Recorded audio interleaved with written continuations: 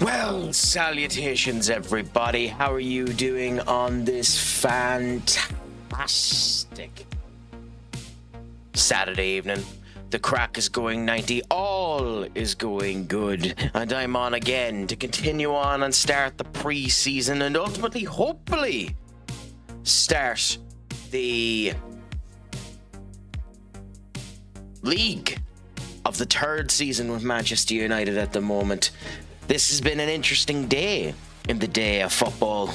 We've seen West Ham continue to dance with the devil in the pale moonlight and make relegation possibilities, more spicy and interesting. 2 points off of Nottingham Forest, 5 points off of Leeds United, with a game in hand for both, to be fair. But as I turned around to Sir Benakagi and said it ain't over till the fat lady sings, and they've given themselves a chance for the 3-1 win over Sunderland.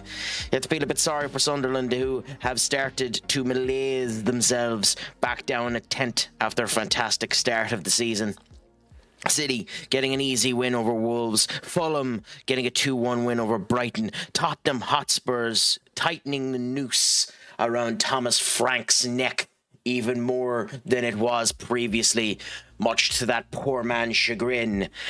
And some Liverpool fans are going to be losing their gee bags at the fact that Bournemouth picked up a 95th minute winner after being 2-0 up to come back and get the victory over Liverpool.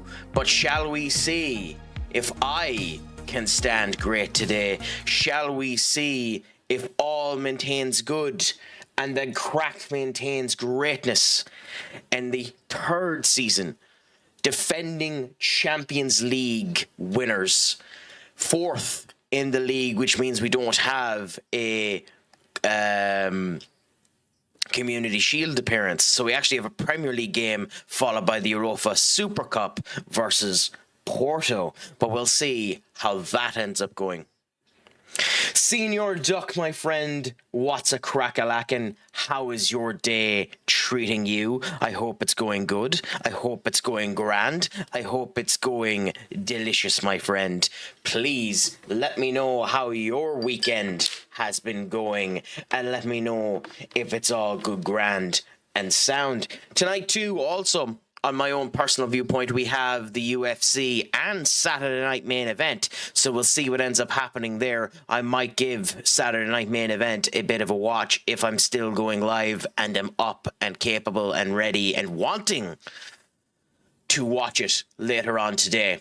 But for now, we have our training camp here. We're going in incredibly weak just to see how a couple of these players end up playing with themselves, to see how our youth end up doing in the pre-season game versus a team that have no real firepower to them. And we hope that we end up doing something. Nico Paz, after our record signing of him finally starting, to Cat there, Gibson, our good old friend there that has been doing well. Godot is back and will end up being played with Ricketts. And I only noticed that Ebenezer Zaxon can play as a right back, so we might end up playing him there just to keep things around. And we have Mazraoui for another year. Whether or not we keep Mazraoui or sell him, we'll see, but we've extended the contract. Saba there, Hardy, who is our young goalkeeper that'll hopefully become something good in the future. And the signing that we ended up bringing in there recently, Nathan Salmons. And obviously we have Francisco up front, who is mixed bag, but we'll see how things end up going, and hopefully it'll all be grand. But we'll start things off as we mean to go on and immediately go into the game with Nathan Decat, a future captain, hopefully taking the armband tonight. It's good to hear that you're good, Senior Duck. I'm doing fine. Got my 11,000 steps in today. Got the car realigned. Got a good experience in there, talking around with some friends and the whole lot. Had myself a nice peppermint tea in the morning to mix things up in my Saturday morning escapades. But this evening now, I'll continue on with this. Hope that things continue well and see if this third season can end up having the same level of grandeur as the end of last season. Maybe we'll go and do more. We'll end up being more careful in the likes of the Carabao Cup and the FA Cup. We won't go too weak in them this time to make sure that we don't get kicked out at the start of each individual competition, but we'll see what ends up happening. Almost completed the Cook Island preseason, all 18 weeks of it, and pressing space for like 26 hours on and off. Well, the joys of that. I'm kind of surprised, considering what it is, and you don't really have anything to do in the meantime, that you didn't just go on holiday for your 18 weeks in your duck, or were you in the experimentations of making some signings or stuff like that? The game now has 141k lady players in the game. Well, who would be the best one at the moment, and why are they in the English league? Or do you have it set up in order to do it? Yeah, we had, in order to sign Nathan Salmons, we ended up having to do this friendly with Bromley. I'm actually a bit surprised we're doing it in Bromley. I figured it would make them more money to do it in Old Trafford, but hey, I'm not going to complain. We'll see how this game ends up going. Now, also, before I forget, we won't be doing a full match of Bromley. We'll do key highlights and see how things end up going. Hopefully, even with this practically under 21s team, we perform fairly good. We might need to change that corner tactic, because as we've seen against Arsenal, we don't really do anything with the short corner tactic. It was good in FM24, which was the reason why I continued it on, but we'll see what ends up happening. We need to check a couple of these players as well, because I don't actually know Ricketts' height. Saba up there. Oh, good work there. We don't. His height is 182. He looks tiny in terms of in terms of his actual model, but 182 centimeters is 5'9". Like, I know that's the Sandro Martinez level, but still, like, considering we had a player that was 5'5" playing at right back at one particular point in time, it's funny to see Ricketts there at 5'9". Godou to Saxon. But how has your Saturday been treating you, Senior Duck? Have you gotten up to anything exciting or interesting in your escapades for the day? Oh, what a shot. Wow. Smith doing a good old save there, to be fair. It's interesting. This is the first time we've gone up versus such a defensive-orientated formation. It's really unusual to see people doing practically an 8-back. But we'll see how we end up doing. Gibson with a rocket shot as well. I mean, we're giving them pressure, which, to be honest, we should be, considering where Bromley are. Like, Bromley are a League 2 side. So, like, it makes sense. Pass to Saxon. Saxon not able to do anything great with it. Godot to Gibson. Gibson to Ricketts. At least we're playing good, and the familiarity is increasing with this tactic. And then the Cat ends up scoring a beautiful goal there. He's starting to come into his groove, Nathan the Cat. I'm actually really enjoying the fact that we signed him. Although it's funny that he's number 8 in this game, because obviously that's Bruno's number. And we'll see whether or not we end up keeping him later on. But for now, all seems to be going well. Good possession, what you'd expect that in a preseason game. We are going to do a full swath of changes at halftime, so we'll see what ends up happening there. Bring on some of the actual main event players so that they're fit for the Chelsea game, because we need to make sure that we're actually sharp for that game. Because interesting that that Chelsea's our first game. Nimrod, I do like custom databases indeed. I haven't used many in this particular save. I did, in my own personal time, end up doing a 07 save on my own personal computer, not on this streaming computer, but on my laptop that I end up bringing every now and again. So I ended up doing an 07 save that that I ended up getting. I can't remember where I got it because it wasn't off of Mad Scientist. But I do like custom databases. It would be more Senior Duck, who's here as well, that ends up going by the custom databases. But what about yourself, Nimrod? What type of databases do you end up doing, my friend? Do you like to hear about mine? It's the craziest, hardest, most conceptual league in FM history. I'm always willing to hear about crazy nonsense, Nimrod. So let us know what your custom league is. And is it male? Is it female? Have you orientated it in a particular league? Is it a cross between leagues? Let me know about it. I'm always up for the conversation. Always up for the crack. Oh, Frederico almost got a second goal there. I will let you finish the game. Oh, no, go on ahead. This is a friendly. So what's happening here is literally just seeing whether or not a couple of these youths are doing particularly well. So I'll just be gawking on it to see how we end up doing. So give away your full description, and we'll see how it ends up coming true. We're just doing pre-season at the moment, seeing if we can get a couple of signings and seeing how things are. But we're pretty much set up. Our main difference, if at all, that we will end up getting is a goalkeeper. But Lemens is doing a good job for us. So we might keep him and give him another season. I made a custom database based on the myth of Heracles. Okay, interesting. So, considering it's the myth of Heracles, are you going off of the official? By the way, this is me being a cantankerous tit. But are you going off of the legitimate action of Heracles, where he was given the 10 trials, but unfortunately had to do 13 because the king that gave him 3 trials was a stubborn, cheating bastard, and turned around to 3 of the trials and said that they don't count because he got help? I love that fact that Heracles was only meant to have 10 trials, but done 13 because he got help on 3 of the trials. Oh, sorry. Was that because of the B word? My apologies. I do have a tendency to be a bit flowery in my terminology. If it's a problem, let me know. But yeah, continue on, Nimrod. Let me know about it.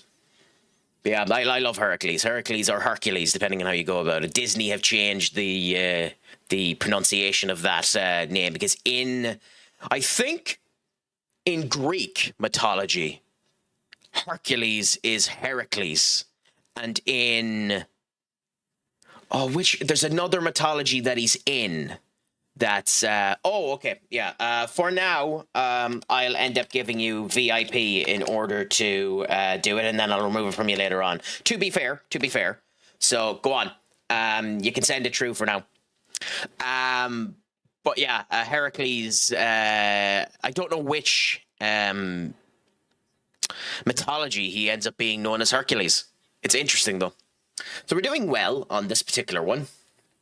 Okay, so. The 12 labours of Hercules, slaying the Nemean lion, which was fine. The 9-headed Hydra, that's fine. Getting the Syrian hide, that's one of the ones that he got help for, which is the reason why he needed to do another one.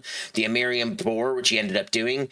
Cleaning out the Agrian stables in a single day, he also ended up getting help with that one, which is one of the reasons why it wasn't counted. Capturing the Cretan bull, which he ended up doing, and it was immediately released because the king ended up being scared of it. Stealing the mares of Demeses, obtaining the belt of Hippolyta, queen of the Amazon, she actually gave it to him. Obtaining the cattle of the 3-headed giant Greton, I believe the giant let him get away with that. Stealing 3 golden apples from Herpes, he didn't steal them, she gave them to him. And capturing and bringing back Cerberus. He captured Cerberus off of Hades. He went down to Hades, asked Hades could he borrow Cerberus. Cerberus turned around and said yes. Hades and Cerberus turned around and said yes. Cerberus immediately went up into the world. The king tried to capture him, and Cerberus roared at the king, and he went away. You'll take in charge of the Spanish club Heracles de Alicante. Your mission to follow the footsteps of the mythical Heracles himself, overcome the epic ladies between you and the epic glory. You will rise to the match legend or succumb to the rats. A training camp league in special preconditions. You'll face strong clubs. 12 labours. Unique competition representing each of them. Conquer it there. The clubs will be hand-picked by the labours. 1 training camp, 12 games, type pre-season, international league, 4 teams, 12 teams by league. One-way game, 3 games, 11 games. December to January. Okay, interesting. Warriors League, Heracles, Spartans, Tyrians. Okay, interesting. Then you end up having Slaying the Nemean Lion, which is Villa, Chelsea, Leverkusen. Why Dundee United? I mean, it's an interesting choice to put in there, but what does Dundee United have to do with that one? I suppose maybe they're the strongest. Well, no, because you have Rangers there as well, so they're not the strongest in Wales. Interesting. Okay, I've clicked that one already. Down here and click this one. Then Slaying the Nine-Headed Beast, Porto, Cannes, Wrexham, Leighton. You know, it's interesting. All of them have dragons in them. Okay, that makes sense. I never actually realized Wrexham had dragons in their I didn't know it was dragons that were in Wrexham's logo. I never actually realized that. Capturing the Syrian hide, Stevenage, which is a deer. Okay, so all of them are deers there. Okay, that makes sense. With the Villa one, I understand it now. I just didn't realize that that it's because of the lion itself that's in the logo. So that makes sense. Then you have the boar, which is interesting. Yeah. West Ham. I suppose ham in the name, so that's a boar. Why? If you don't mind me asking, where does the boar come for Fulham and Nottingham Forest? Well, Forest for Fulham, or Forest for Nottingham, so that makes sense. I suppose the owl is a recreation for the boar. Yeah, well, they've gone for a couple of them there, but it is a hard one to end up getting. I suppose the only ones really were Sedan and Centre that end up having that. Yeah, that's what I was guessing. I was guessing it was the ham.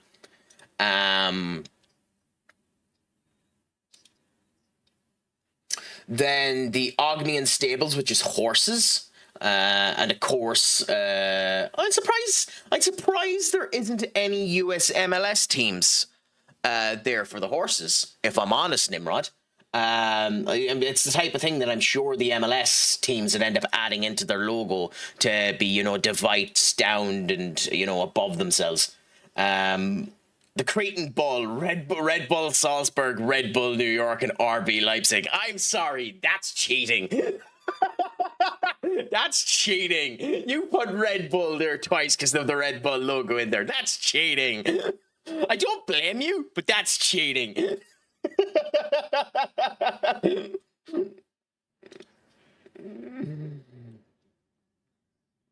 Then the Mayor of Dynamis, which is another set of horses. Interesting. And then a couple of Saudi Arabian clubs, Le Mans, Newcastle United, which, to be fair, are seahorses, but that's fine as well. Slaying the Birds, Benfica, Tottenham Hotspurs, Nice, Lazio, Al Hilal, Swansea City. Yeah, Swansea, Inter Miami, Liverpool United. That's one probably is the hardest at the moment. The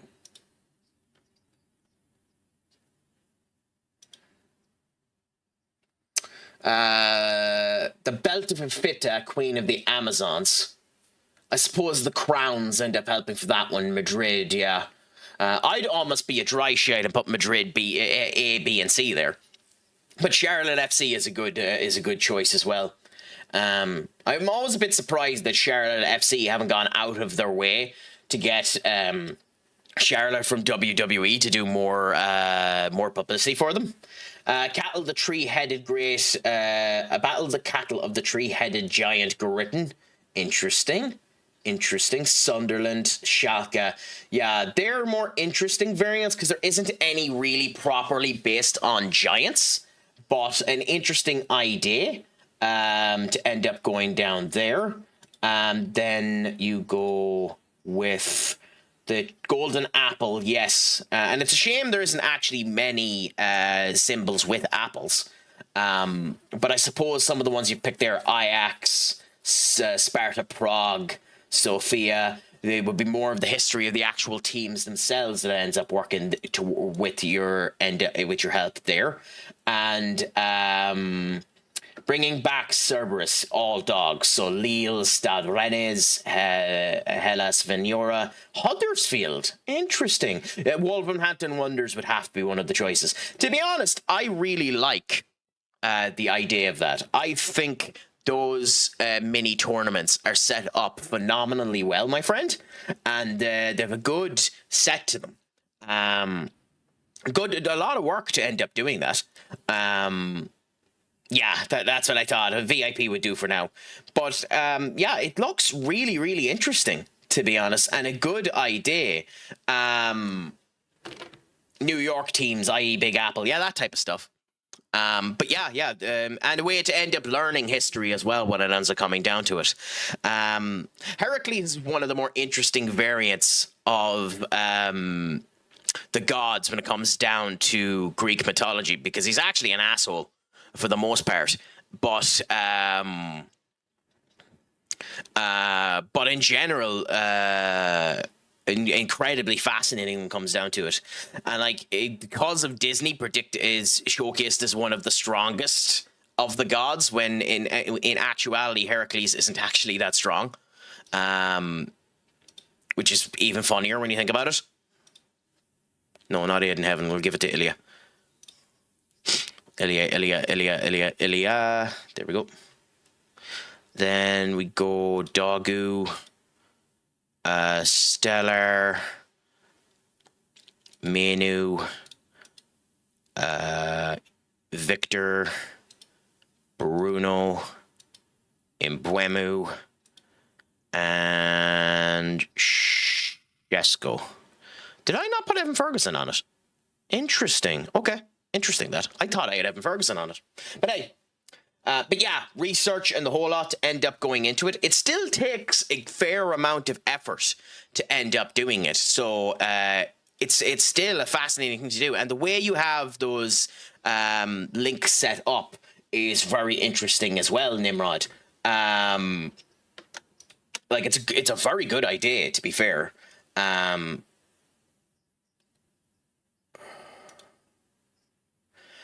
So yeah, it's a nice way to end up setting it up. The Tower of Icarus, I know phenomenally little about the myth behind the Tower of Icarus. So unfortunately, I couldn't end up giving you any indication on that one. The Heracles one is just interesting because I always thought it was 13 trials, not 12. But like, I know that that originally it was meant to be 10, and he just got screwed on the extra ones, which is the reason why he has more trials than he's meant to end up having. So like, Hercules is just a very, very, very interesting history point. Custom database that took me over a year to find how to make. Nothing to do with history, only the name. Oh, fair enough. Yeah, but it's just Icarus is one of those. Like, I know Icarus is the idea of the man that flew too close to the sun. I can never remember who Icarus's father is in that myth.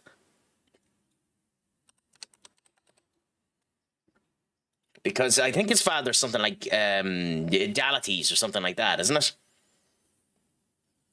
it? Son of the master craftsman Dalatus. Yeah, who's the architect of the Labyrinth of Craic, which Heracles got lost in on the way to one of his trials as well, which is funny. I prefer the Herculeans from One Piece. Really, Doc? I mean, to be fair, Heracles in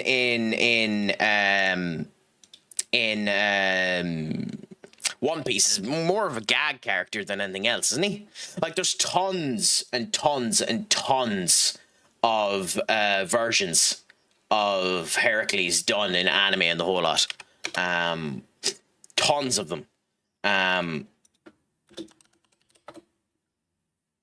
Like, I know in Record of Ragnarok, he's a ginger that ends up having loads of tattoos down the side of him as well. In Fate's Day Night, he appears in multiple versions. In fact, in Fate's Day Night Fake that's happening at the moment, Achilles, which is a fallen version of Hercules, is appearing at the moment in Archer, which, if you can, give that a bit of a watch, because that's awesome. I am a particular fan of the Hercules we end up getting out of Disney. I really like the Disney version of Hercules. if I'm honest. And I genuinely think that's the reason why most of the modern versions of Hercules have ginger hair, because of that version. Like Hercules is really, really interesting in Hades too, because he's wearing the Nimbian lion. He's wearing the lion when you end up meeting him in Hades 2, which is, a nice little touch. And I know an awful lot of places end up doing that as well, where he ends up wearing the lion, But yeah, it's just very, very interesting. But yeah, one who trains Usopp during the time skip. Yes, I forgot that it was him that trained Usopp. Yeah, interesting.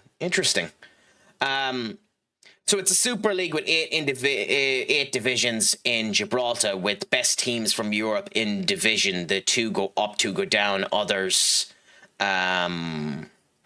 still work in Europe. Every division is composed of 16 teams. Interesting. Okay, and you have a nice selection of different variants in between them. I tried to balance out each country. Now this would be tricky because each division is 8 rounds Swiss format that feeds one single table in each year.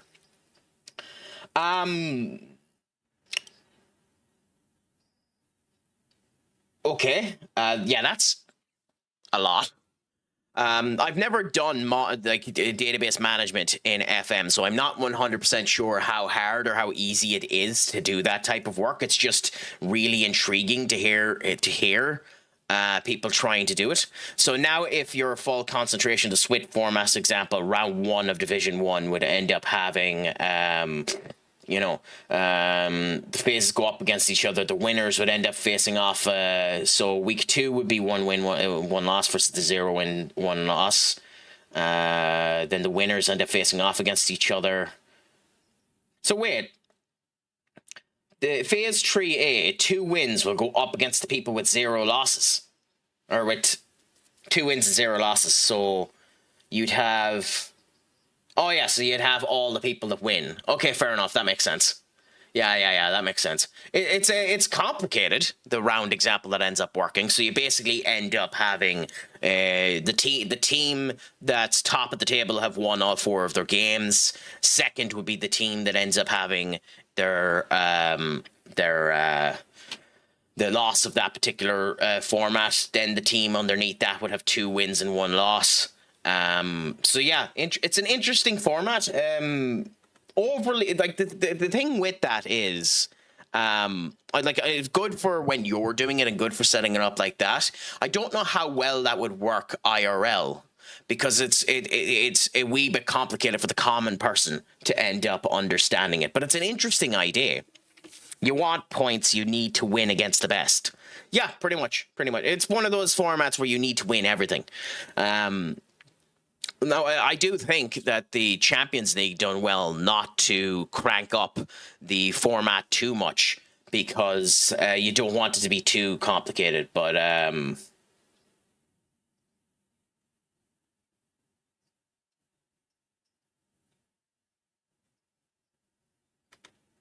that's a statistician's bloody wet dream, that link you're just after sending there, Nimrod.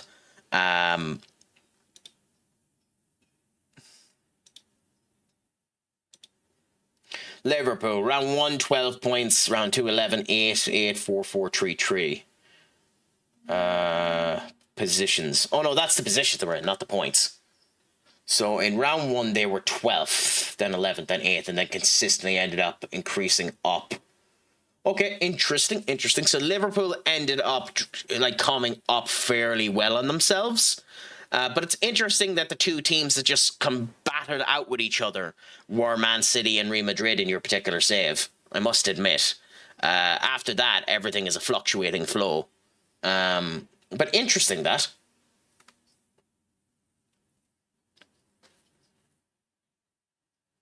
Look at the live table, points by round. Yeah. Live table, points by round. Okay, so Liverpool had 2 points in round 1. Oh, so they actually won one of the rounds. Interesting. So they won round 7. But still, considering, so Real Madrid would have would have won this whole thing if they didn't do bad in the last round. Interesting. Okay. Yeah. Again, statistician's wet dream. Wouldn't like. I prefer my football to be a wee bit more simple than that, and just sports in general to be a wee bit more simple than that. But if you can end up doing good graphical representations of how it ends up working, it's phenomenal how it ends up working. Like, you need a good graphics engineer to ensure that it looks right. And then everything ends up becoming beautiful by it. Okay, so we're getting our new assistant manager for under 18s. Wolves inquire if he's available to negotiate. Godwill Cuny. I mean, at this point, yes, I'll sell him. I mean, it's pittance. It's pittance what we're fighting over, but I'll go and try and get 600. Yeah. Like, that's pittance, but still. Ooh. Sawadi. I don't think so. He's 18. He has the potential to grow. I ended up spending 10 million on him. One good loan deal will probably give Sawadi a good owl availability, although I'm shocked he wasn't on the first team. Did I have him out on loan? I don't think. No, I didn't. So weird. So no. Blue can go away. We're not even entertaining that. Not the stats, because it's pretty easy. No. I understand that. Stats-wise, it's understandable. I was more on about the fact of the connective tissue of allowing things to connect to. In wrestling terms, which is where my main focus ends up coming down, Nimrod, because I'm a massive wrestling fan.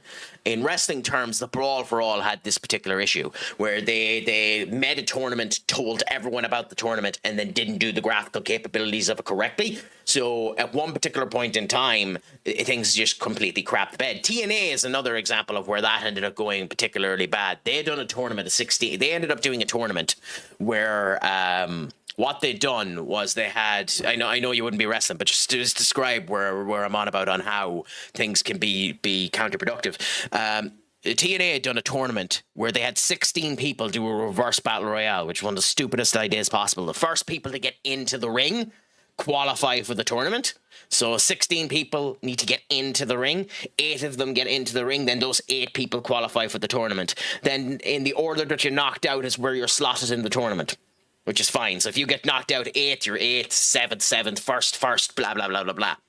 There was no buys or anything like that. But then the tits didn't end up doing the actual graphical point of view to point that 1 versus 8, 2 versus 7, 3 versus 6, 4 versus 5.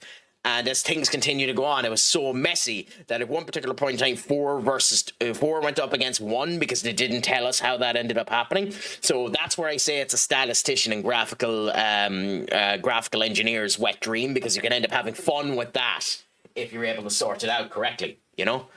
I work in esports, CSGO, since 10 years ago. Happy out for that. This is the tournament system in major cups in Counter-Strike. Interesting. Then you'd know more than I do about the graphical point of views and how, if the graphics aren't set up correctly, they can cause an awful lot of stickiness. I've never watched, unfortunately, a CSGO tournament. Yeah, like that there, it's done nice. Obviously, you want it to be a bit more fluid. But it's not bad that way, you know. Still having situations there where just green means you've qualified, yellow means you're in the playoffs, and red is just you're not doing anything, is sound to end up working. But that's what I mean through the graphical point of view, if you get me. I mean, the system works on that scene. Yeah. But then again, once you do a system enough times, people will end up knowing it anyway.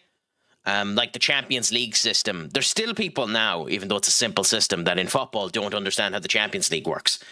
And like a prime example, would he play? I mean, I'll send him to Chelsea if he plays.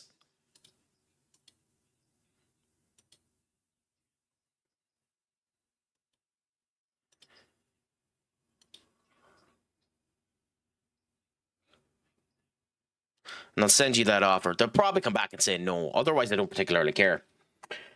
Gonna get a drink. Craic's giving me verbal vertigo. Yeah, well, the joys of Craic having just a nonsensical diarrhea of the mouth and constipation of the brain is a typical thing. Because they didn't present it. Yeah, but the new system is cool, but it kind of still bad. Well, teething issues end up happening on all of this type of crap, unfortunately.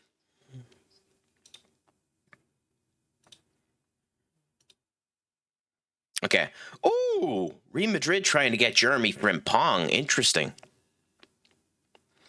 I had enough of playing against sooty teams. What do you mean by sooty teams, if you don't mind me asking, Nimrod? Like, when you say you've worked in esports, you're hardly like a player for it, are you? Sorry, but PSG versus Nice isn't fun. Oh, okay. Yeah.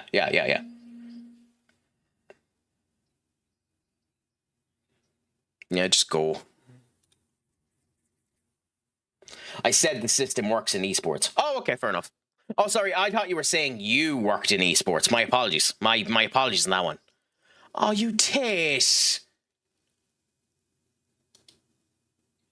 Oh, you were so good. Why didn't you? Oh, god damn it. I guess in that case we're as well keep Darren Fletcher.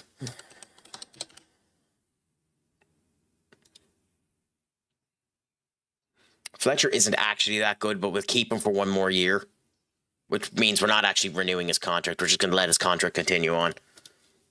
And we'll try and get Van de Berg or someone that's somewhat better next season, because there isn't any good managers out there for the under-23s at the moment. You could try, or for the under-18s, you could try and poke an actual manager, but it's really unlikely to get them.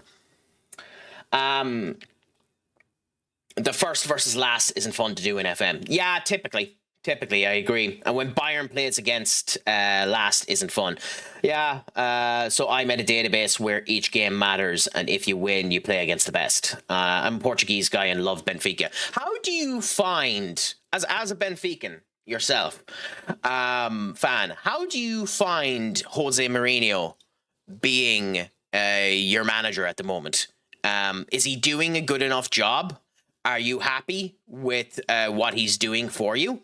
Oh, you don't like him? Interesting. I'm actually kind of surprised.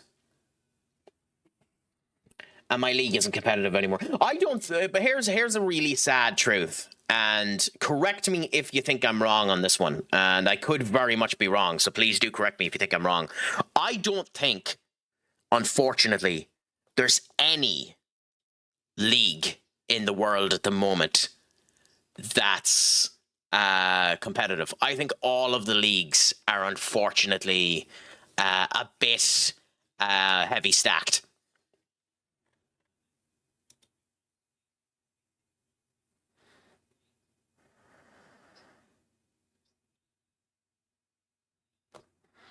Am I missing anyone? I don't think I am.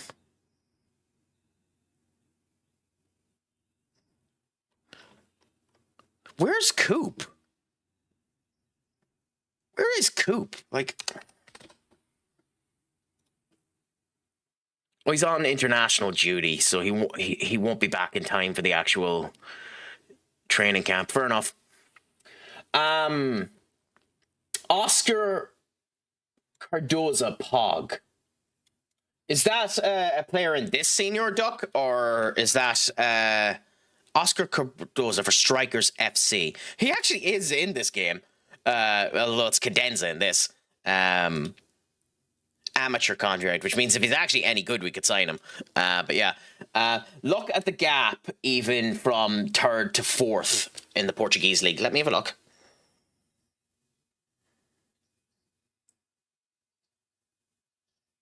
Serie A, La Liga, Bundesliga.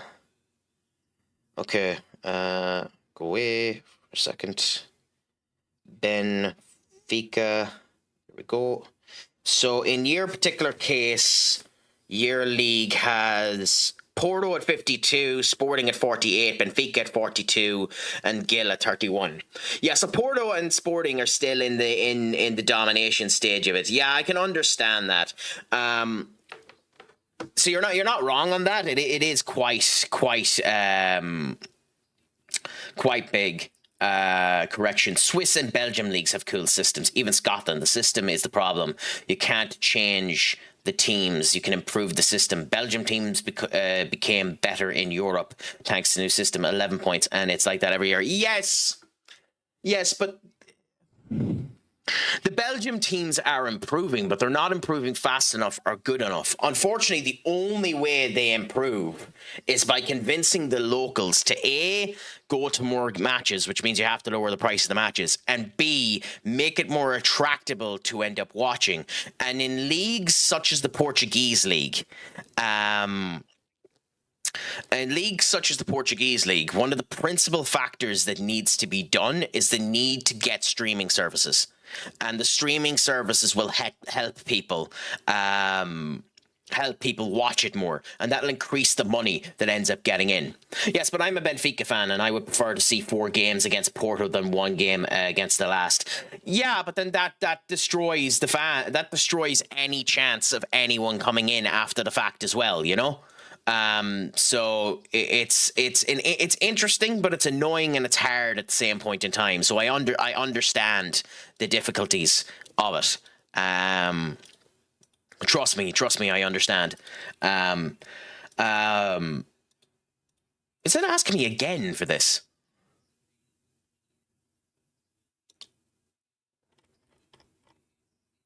Why is it asking me again? I literally posted everyone that's in it.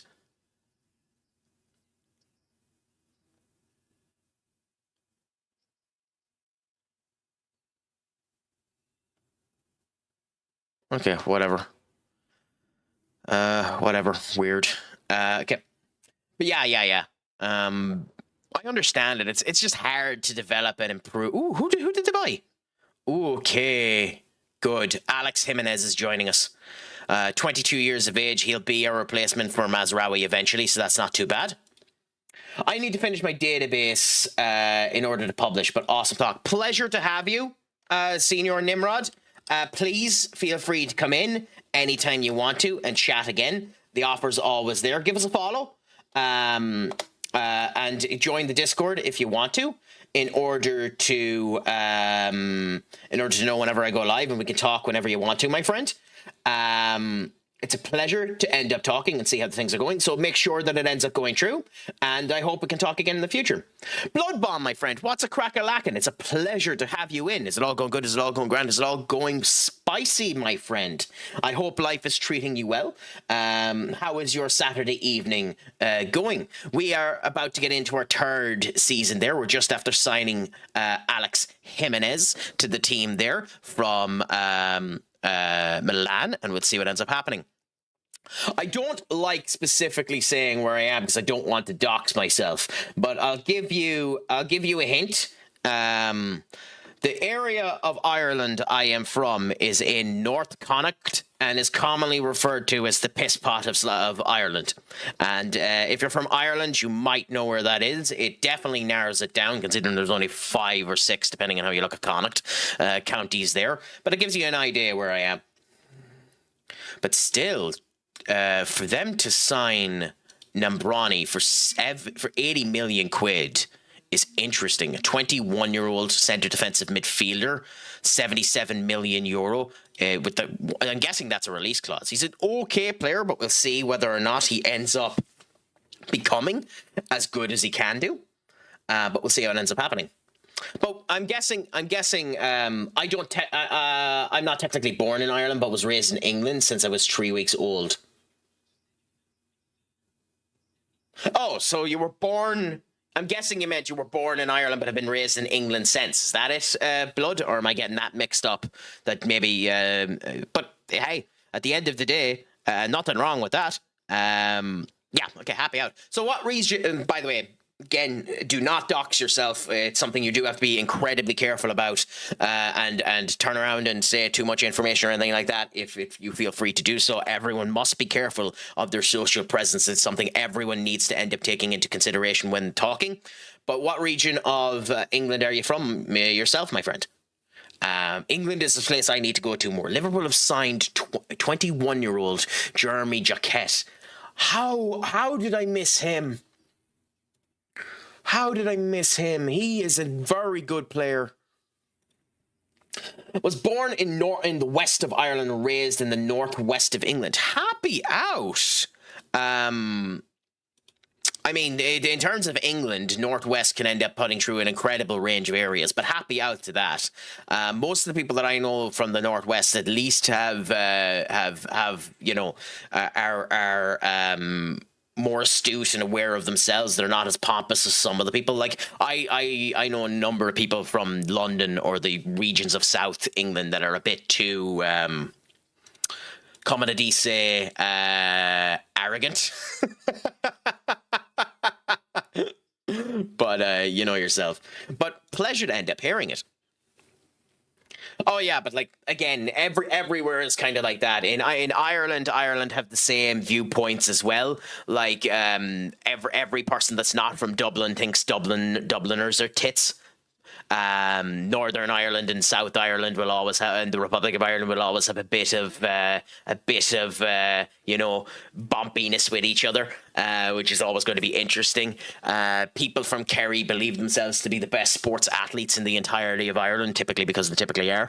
But there's always elements of that. Like I could imagine both technically being, Western areas there. People from Liverpool and people from Manchester are always picking at each other's heels. So stupid crap like that ends up happening all the time as well. I'm sure you know yourself. But it's funny when it ends up happening. But how is your Saturday treating you, my friend? I hope it's been a good day. I hope all is going well for you at the moment, my friend.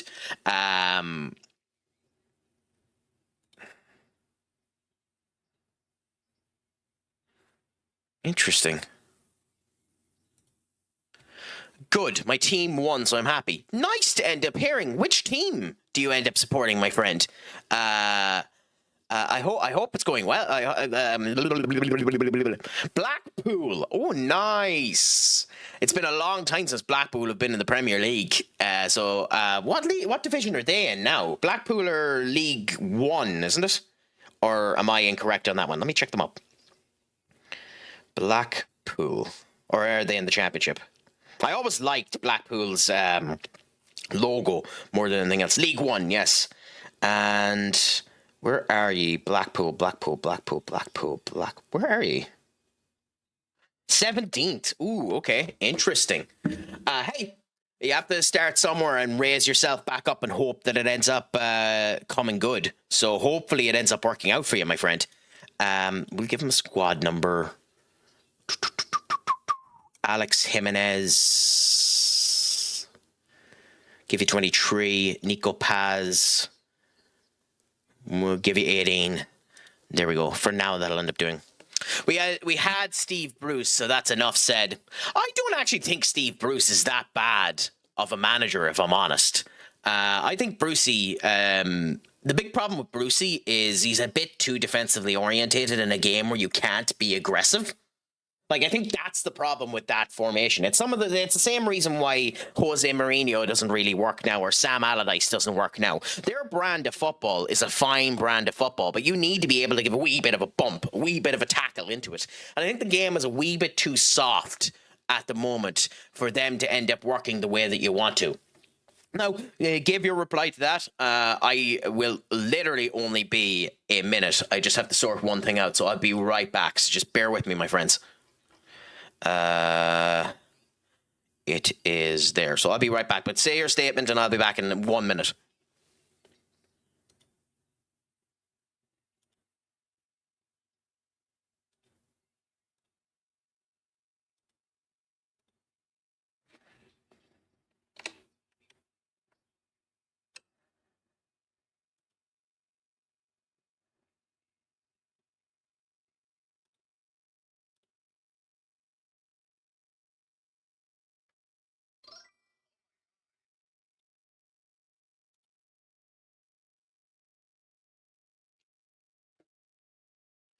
Katie, if I didn't know any better, I'd say you didn't want to be here, but it's a pleasure to have you, my friend. It's a pleasure to be back. How is life treating you, my friend? It's a pleasure to have you back in. I hope it's going good. How is your Saturday treating you? I missed you yesterday. We ended up winning against Arsenal to become the champions of Europe. We got fourth in the league, and we're starting off now with my preambled horse manure of long pre-seasons, as we end up knowing. I'm doing fantastic. All the better for having you, my friend. But actually, it's been a good day. Got my steps in, got the car realigned, ended up having a nice peppermint tea to start off the day. So something new, you know. I'm getting to that point in my life where a peppermint tea is exciting, which tells you everything about my life, really. We only trained twice a week under Bruce because he couldn't be arsed. Okay. That is astonishing, if true. More that the club would let him away with that than anything else. Not to state that you're stating anything wrong about that, Blood. Obviously, you'd know. You're the fan of the club and would be watching and hearing what's going on. But that's astonishing that the club would actually let him away with that. If I'm honest, so genuinely, that's kind of surprising to me that he's able to get away with that.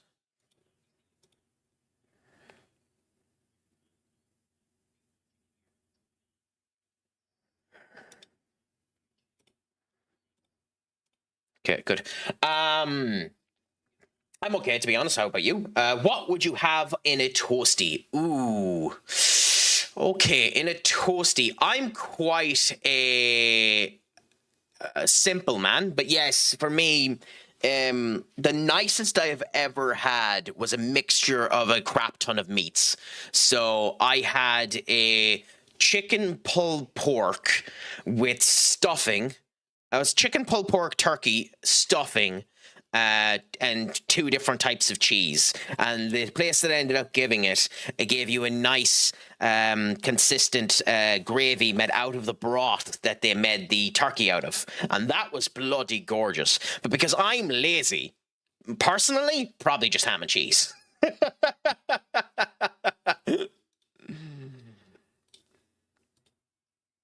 You lowered the amount of the monthly fee.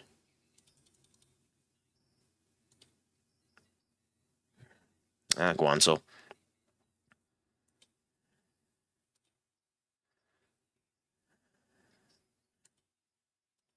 What about yourself, though? I will be having a few next week. How come? Are you heading somewhere that would end up putting it out for you? What would be the reason for it? Where are these clubs, by the way? League One. League One, League Two, League Two, and I know nothing about the Australian League, so probably no, and no. No. And as for this one, I will say yes to that.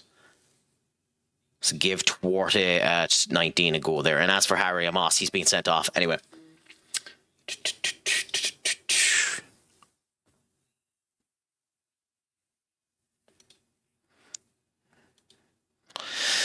The one annoyance about putting in that new thing for the automatic check-in is bots will end up getting some publicity.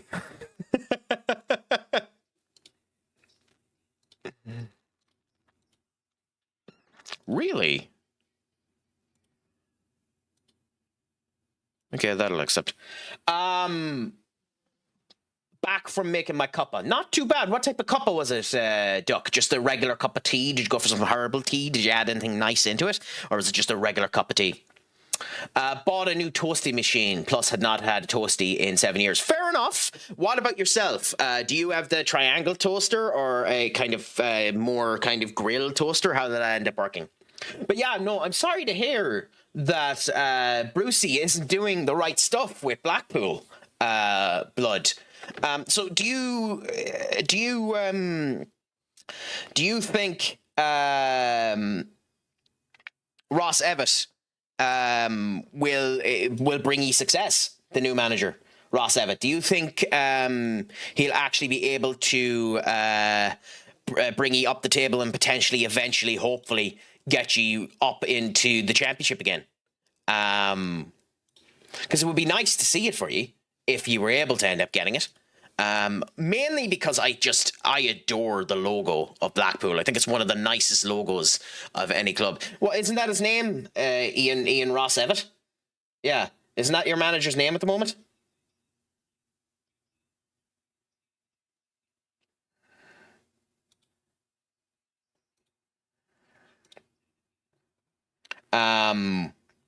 In Toaster, I use toaster bags are nice. Toaster will turn them into triangles. Yes, I love triangle toasters. Triangle toasters, that extra crunch they give to the toast and the whole lot is unbelievable and adds an extraness to it that's unbelievable. I adore them. The only problem with triangle toasters is they are a ham and a half to clean.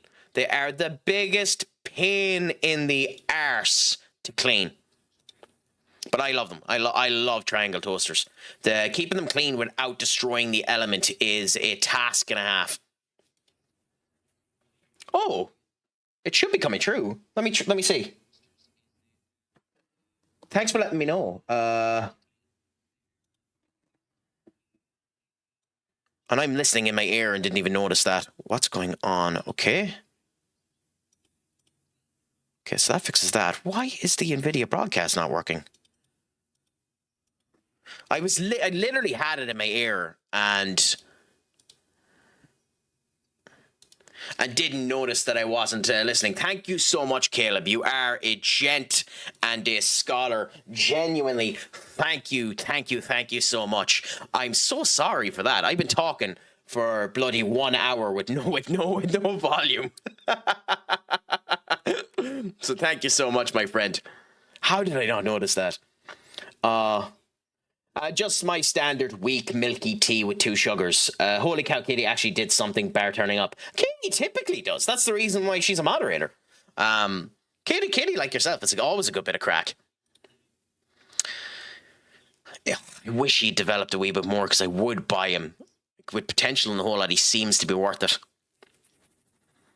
Is he worth the 41 million, Duck? Probably not worth 41 million, so no, ignore him. We do need Young, Devachi, Ryan, Smith. Former Blackpool player, and we're playing well, just too many injuries right now. That is the heavy problem when injuries end up casting a shadow over everything that a club ends up doing, isn't it, Blood? Hopefully you might be able to get a couple of nice loans in that'll help you get a wee bit better, and we'll see how that ends up going. One's in making cheese toasty, cheese ham toasty, cheese and onion toasty, barbecue chicken slices with cheese toasty. Yes, but again, then comes the problem of cleaning the goddamn thing. It's awfully annoying to make sure that it isn't actually, that you don't end up screwing or hurting the element whenever you're doing anything on it. That's the worry. But yes, they make some of the nicest sandwiches in the goddamn world. Only because I want to see United spend poorly. You're a dick.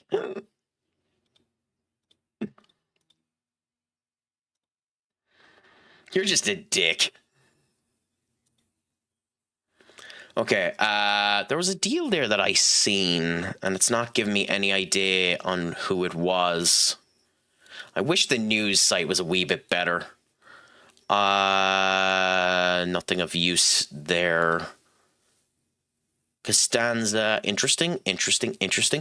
Next time, corned beef toasty. Oh, I don't know how to feel about attempting to do baked beans on a toasty.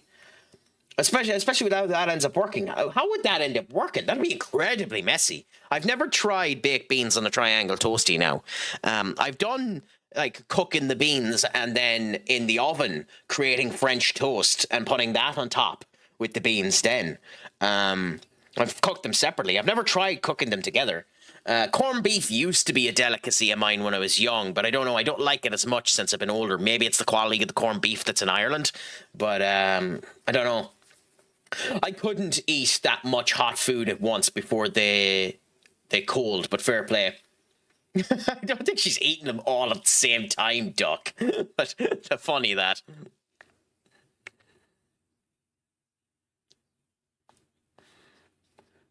Okay, so he wants to know why you were circulating his name for a loan move.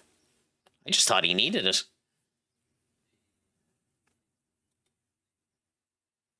I don't think that's best use of my abilities. I could assist the squad. Okay. Well.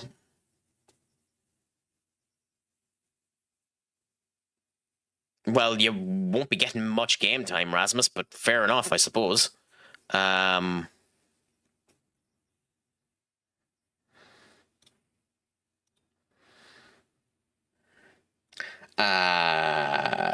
Yeah, same as what I was thinking, Katie. You're just feeling like he needs one of these. Off is a direction you can fuck. I'm a marathon eater, not a sprint eater, but alas, am a fat arse nonetheless. I am a fat arse as well, and depending on the day, I can be both. Unfortunately, depending on the day, I can be both. I can be both a marathon eater and a bloody sprint eater. If I devour something, it's just gone completely.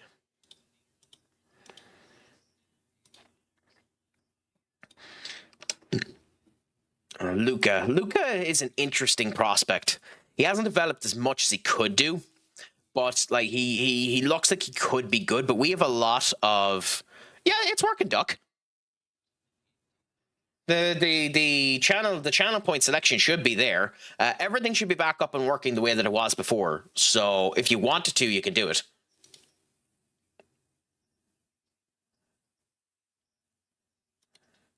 I'm going to regret this very much, am I?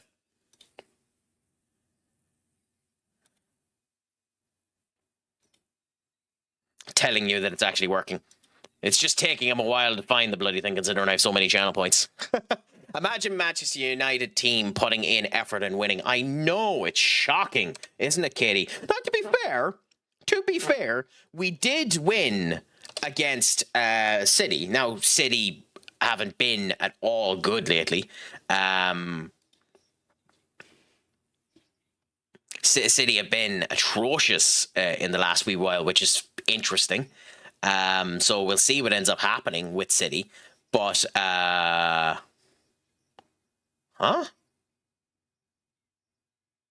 Oh, okay.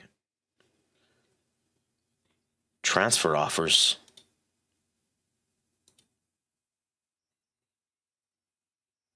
Huh?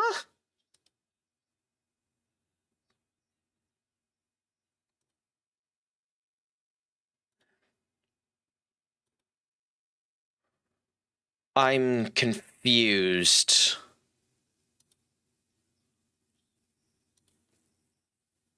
Anyway, I'll worry about that later on. That confused me. Million, my friend. What's a crack-a-lackin' with you? Is it all going good? Is it all going grand? Is it all going delicious? I hope the crack is going mighty, my friend. How is life going? Is your weekend going good, my friend? Let me know how the crack is going. But yes, my Manchester United is different to many other Manchester Uniteds, Senior Katie, because we actually managed to end up getting a victory of sorts, winning the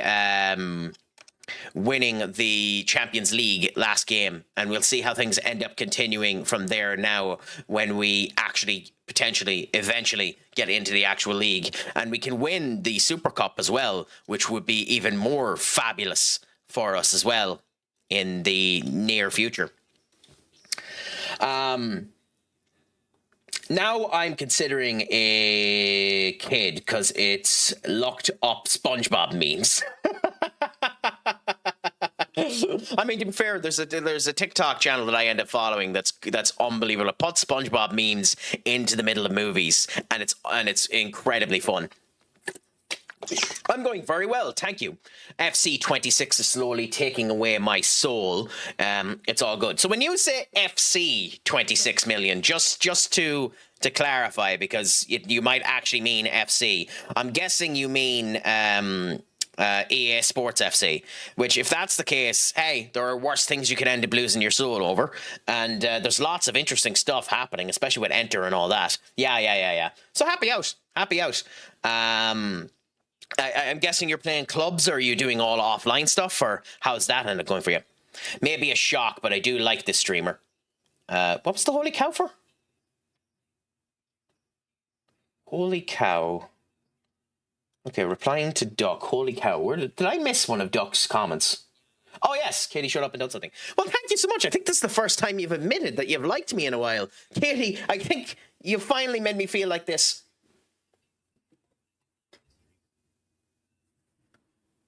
Game. There we go.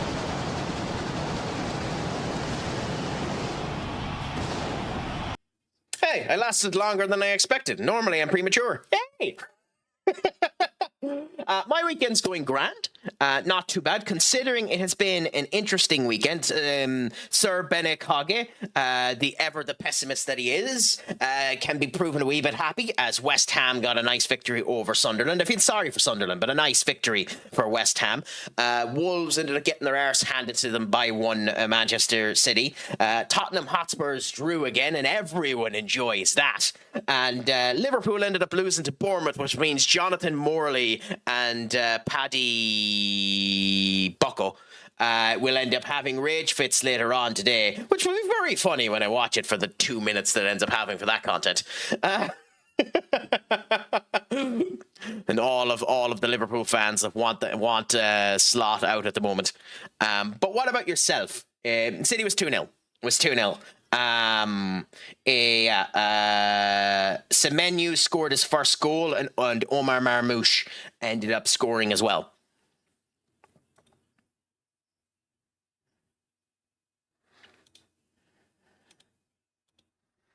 I have my soul back in October. It's fine. Well, until the next game ends up coming. Now, it depends, 2 million, because keep in mind, in between then as well, Netflix is releasing the actual new FIFA.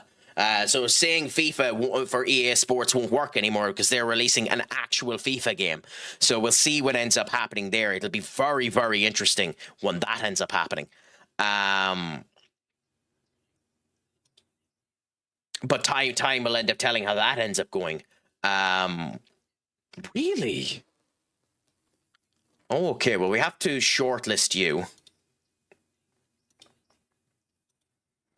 Yes, so weirdly enough, and I do not know why Netflix got the deal, but Netflix Gaming ended up getting the deal for the FIFA game. So it's Netflix Gaming that's doing... they've created a brand new studio, and it's that studio that's doing the new FIFA game.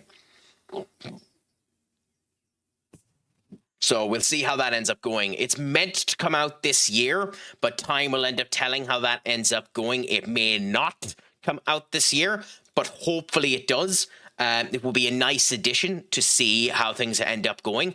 So time will end up telling how things end up going, and we'll see how that ends up happening. Yeah, Marmoush. I like Omar Marmoush. He's nowhere near as good as some of the other players that Manchester City have had in the past, but I like Omar Marmoush.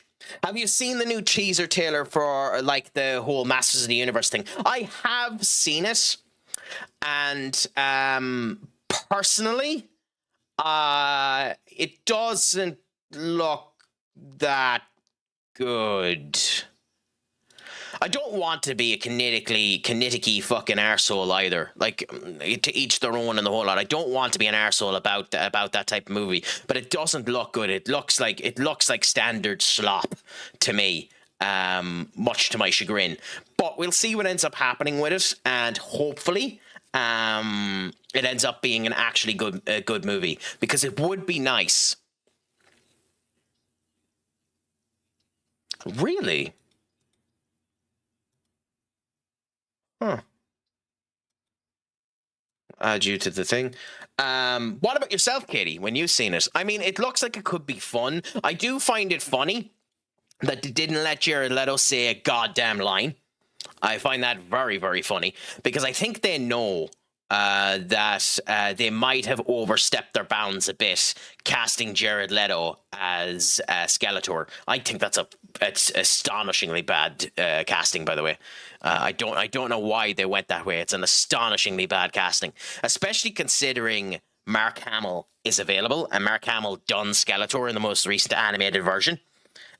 So hey, to each their own. Jared Leto has fans somewhere in Hollywood. I just haven't a bloody clue where they are or how he's gotten them.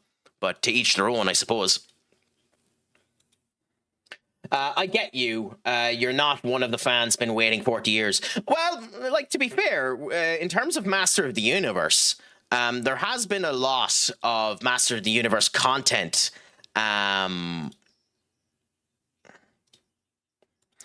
Animated wise, but in terms of a live action version, yeah, since the cartoon almost 30 years ago, there hasn't been a proper Masters of the Universe, that I'll admit. So yeah, no, I understand that, Katie. But it's interesting, and it's not a bad old thing to end up having. Masters of the Universe is a good brand if they do it right.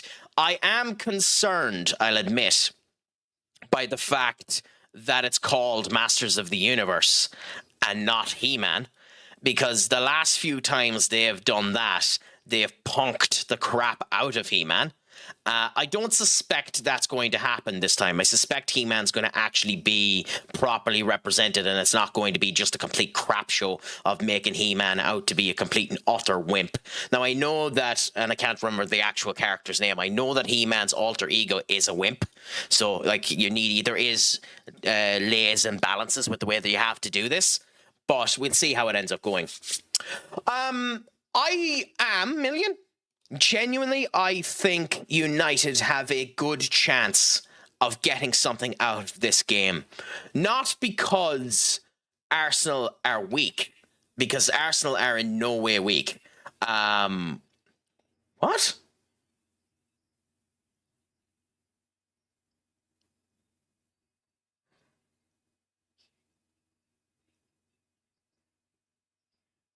Huh. Maybe I don't want him if he's just competent on other factors. Like, is there a reason to just get an elite coach for possessions? Well, no, he doesn't want to join anyway, so... Oh, well, she doesn't want to join, sorry, I didn't even realize that was a woman.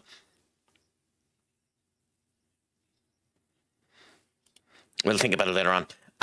But yes, the United game, I think United have a chance of getting something out of it. Not because Arsenal are in any ways weak. It's because United are interesting when it comes down to certain elements of how they end up playing. And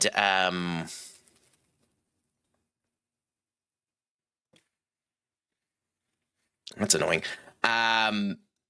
United are very, very, very good against high block teams, and I've been saying this for a while, that United against high block teams are one of the most dangerous teams in all of Europe. So we'll see what ends up happening when we... What? Really?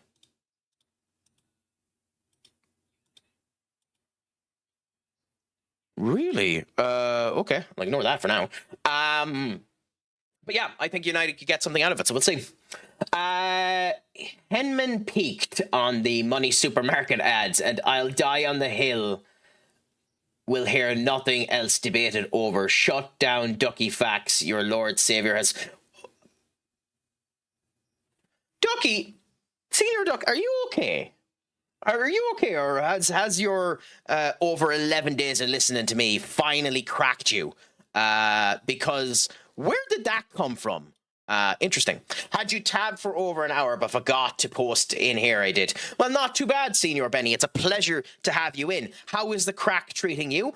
By the way, I don't mean to say that. Oh no, that's total watch time. He's been watching me for far more than that, Katie. But his total watch time is over 11 days. Interesting. Huh. But how do you feel about the fact that I was right and said that the fat lady needs to sing before West Ham are relegated, my friend? A 3-1 win over Sunderland is a good result for you.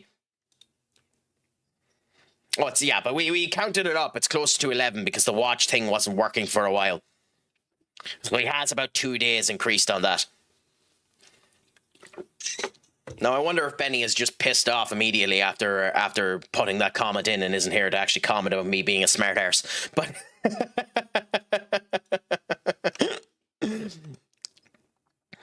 Jeremy Doku has left and is at Bayern. How much did they buy him for, by the way?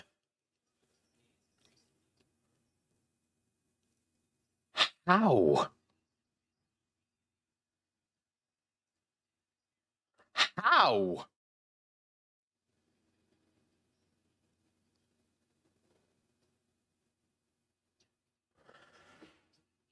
What? It's a shame I can't buy City players being at United at the moment, but how did they get him for 12 million quid? That's...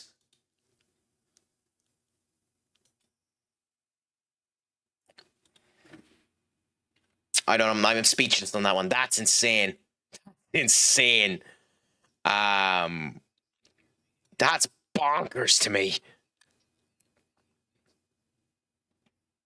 Gillingham, they're League One, right? Yeah, okay, good. MK Doms are where? League One as well. Yeah, okay, fine. Port Vale. God, that's a horrible logo. That is an atrocious logo. Okay, anyway. That genuinely, that Port Vale logo is bloody disgusting. BF, to be frank, Benny's streaming right now. Oh, okay, that makes sense. No bother whatsoever. Hippio, thank you so much for the follow. What's a crack-a-lackin' with you, my friend? I hope it's all going good, grand and delicious. How is your Saturday treating you? By the way, lurking is 100% understandable. Do not feel like you have to... thank you, Benny, or gent. You don't have to comment. By the way, if you can, give Benakage a follow. Fantastic streamer in of himself. Football manager. On the opposite side of the road. That's funny. I have to change that. It's funny. I have to change that. Fuck. Fuck. I have to put in an exception for that. That's very, very funny. Really done it this time. I'm an oncoming. Give Benny a follow. Genuinely a gent and a scholar, American streamer, fantastic friend to the chat and the whole lot. The best of crack whenever you can end up talking to him. Do give him a follow if you can do.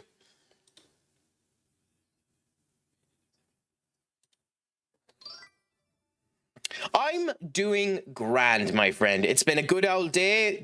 The crack is going 90. A good couple of people in here having talks with us. West Ham have signed Jack Grealish for free. Interesting. Nice signing for them. How much is he on? 90k. That's not too bad. I was just curious what his actual salary would be. I was trying to scout him beforehand to see whether or not it was worth picking him up. I didn't actually think it was at 31, but still not a bad signing for them. Wataru Endo, has he signed with anyone? No, he's still a free agent. Like those stats wise, you'd almost be considered getting Wataru Endo for one season just to keep him on, but we really don't need him. We already have Emmanuel Ugarte. So yeah. But how is life treating you, my friend? Are you much of an FM player yourself, football in general, or are you just here to experience the crack? And again, feel free to not talk at all and just enjoy things in the background. Lurking is 100% appreciated on the stream. White. Benjamin White from Arsenal. Interesting. I'd be shocked if Arsenal turned around and said no to that. I'm informed that they're declining to make an offer for him. Okay, fair enough. Weird. Barrow and Macclesfield. Well, we'll just go with Barrow because I'm not putting him down into the Enterprise League. Fringe player. Like, absolutely not. Go on, do that. Yeah, big fan just got into streaming recently. Well, happy out, my friend. How have you been finding doing the streaming? It's lovely to get into if you have the gumption and the capability of doing so. I recommend everyone end up doing it at least once. Just remember, one of the best things to end up doing when it comes down to streaming is to always continue talking and just trying to end up having the best time with whoever you're with. But I'm glad to hear it. What type of save are you doing in your particular save, if you don't mind me asking? Are you doing anything exciting with it at the moment? Or are you like me and just doing something simple as opposed to like this? Bloody words, Craic. Yeah, I should have signed him. He was a free agent. It would have been a free 10 million later on. It's hard to know with some of these players whether or not it's worth getting them.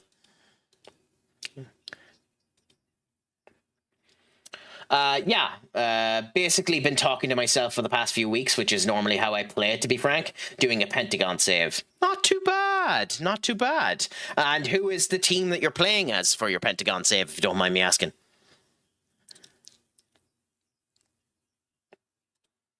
Okay, so we have friendly here, then the training camp finishes. Altram, PSV, Celestri. I am going to do one more friendly. I know I don't need to, but I am going to do one more friendly, and I'm going to do it.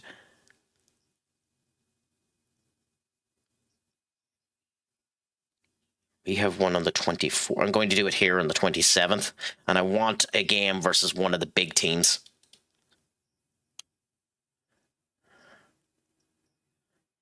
Yeah, let's do a game versus Barcelona. If they accept it. Hiroshima currently in Japan. 6 seasons in, still can't beat the Saudi team for my first one. Interesting. No bother, Katie, as has always been the case. I just love whenever you end up coming in, and it's a pleasure to talk to you. Do let me know when you end up going so I can give you the usual goodbye, because I am quite a smart arse, because why not? But I genuinely, just so you know, it's always a pleasure to have you in here. I love having the crack and having the conversation with you. So yeah, no bother whatsoever.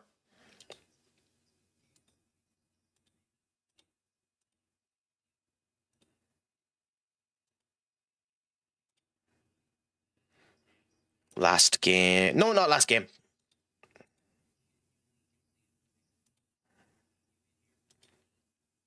Yeah. Fair is not progressing as that. No, denied. Fair enough, I understand.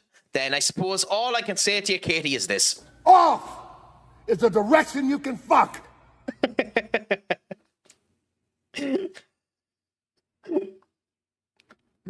Obviously I joke, but still. Ooh. So a Coventry player has been taken over to Saudi at 20. Oh, he's 26. I thought it said he was 21. Former under 21. So that's the case there. That makes sense. I missed the word former because it's Craic can't read, apparently. But hey, we're getting close to our next friendly game, and we'll see what ends up happening there. Hopefully, we end up having another good display. We're going to play youth in it first and see how things end up going there. And all will end up being grand. Have you anything exciting planned for the weekend yourselves, my friends? Also, how are you finding it with Hiroshima? Correct me if I'm wrong, and that maybe someone in the chat will end up knowing this. Hiroshima is the Japanese club that Ange Postecoglou ended up managing for a while, because I know he managed in Australia, and then moved to a a Japanese club winning the league over there before he ended up coming to Celtic. No, sorry, it was Yokohama F Marinos that he ended up managing. Interesting. Yeah, because he ended up winning. Oh my God, I didn't know they were owned by the City Group. Oh, that's interesting. Also, Ange Postecoglou played for a City Group team. Huh. It's a shame he peaked, because funnily enough, if he had stayed with them, there's a chance that Ange Postecoglou might have, at one particular point in time, went to City. He could have been a City choice.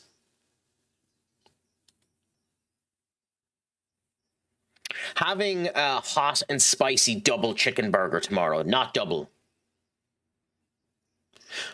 Oh, okay.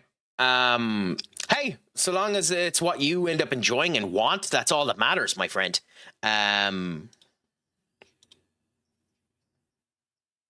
So we're going to go with... We're going to put men's there, and we're going to start with Hardy. Alex Jimenez is actually who we're going to start with. Actually, it's not. We're going to start with Saxon, and we'll put on Jimenez at halftime. Euro is one of our main defenders, so we will be playing Euro, but not just yet. So let's swap out Lacey and put Delict there, and then swap Delict with...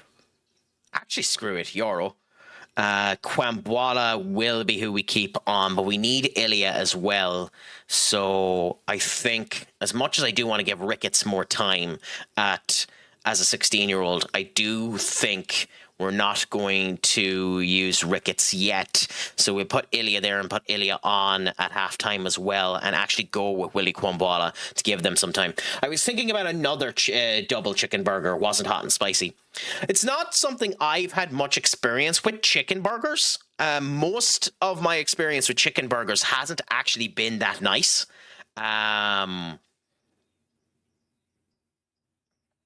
So I hope it comes out nice for you, my friend. You need, like, I've gone for like fillet burgers, chicken fillet burgers, but the actual chicken burger that's kind of condensed into a kind of patty the same way that looks like that and sometimes looks processed. I haven't had many nice versions of that, unfortunately. Okay, so Cooley we want to give a go. Adrian Heaven, not really. So we'll swap Adrian Heaven there, and Nathan the Cats anyway will be our starter. Stellar will end up getting time, but Ricardo there for Stellar, and I want, if I can, to give...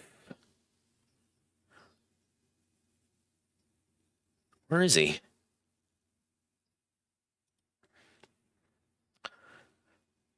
Oh, go on. We'll bring Stellar back in a second because he popped up. Yeah. Oh, he's injured. Okay, fair enough. That's why. Fair enough. He's injured. So in that particular case, Ricardo for Paz, even though Paz won't be playing there. So then Festus, Burge there. And instead of Burge, we'll go with Bruno. And instead of Bruno, we'll go with Gibson. What I will have, hot and spicy chicken burger with Turkish garlic sauce. That's interesting. What's different about Turkish garlic sauce, if you don't mind me asking? Like, what's in it?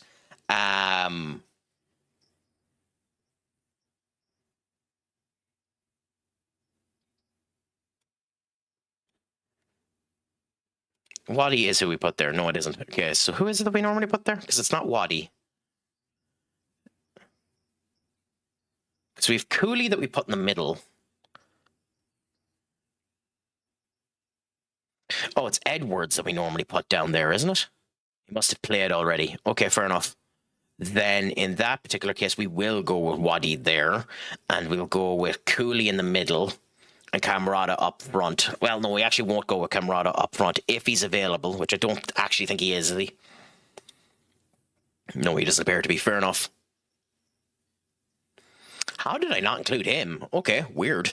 Then we go swap you and put Sesko there. And then Simon's swap you and put Mbuemu there, but start with Camarada. This is the team we're going to play against Birmingham Linian. Turkish style, they call it. Interesting. I haven't had it in terms of that garlic sauce, so it's something I might end up trying in the future. We'll see. Unfortunately, it's something I've never tried, my friend, so I don't know anything about it. So who knows? Maybe in the future I might end up giving that a go. Find somewhere that makes it and try and give that a go. Euro as the captain. Interesting that they want to give it to Euro.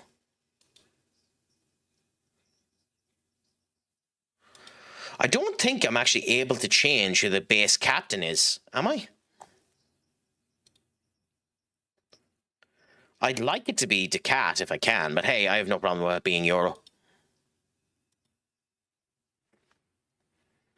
Anyway, in we go now and see how we end up doing in this next preseason game. Now, hopefully, we end up having a good experience now, and it continues to go on.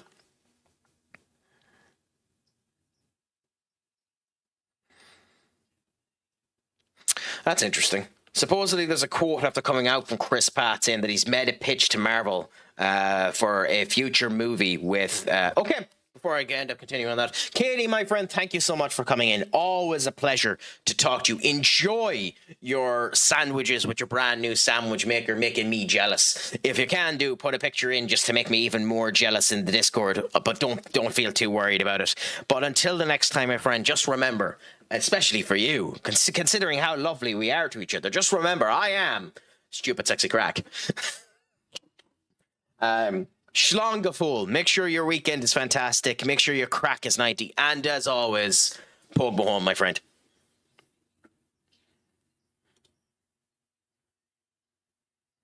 Yeah. Give me selection headaches and then try and make people actually happy to end up coming in.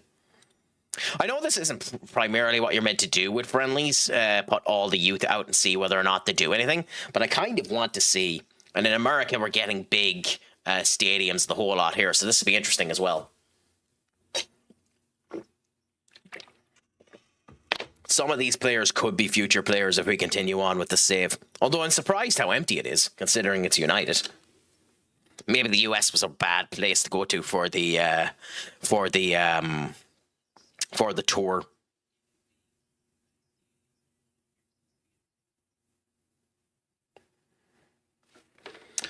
Catch you soon. Might be back tonight, but I don't know. No bother, Duck. Again, thank you so much for coming in.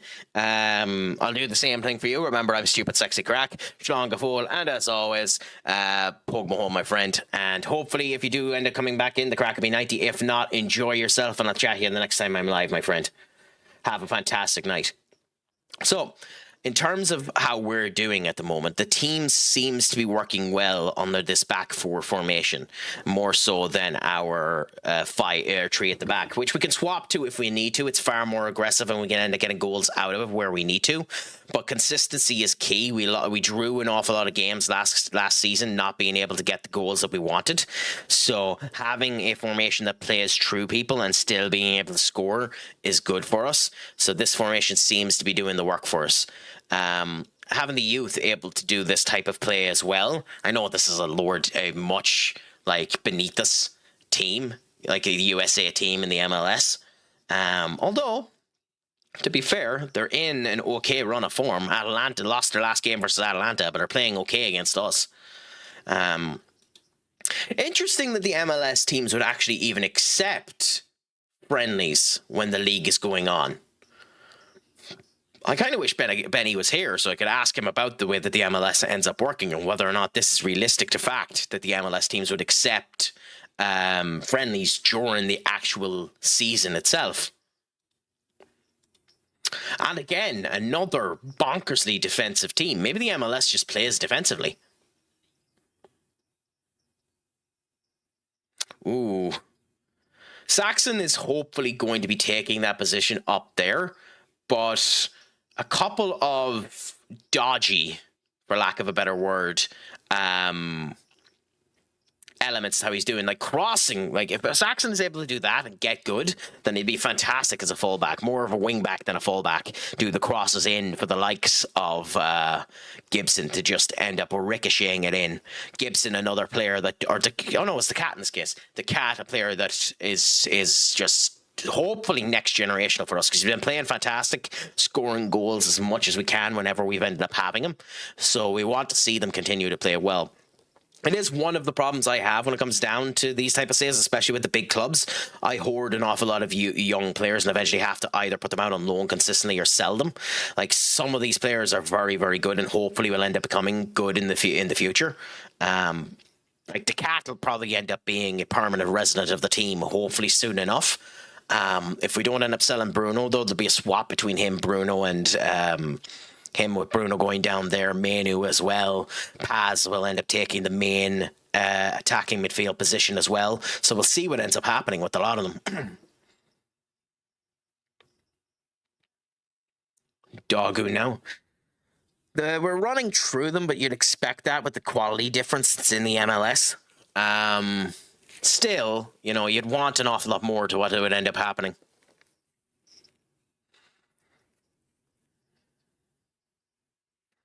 Good. Saxon to Willie, Dogu, DeCat, Gibson, Saxon. We need to be a bit more aggressive. Like, it's funny because this is an aggressive tactic, so it's funny how much we end up passing back. I know it's not really a counter-attacking play, like it's a clean slate formation. So the idea is to just play it through them, not really do counters, but it does tend to be more countering than anything, even though we do have the instructions set for counterattack and the whole lot, so it does make sense, but it's just funny. Now, in the second half, considering the opposition that we're against and we have a 2-0 victory, I might put on just the main team and try it differently outside of the counter-attacking play, do a more possession formation, try and take it to them and upend them instead of doing the counter-attacking football. Now, the counter-attacking has worked phenomenally well. We won the Champions League playing this way. So, if it works, which is the good thing, I kind of feel sorry for Francisco. He just, even though he is developing, he's not where we want him. Who got injured? Oh, Saxon! Okay, well, Jimenez is getting his debut chance to see how he ends up doing.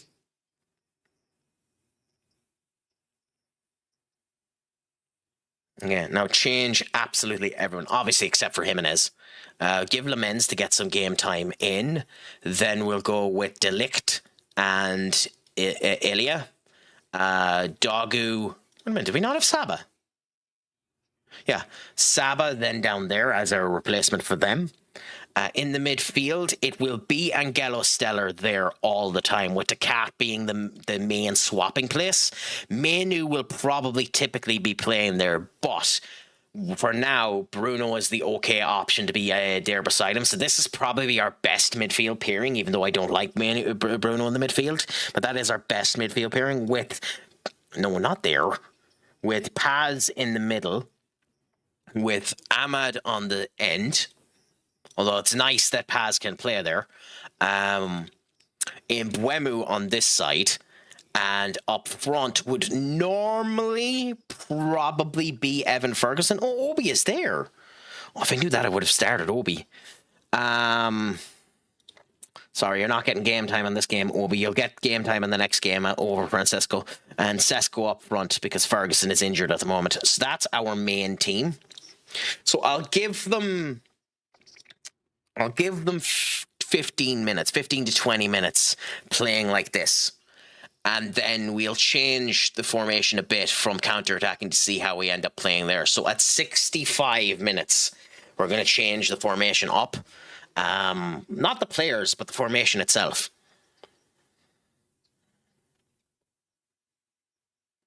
Impuemu now holding himself up. Saba not able to get the run through properly, much to my chagrin, and probably his as well. Like, I like Saba. Saba should be a good player for us in the future. And Jimenez, right position, good old whack it.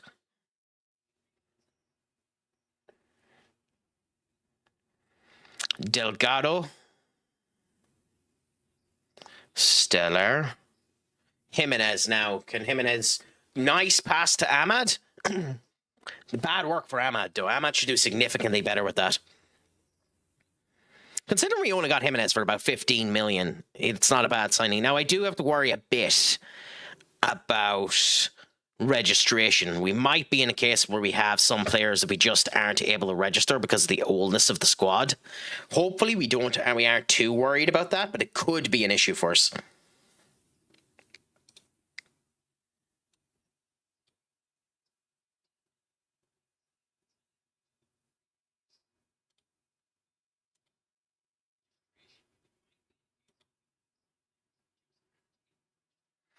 But we'll see how things end up going.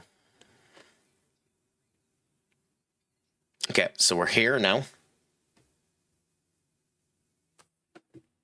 Okay, so they haven't really done anything in this time. We've had a couple of good chances, but not properly implemented, not properly getting much out of it, which is fine. So if we change things up, make it more dynamic, encourages longer passes with an attempt to get the ball up front quickly, and then attempt to hold the shape. Players to adapt a more considerate, patient approach, keeping the ball, retaining formation, then building the attack. Then go wider. We'll try that. Continue to go out the flanks. Play from the back. Short goals distribution or build-up strategy will be play through the press.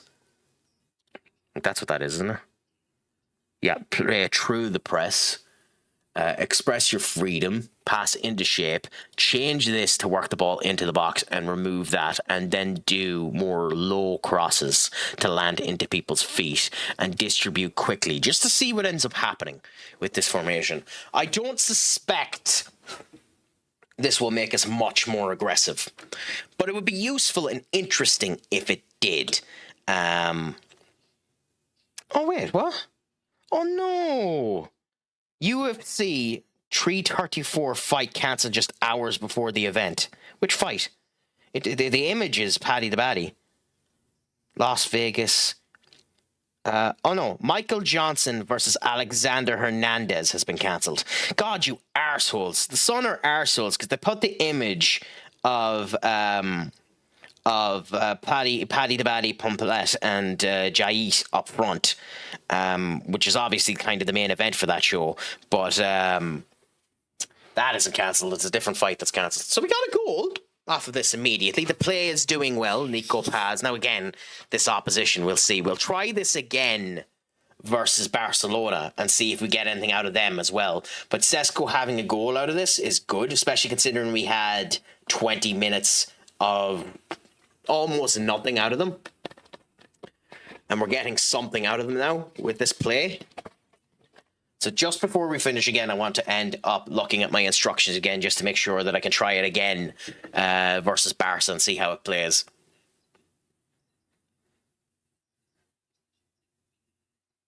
And maybe I'm wrong, because although we're trying to play into them, we do seem to be struggling with their defense. So maybe I'm wrong on this.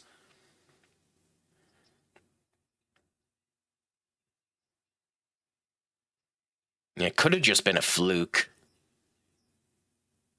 Corner again. Could have just been a fluke that ended up getting the goal almost immediately after the change.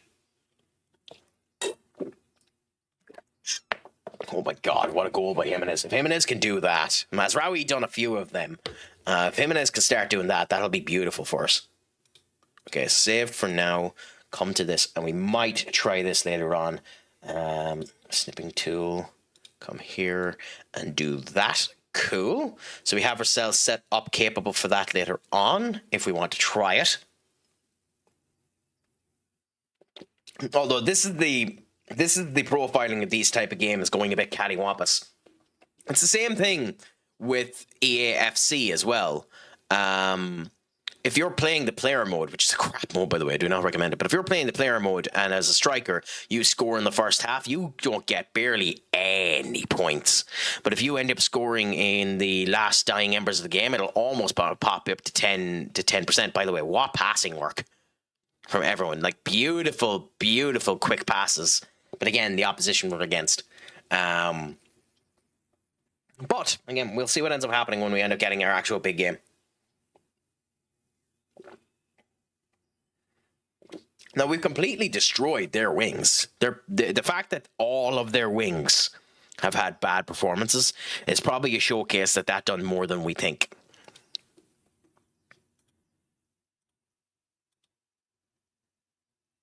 Now, I want to give Obi a go in the next game as well. So we want to try and rush through this. We don't really have many signings we want to make.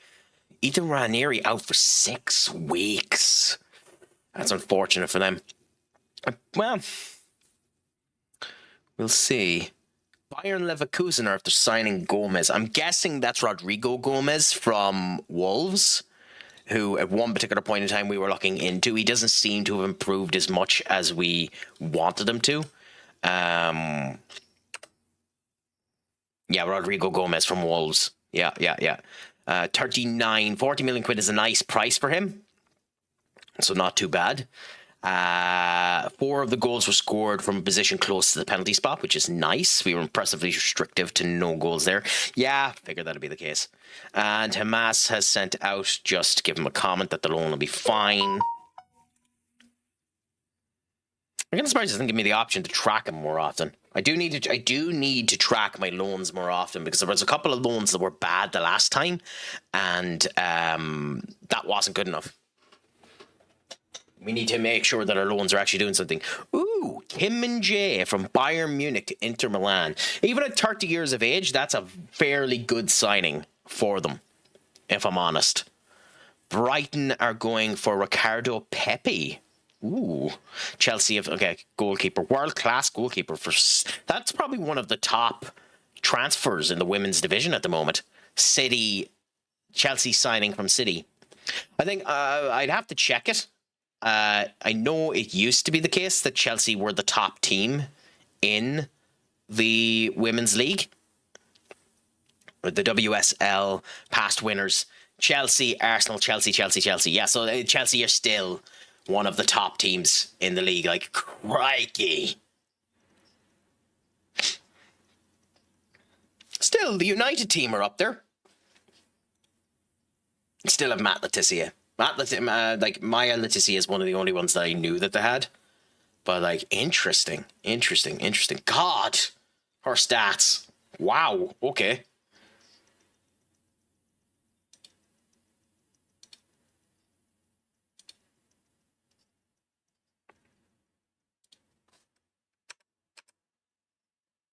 Cup's doing okay in the Golden Cup. Nice to see. Why is it? I changed it so that it wasn't fringe.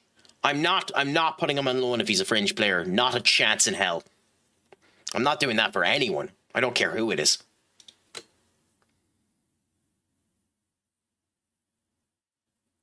Where are Stoke?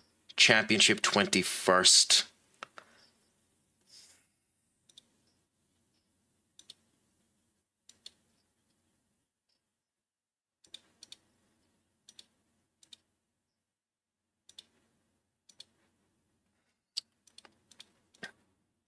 I don't really have a problem with Cups going out. He's 19, so we can potentially use him. Who's Marco Hay with now? 82 million quid Al Hilal. Yeah, it would be that's the problem there. You wouldn't get him because of that. That salary is bloody bonkers. Now Jeremy too. Oh, maybe he's not as good as I thought he was. I thought he was better than that now, if I'm honest. Tommy Conway for Brighton. They bought him this summer as well, so that's interesting. David Alaba Mickey Van de Ven. 100 million for Mickey Van de Ven. Really?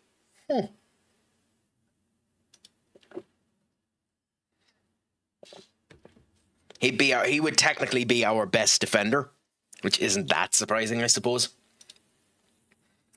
Although it is a wee bit because like Ilya is very, very good. Bastiani being the best wouldn't be that surprising either. Coach Molera, possession, tactical. I mean, just to end up having it there.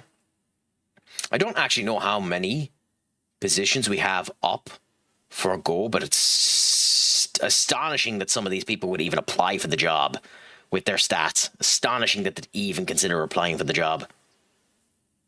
In terms of Miguel, the only reason I'm doing it is because he's good at possession. Because we need at least a bit of that. Yeah, go on. Ooh, okay.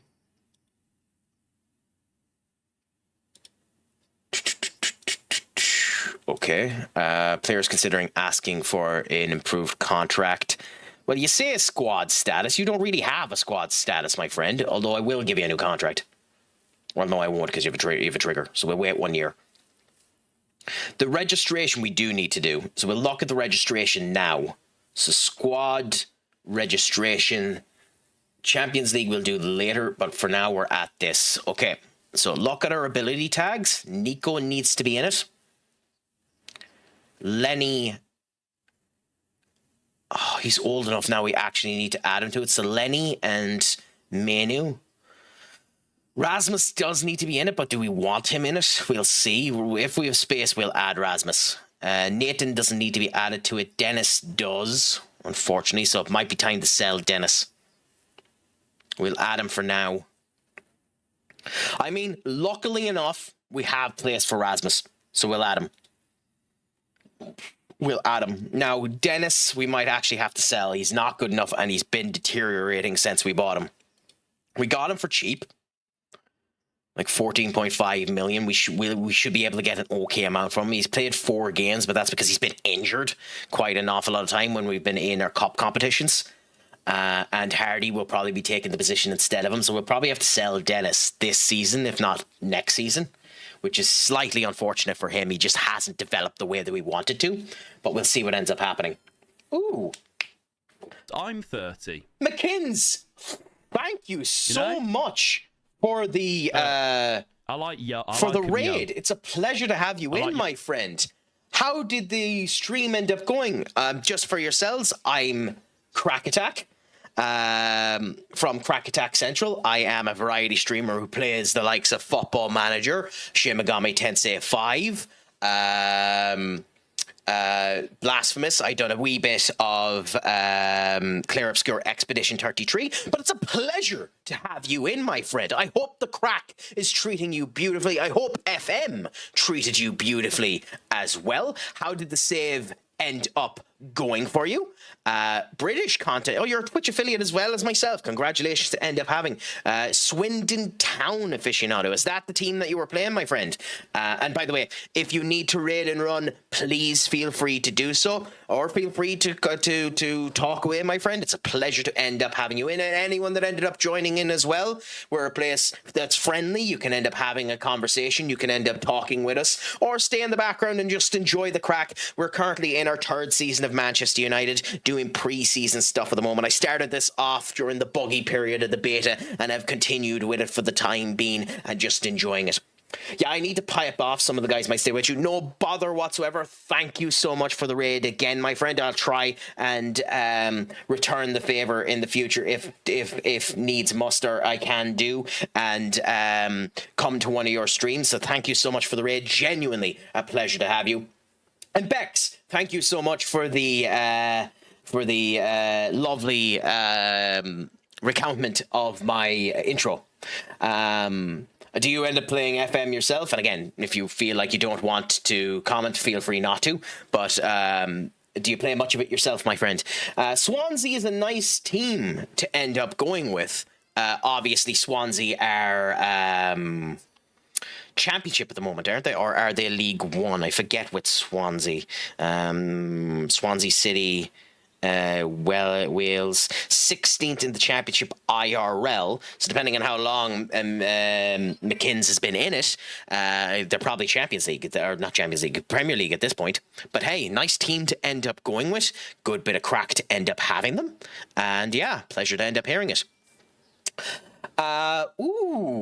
So Spurs had him. Interesting. So a player swapped there. So let's look at the news for a second because I want to look at that. News sites. Blue have gotten him. Villarreal chase Servat Mansvik, who was with Spurs, and he's now been signed to Leipzig. So that's interesting that he went there. Spurs for one season and making a €6 million profit off of him, getting one assist off him, isn't actually a bad result for Spurs.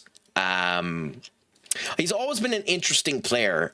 In one of my previous FM saves, he's actually managed to go to Real Madrid, like propped himself up to that one. He went to PSG and then from PSG to Real Madrid.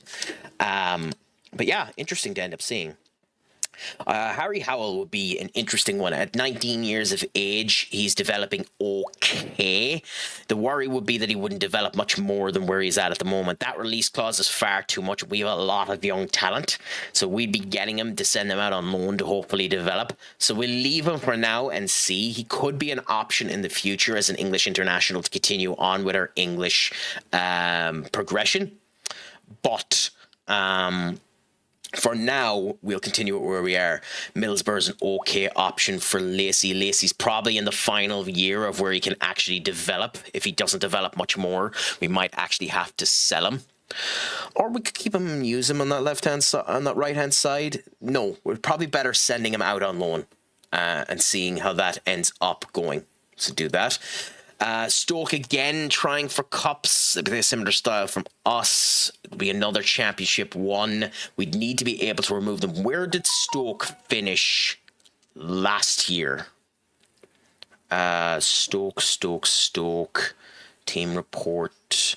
Club history. They were low-ish. Stephen Kenny, though, the Irish manager. I don't think I'm going to send cups out to Stoke. I'll try and pump this up more and do the unpaid. If they do this for the unpaid, then I'll send them off. If not, then we'll see. Twart's been sent out, so that's good. Hannibal is leaving over to Hellas Verona, not too bad. And Krupi, who is an interesting player. Krupi sometimes has the potential to grow into a phenomenal player, to be honest. So, you know, those are the type of things where you like to end up seeing what's happened. We're only 3 seasons in, so not as much activity has happened as you'd expect, although we got lucky in a couple of places. We have signed, in the last couple of seasons, a few interesting individuals. Borough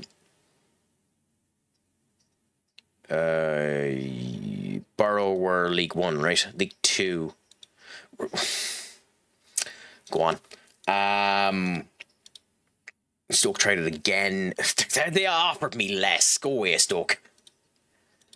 The cheek to come back and offer me less. But yeah, in the we've signed a couple of youths as well. But main squad wise, we have signed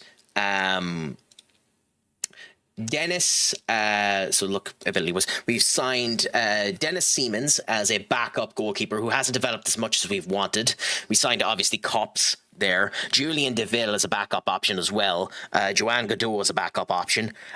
We this season have signed Alex Jimenez, Nathan DeCat, Francisco Camara, Ilya Zambrani, and Angelo Steller. And this season we signed Nico Paz. 100 million for Paz, but considering the stats that are in him for a 22-year-old, already diminishing because of course he bloody is.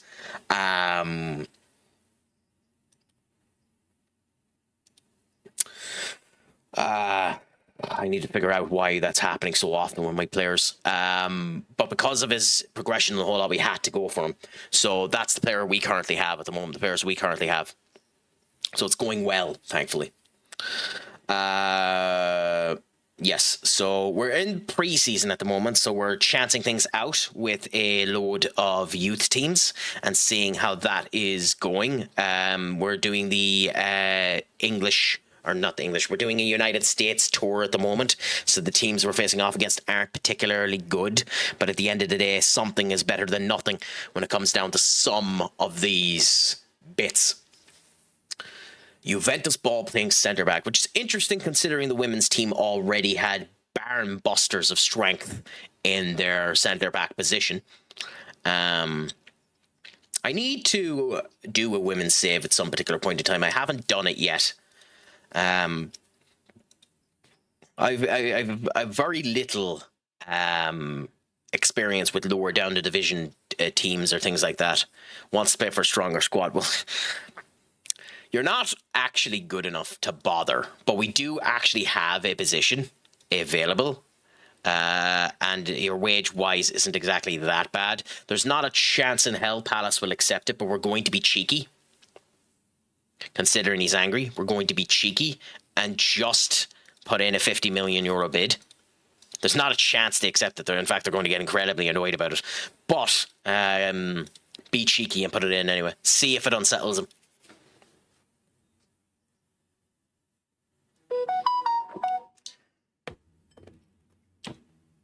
Ooh.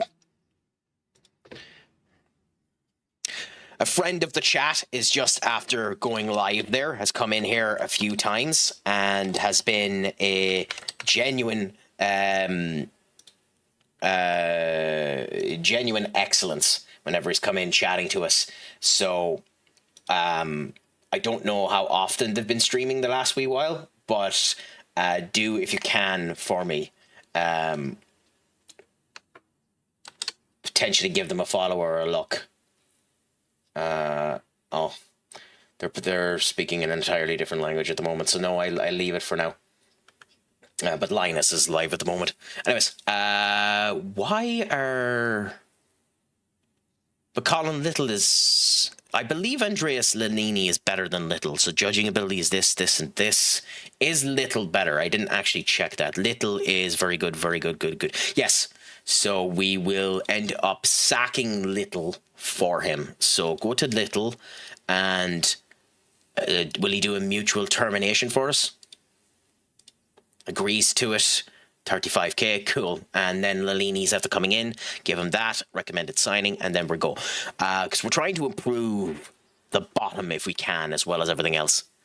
O'Brien, 30 million quid. Interesting. But, they actually signed Ben White. That's an interesting signing for them.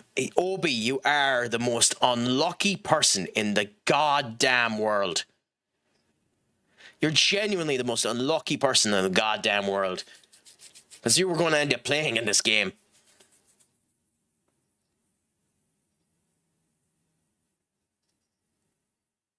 That's unbelievable, Obi.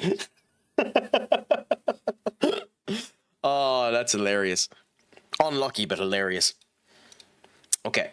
So the under-21 manager, we don't have one at the moment, and he's a fairly good manager. Matty, my friend, what is a crack-a-lackin'? It is a pleasure to have you in, my friend. I hope it's all going good, grand, and delicious.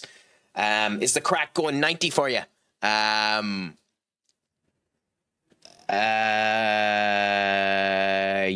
And have you been watching any of the football this evening? Are you happy with the Liverpool loss? Are you happy with the Spurs draw? Do you think Thomas Frank makes it out of the weekend still the Tottenham Hotspur's manager? Do you think Arnold Slot makes it out? I don't think there's any chance of Slot being sacked, but Thomas Frank, there's possibilities. I think they'd be foolish, by the way, personally, to sack Thomas Frank. I think they're playing good football. I think he's going to do a good job in Europe. But to be frank, their position in the league is enough to be suspect and warrant the discussions about it.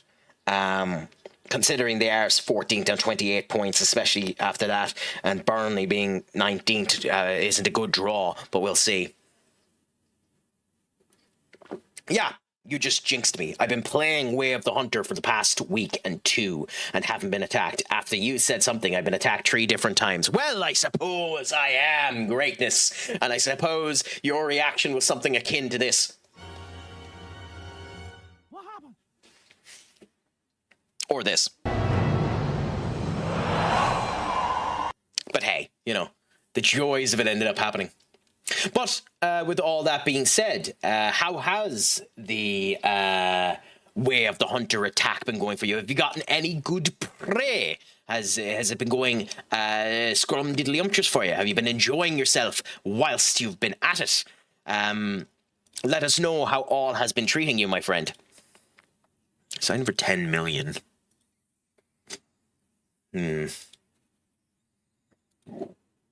Okay. Cool, but not for that price. And besides the fact,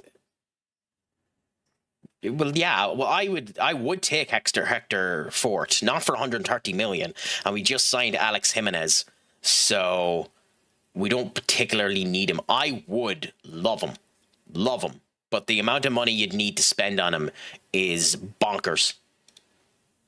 I mean, we could be cheeky.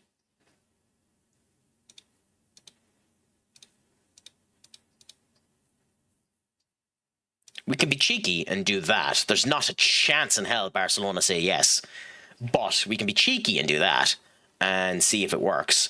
Hoffenheim is interesting. Play an interesting style to us. They're in the Bundesliga. It would be good experience for him. I'm actually half tempted to let him go. I want him to be an important player, and he can be recalled. This is one of the ones I want knowledge of with how he's doing. So I want to compile the match report on this one because I really like cups.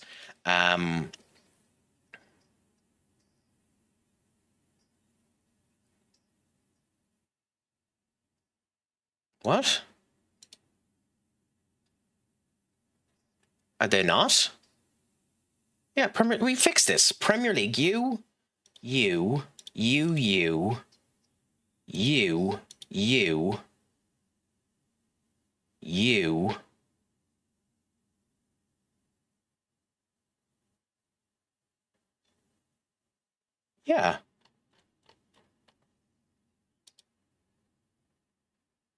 Unavailable due to loan. Oh, injury. So Victor there because he was injured. Yeah, then confirm that. So we're at 24. Interesting. Okay.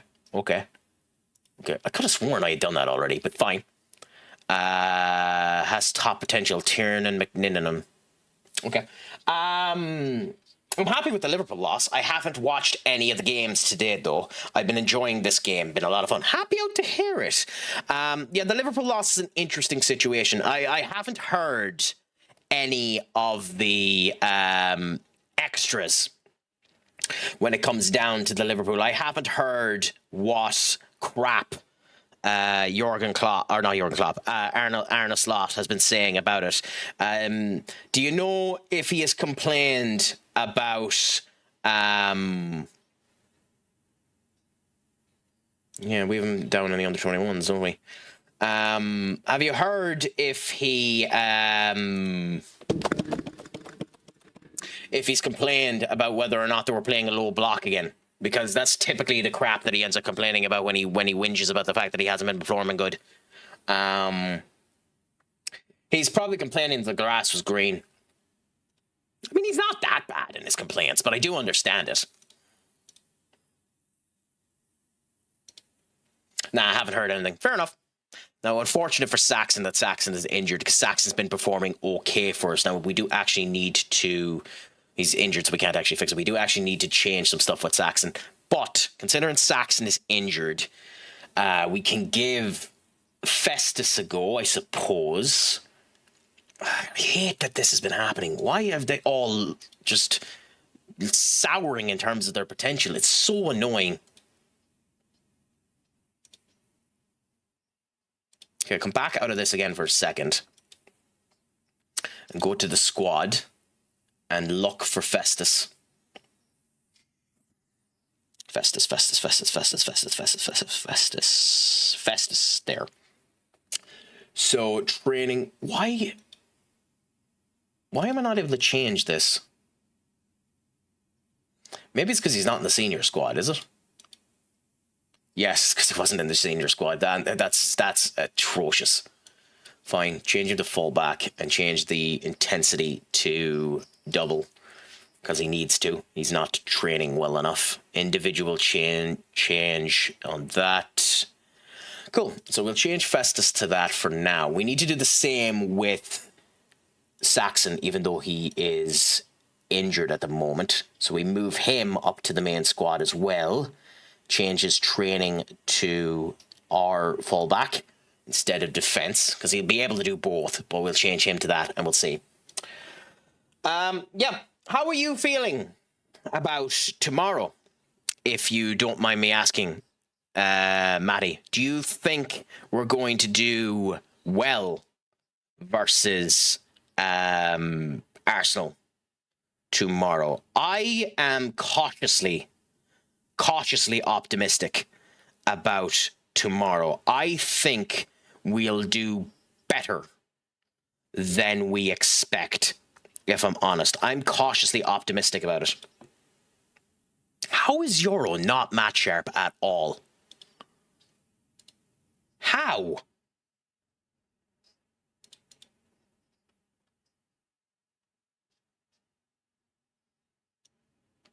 That's astonishing to me. How is he not at all match fit?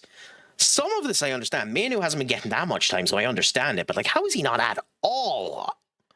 Julian DeVille, that makes sense. Marcus Rashford on instead of you. Festus on there. We're doing half minutes in order to give people, you know, some sharpness. But, like, still, some of these should be significantly sharper than they are. I feel like I always do. Inconsistency will be our downfall. That's the unfortunate problem. You're not wrong on that. It is inconsistency for the most part that causes us the main of our issues. But I don't know. I'm cautiously optimistic about it. I think we'll do better than we might think, based on how we've been doing the last wee while. So we'll see how things end up going. I think we're going to give, because we want, like, we still have time to get everyone sharp. But we want, Sesko's not bad in terms of his sharpness. I think we're fine with the way this is at the moment, and we go with this, and we try this for now. Yeah, so we go with this and we see. So another friendly game here. Yeah, I thought he was out of the team. No, we didn't move him. Okay, fine. Then in that case, we will put you in instead of him. Cool. And we'll go with that. Yeah, only good thing is we always seem to do well against top teams, but forget how to play simple football against lower teams. I don't think it's as simple as that, Maddie. I think United, for years, have had a problem versus a low block. Teams that invite us in. We are very much a counter in the basis of it. And to be fair, I think that's the reason why Amron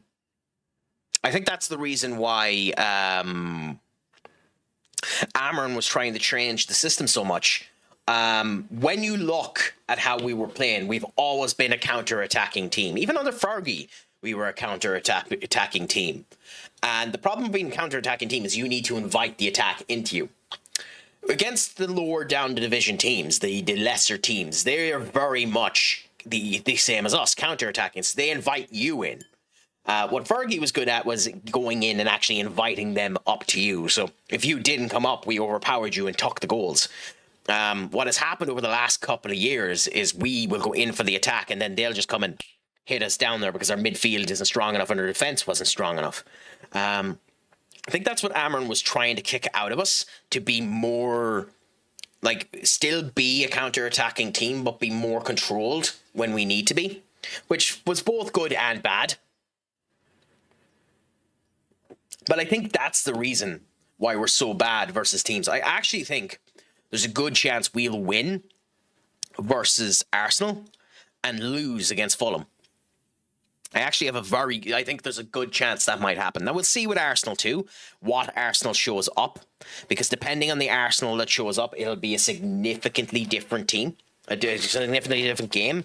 I think Arsenal's gears have started to shift again, which, to be fair, the club and the team have needed. I think Arsenal have been in second gear for a lot of the last month and a half. Now, with that being said, Arsenal being in second gear, most of the rest of the league have been in bloody third or not, or have been in first or not even in gear. Like City haven't been in gear at all. City have been atrocious the last wee while, just in pretty much everything they're doing. But then again, City aren't as good of a team as they used to be.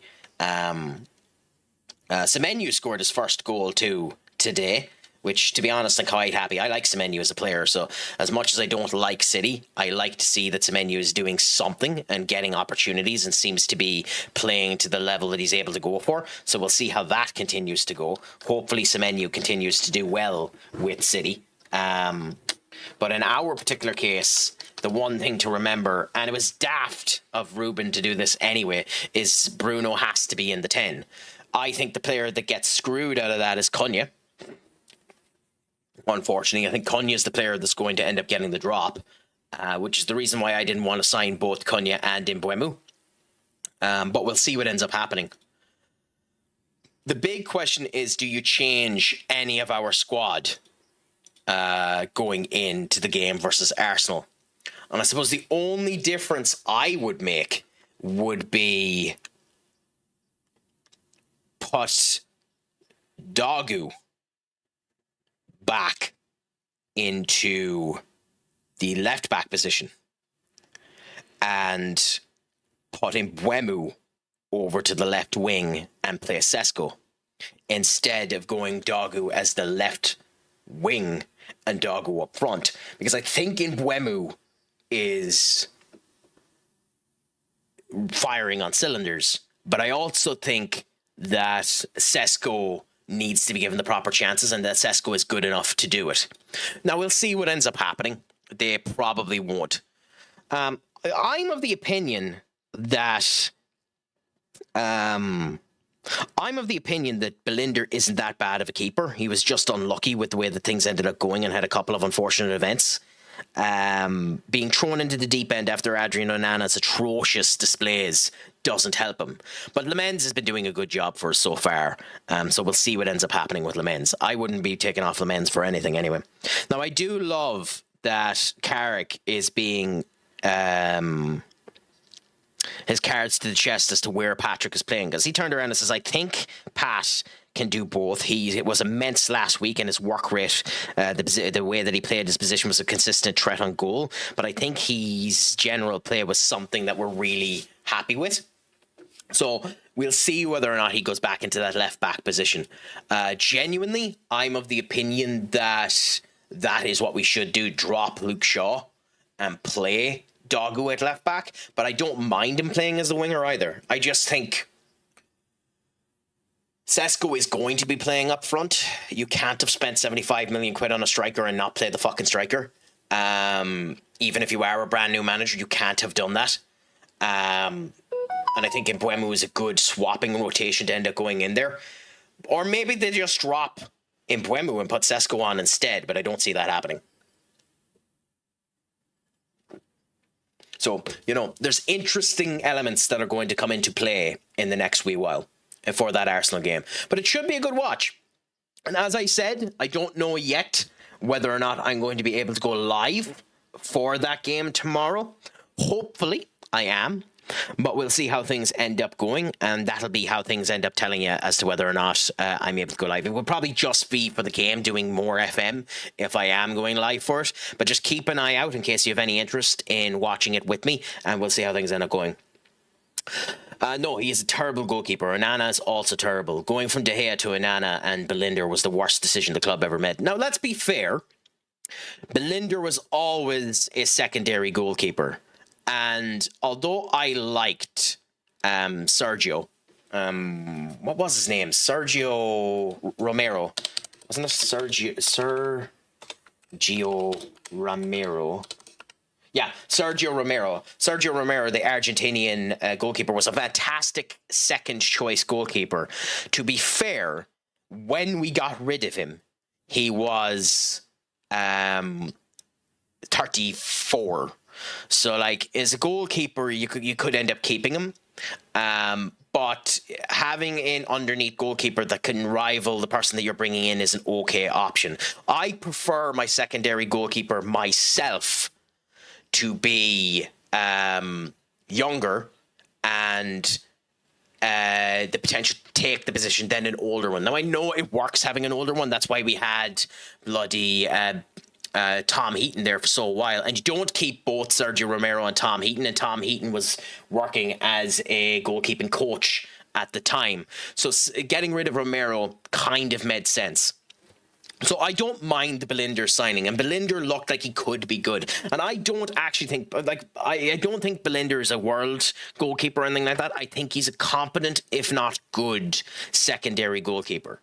I think he's been unlucky with the way that he's been thrown in and the way that he's had to face the United hit. But to be fair with Onana as well, for Ten Hag did need a goalkeeper that was good with playing with his feet. The sad truth of De Gea is De Gea was, is, and will always be a long ball goalkeeper. Nothing wrong with that. And I would not have released De Gea. I would have kept De Gea for at least another year or two. It was more important for us to get midfielders. It was more important for us to get strikers than it was to get a goalkeeper. But a goalkeeper was something we needed because we weren't going to play out of the back. The problem with Onana, despite the fact that he just made shambolic mistakes and has been ever since United shot his confidence and he hasn't gotten it back since. The problem with Onana is with Ten Hag and the new system that we ended up playing. We played that system for about 3 months and then Ten Hag just went back to what we were doing with De Gea, and he's no De Gea. So in De Gea, one of the things that an awful lot of people don't recognize when it comes down to De Gea is De Gea was one of the most challenged goalkeepers in the Premier League. Okay? He was one of the most challenged goalkeepers in the Premier League. De Gea was consistently challenged. In fact, in terms of the top 6 positions, he was challenged almost double, if not triple, that of his next closest competitor. So he was challenged double, if not triple, that of Alisson, double, if not triple, that of Edison, double, if not triple, that of Vicario, double, if not triple, that of Robert Sanchez, and that skewed things against him an awful lot more than it should have, which is a problem that United have had for years. That's the thing. When we bought Onana, we were meant to play out of the back. As you were saying, we just didn't do it, which was daft, and I don't understand why we didn't. We basically just reverted almost immediately. Within 6 weeks to 3 months, we reverted back to what Ten Hag was doing with De Gea, which made it an infinitesimally stupid signing. That's the sad thing about it. And then he just lost all of his confidence. And that's the big thing with United and big thing with players nowadays. They're so weak-willed that they'll lose their intensity and lose their confidence insanely quick. Now, social media doesn't help with that. That is a monstrous problem when it comes down to United, and a monstrous problem when it happens with a lot of clubs. I think that's slightly the reason why Mbappe and Vinny Jr. aren't performing as well as they are. The light on Real Madrid isn't near as big as the light that's on United. Not to say that Real Madrid aren't a bigger team than United. They are at the moment in terms of the global popularity and their success, but they're not as under the viewable light as we are in terms of world news. They are in terms of Spanish media. The Spanish media consistently ends up talking about them in Barcelona, but I think you know what I mean.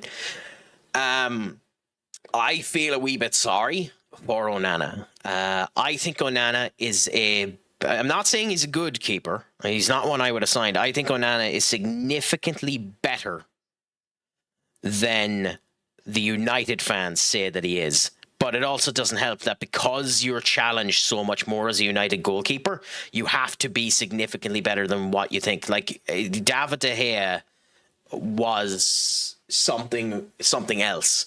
Like as was said on Arsenal TV, David De Gea could save the goddamn Titanic. That was the problem. And how Ten Hag and the club, never even mind Ten Hag, how the club didn't recognise that is a bit bonkers. Besides which, you don't release the Golden Glove winner like that. Whatever about anything else.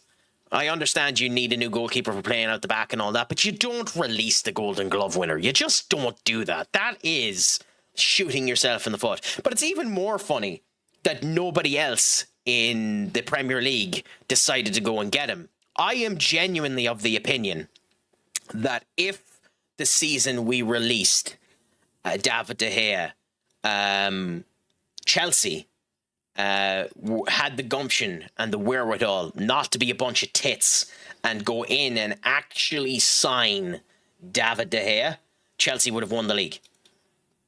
I think David De Gea would have made that much of a difference to Chelsea, if I'm honest. But hey, that could be copium. Onana, technically, if you put his technicals into an FM game, it would be below 0. I mean, to each their own. I mean, I can't complain. I sold him for 55 million quid, and I don't have a fucking clue how I did that. But yeah, he's gone for me. I had him on loan with a mandatory buy option last season, and it was 55 million quid. And I don't have a fucking clue how I managed to do that. And he only played something like 15 games for the team that he played for. I'll search it up after this game, actually, just to show you.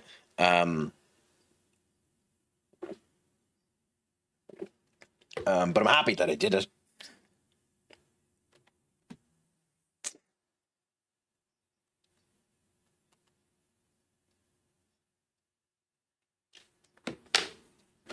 But at the end of the day, we'll see what ends up happening. As I've been saying for the last year and a half, and maybe this is on Ruben Amorim and his play style, we are a significantly better team than the way we've been playing. A significantly better team than the way we've been playing. And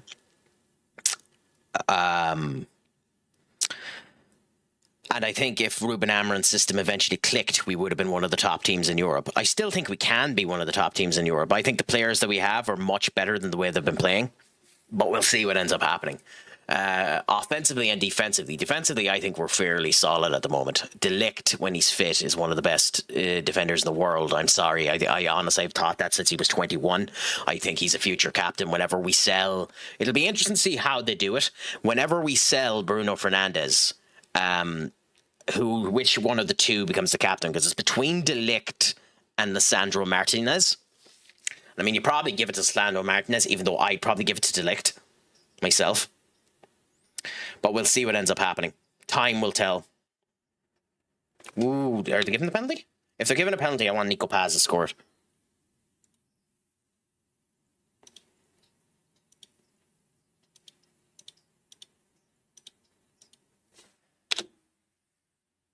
Yes, Nico Paz. Let's see if you can get your first goal. I know it's a friendly, but still. His goalkeeping technique is atrocious. Not having good technique as a goalkeeper shows the example is Onana. If you don't have good technique, then you'll get punished. De Gea had really good technique as a goalkeeper. It's no coincidence he was one of the top at one. He was one of the top at one point. Yes. I mean, I obviously I can't comment too much on it. I know the likes of Ben Foster and other goalkeepers have commented on the fact that the basics of Onana are fundamentally off from what you'd typically end up seeing being grown up as a goalkeeper. He does stuff that a rudimentary small GB32FM, thank you so much for the follow. Genuinely, you're a gent and a scholar. I figured you had followed beforehand. But thank you so much for the follow. Pleasure to have you in, my friend. How's the crack treating you, my friend, as well? And again, feel free to just lurk. You don't have to comment, but if you want to comment, you can do. They had commented that basics-wise, if he was in underage football, academy football, he'd get bollocked out of the head for what was happening. But then they watched clips of him in Inter Milan, and although he was breaking courtesy of what a typical goalkeeper would end up doing, it worked for him due to the lankiness and the tall player that could happen because he could get into positions that otherwise wouldn't work. They had said that maybe it was because of the speed of the Premier League that he wasn't able to adapt good enough, and as a result of which his basics made him look an awful lot worse than what ended up coming down. I can't comment on that, but hey, we'll see what ends up happening. GB, thank you so much for the raid. Generally, you're a gent and a scholar. How is life treating you, my friend? I hope it's going good. I hope it's going grand. I hope it's going delicious. How has life been treating you? For those of you that are coming in with him, I'm CraicAttack here from CraicAttackCentral. You can just call me Craic.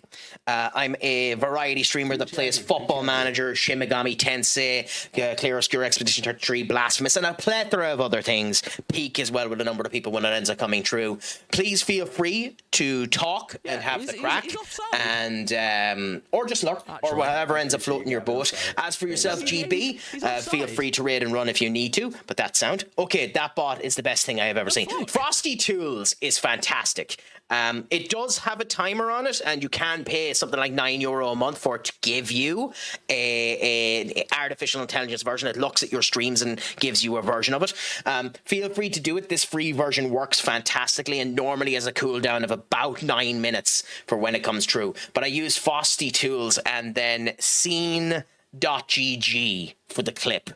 If you want to abscond and borrow and steal either of them, my friend GB, feel free to do so.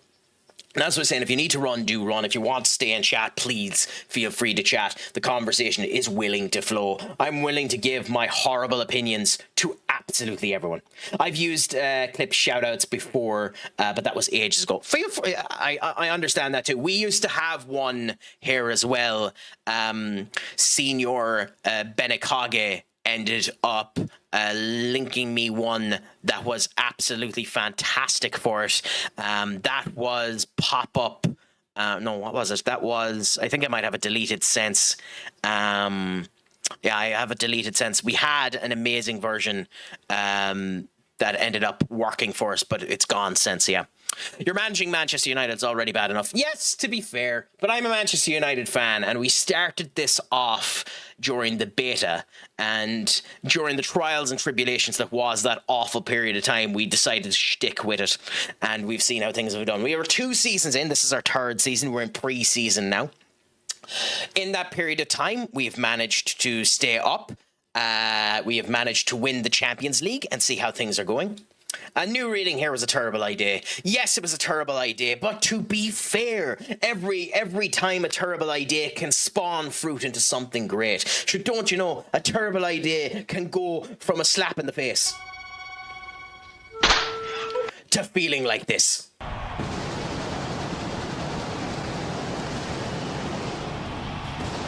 Willie B, my friend, thank you so much for the follow. What's a crack-a-lackin' with you? I hope it's going good. Yes! Batista's team song, and in fact I'm going to add that immediately. I'm going to skip the queue and I'm going to end up walking that in my opinion, one of the best team songs WWE has ever ended up doing. Sylvia are a absolutely fantastic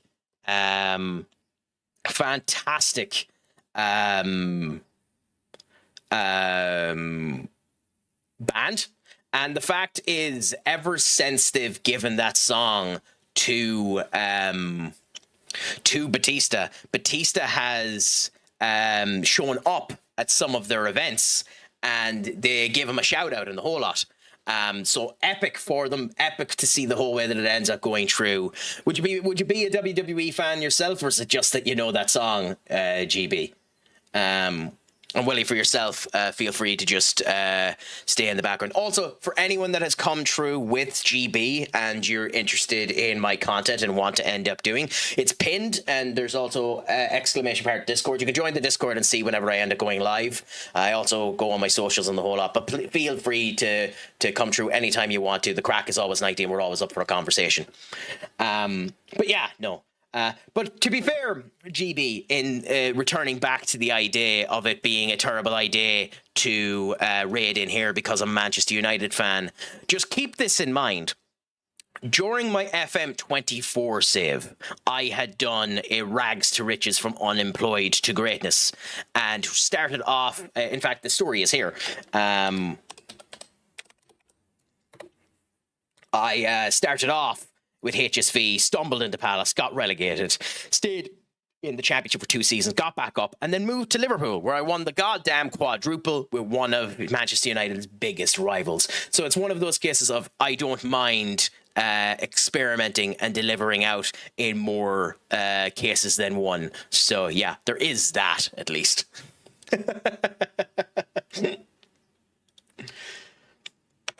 Oh, God.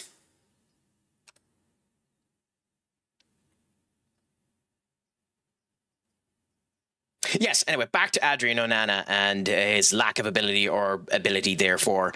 They were saying that that's what's ended up happening with him, that it's because of his lack of basics that caused the majority of the issues that occurred in the Premier League, and that could be the case.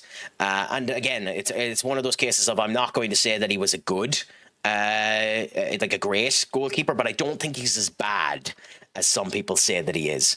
Now, again, I'll happily contest that he shouldn't be a Premier League goalkeeper. I genuinely don't think he should be a Premier League goalkeeper. But he performed good in Inter Milan, and if he got confidence again, I think he'd be good in one of the other leagues again if it worked out for him. So we'll see what ends up happening with him. Hopefully something good will come out of it for him, and hopefully Fiorentina start playing fucking Maguire.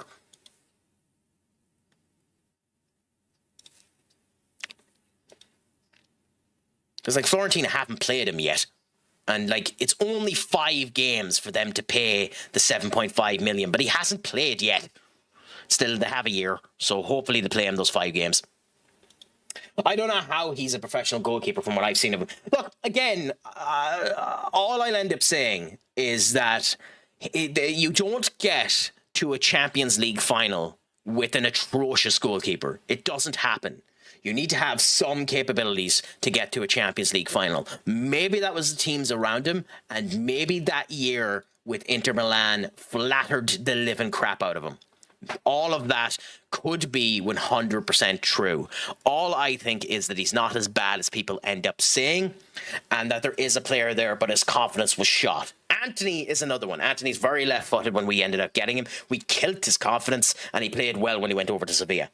Scott McTominay, we killed his confidence as well. He's a good player, not a great player. It didn't help that we were playing Scott McTominay in the wrong position. Same way as we played Paul Pogba in the wrong position. But, like, you know, there's a reason why in an awful lot of cases Manchester United players play better when they leave Manchester United. They just can't deal with the pressure that comes through for playing for a club like Manchester United, and specifically Manchester United, because of the level of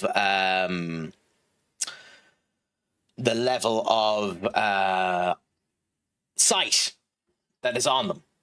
Is the reason, in my opinion, is the reason why it hurts them. It hits them so hard, you know.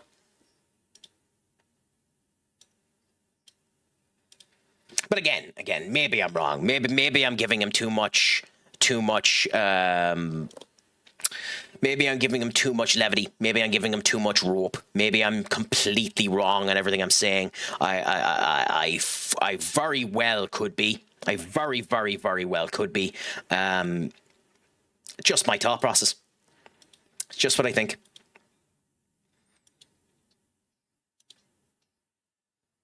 Actually, performance analyst, maybe we'll look and see, because we might end up seeing a better performer analyst that has elite in their status. So let's have a look.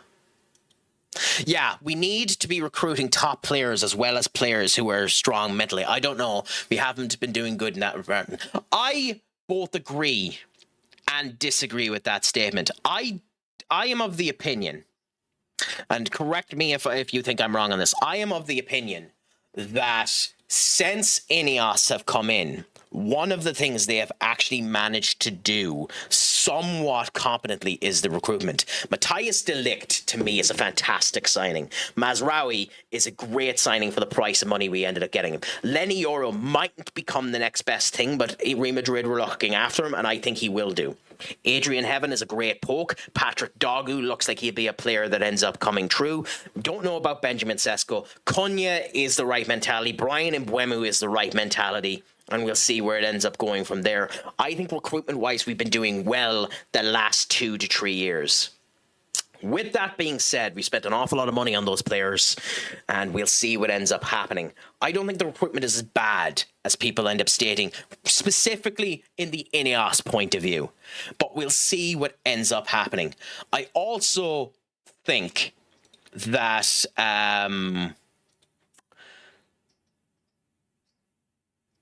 Interesting.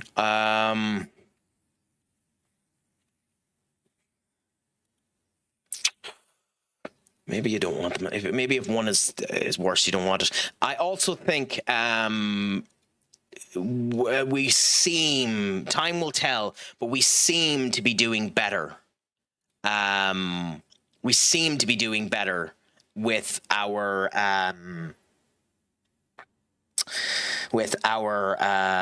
Craic, use your words, with our medical teams. And we seem to be doing better. We're getting recruitment on that. But time will tell. At the end of the day, it's too early, really, to judge that completely. So we'll see what ends up happening. I'm still hopeful, and the hope is what kills you, isn't it? The hope is what kills you. So you know yourself.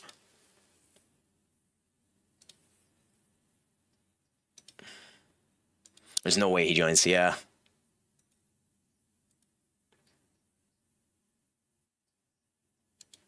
He's 50.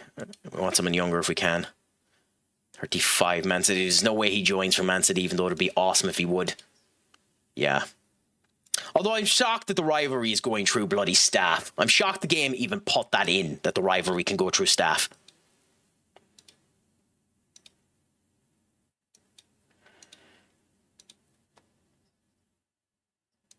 Bayern Leverkusen is only good on the judging player ability. Let's add judging player ability as one of the options. Tactics, judging player ability there. Come back here. Very good, very good. Man City, and then you. So the one that we just tried to sign, I think, yes. So you'll be enough, and then we might come back and look at it later on. But for now, that's enough for us. Yeah. But what do you think, Matty? Am I wrong? Am I right? Am I smoking the copium? Also, if you're gone, 100% sound, or if you're just listening, that's fine as well.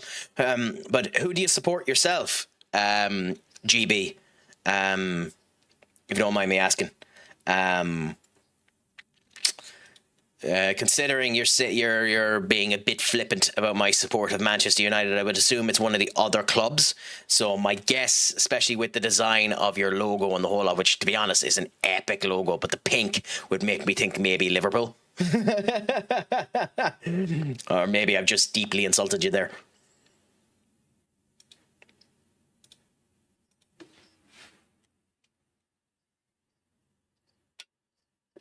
Ooh, okay. So Martin Max, outstanding attacking. So let's look at all of our guys here and see. Outstanding for fitness, good for goalkeeping, good for fitness, good for fitness, average,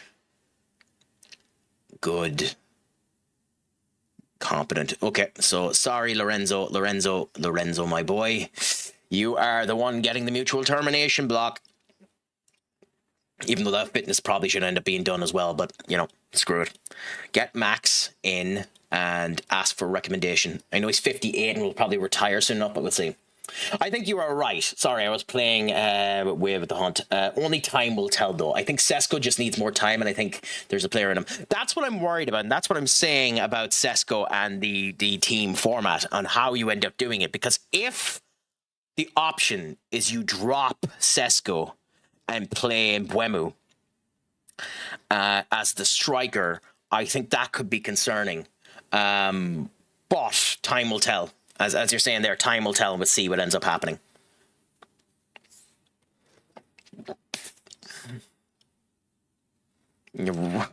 Ryan can piss off or just leave. He's not good enough to get registered. In fact, yeah, bring them up, because we just want to get rid of them. If we can. Pino there. Martinez ruled out. Newcastle's new season has been ruled out for 4 weeks. Interesting. Mount's out as well. We have had no luck at trying to sell him, unfortunately. But yeah, time will tell on all of this type of stuff. But it's interesting the way that it ends up working.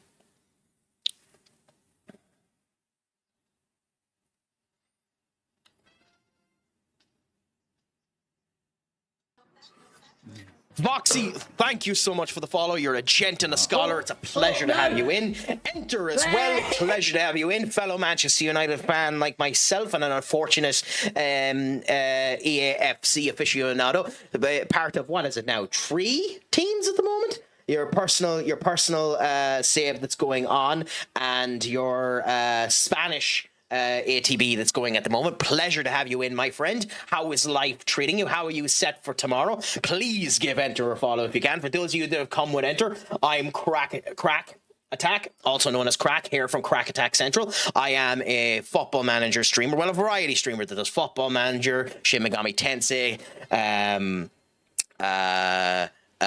Clear Obscure Expedition 3, and a multitude of other things. Peak, so please end up coming in. We did meet 300 followers, and then immediately it ended up going down to 299, but thank you so much. We finally hit 300. It only took the month of January to get there. I am absolutely ecstatic about it. Thank you all so much for the follows. We've gotten 10 followers in 2 days, so it's amazing that the last 2 days have gone so well. Thank you all so much. Can he be our SFL gaffer? Core, he seems unreal. I would happily be the gaffer. I will stand at the sides and say, come on, you maggots, go and hit the goal. United Strand, that hair is blocking your eyes. Make sure you get the goal.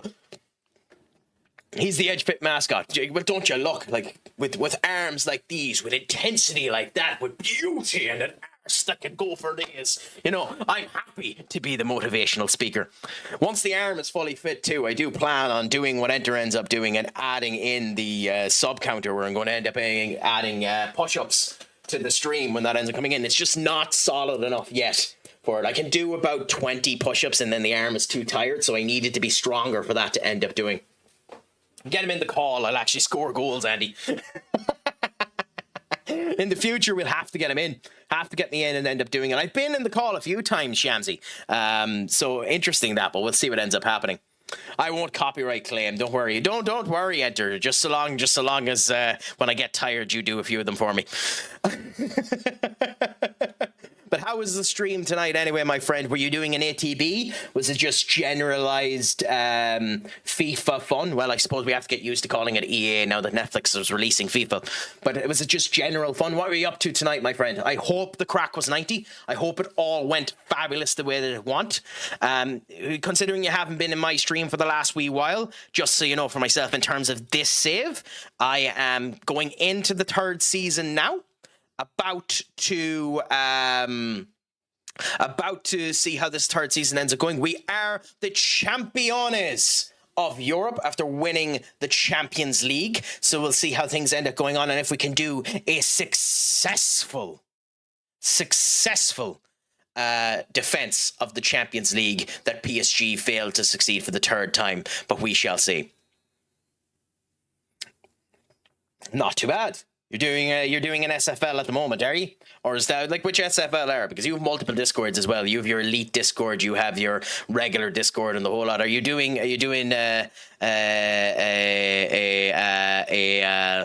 words, Craic? Are you doing games at the moment, my friend? I hope the Craic is treating you well, anyways. Okay, so Steele is the fitness coach, so we want to end up getting him. Good. And Diasco was the defending coach. Good. So we want to get him. Good. Improve ourselves up. We have made a couple of good signings when it comes down to it. Nico Paz has just joined us this season. We still have Bruno, so like we have interesting swaps when it ends up coming down to it. But Nico Paz ended up joining us. We ended up getting Alex Jimenez in as a potential right back option. So what's going on? Don't worry, I'll have my IRL revenge for your UCL victory. Now, Senior Duck, why would you want revenge for my victory? My victory has been glorious. Also, what changes do we make to any of the shirts? Or do we even make some changes? Let's look and see if anyone needs a change. Ilya's there. Festus is there. Decat is... No. Julian is there. Sesko is there. I think Mount, you have lost your time with the 7. We haven't sold you yet, but you're not playing enough. And I know we just gave Paz the 18. And by the way, this is hilarious that people might have bought the shirt, considering we gave it to him, but we're going to give Paz the 7. And I didn't actually mean to confirm it because I wanted to change Ferguson to 10. But screw it. Go on. We'll change him next season. Oh, Craic, you're a tit. But hey man, West Ham fan here, currently in genuine disbelief that we're 2 games in a row.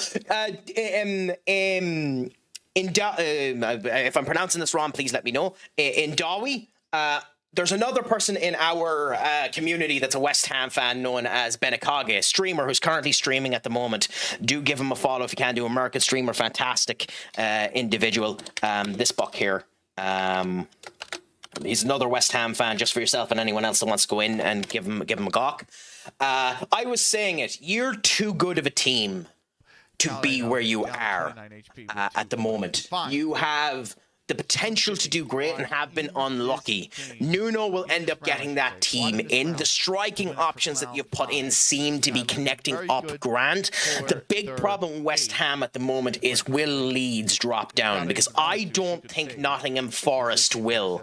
So you need Leeds to fail up. I know there's only 2 points between yourself and Nottingham Forest, but they have a game in hand, and I'm of the opinion that Nottingham Forest will go to Brentford tomorrow and get a win. So I think that's going to end up being 5. But we'll see what ends up happening. I don't think Forest are going to have that bad run. I think you need Leeds to have the bad run of form. And sadly, I don't want Leeds to have that bad form, because I want 2 of the championship sides to stay up just for the league, not to do anything with West Ham. I don't give a crap about West Ham going down. But we'll see what ends up happening. I think you have the chance to end up coming back into this. Things seem to be going right for you. Nuno has finally started to click. Now, the unfortunate problem is your next game. Your next game is the unfortunate problem, because after Chelsea, all of that goodwill could end up going down. Do you think so? Why? Why do you think Deitch isn't a good fit for Nottingham? Because I think the way that he's been playing with for Nottingham has been good. I think they've been unlucky. Like, I thought they could have and probably should have won against Arsenal. I think the FA Cup is a mixed bag anyway, and Wrexham, to be honest, just came into that with piss and vinegar. And like when they faced off against Yi, I thought they were the better player by miles, unfortunately. And like Aston Villa, you never know what's the deal with Aston Villa. And everyone is counting out Everton, but Everton aren't a bad team this year. Maybe I'm wrong. I like Deitch, so there is a bit of me wanting Deitch to do well. But I think Deitch is going to. I think if he's given time, I think Deitch will do great things with Forest if he's given time and given players. Deitch hasn't signed anyone yet for them, so again, we'll see. We'll see. This could be a case of my copium coming into play and me wanting something that's just not going to end up happening. But again, we'll see. We'll see. Unfortunately, I think they desperately need wins, and his philosophy is defend first. So think it will lead to draws. You're not entirely wrong on that. He is a bit too defensively orientated, but I also think it's one of those situations of Forest are a bit unlucky in that their actual squad, when it comes down to attackers, hasn't been running on all elements. Chris Wood is injured at the moment, and he has been their main goal source. Callum Hudson-Odoi just isn't clicking where he normally should be. Jesus is out as well, and the less said about Awani, the better. At 28 years of age, he should be better. I think they're not going to do it. I think Forest should go and sign a striker in this transfer window. They're not going to do it because there isn't that many strikers on the actual market at the moment. But I think if they signed a striker, that's all they need. Don't worry, I'm just a mischievous jackass, dry, shy gremlin. Well, we've known that for years, Duck. That defend first is bad philosophy when you really need wins. It's not the best proposal. I kind of agree with you. My other problem with the defend first mentality is it doesn't work in the modern game because and I was saying this earlier on when it came down to talking about different teams. I think that defend first mentality doesn't work because of how light the game is as well. I think the game is significantly too soft for that type of defend first mentality as well. Unfortunately, you can't be even a shoulder barge into a player can end up getting them knocked off, and the game is significantly too light for that as a result of it. And I actually think it's a problem. I am of the opinion that defenders are significantly worse and strikers are significantly worse than they were in the last couple of years, but still you need more firepower, you need more aggressiveness, you need more bounce in the game, in my opinion. I know safety is an element that needs to be taken into consideration, but that's my viewpoint. Do you actually disagree, Duck, or are you just being cantankerous? Because it's a fair point if you do. Obviously, I've never played football at any premium level to give proper accounts on what I think, so I could be wrong.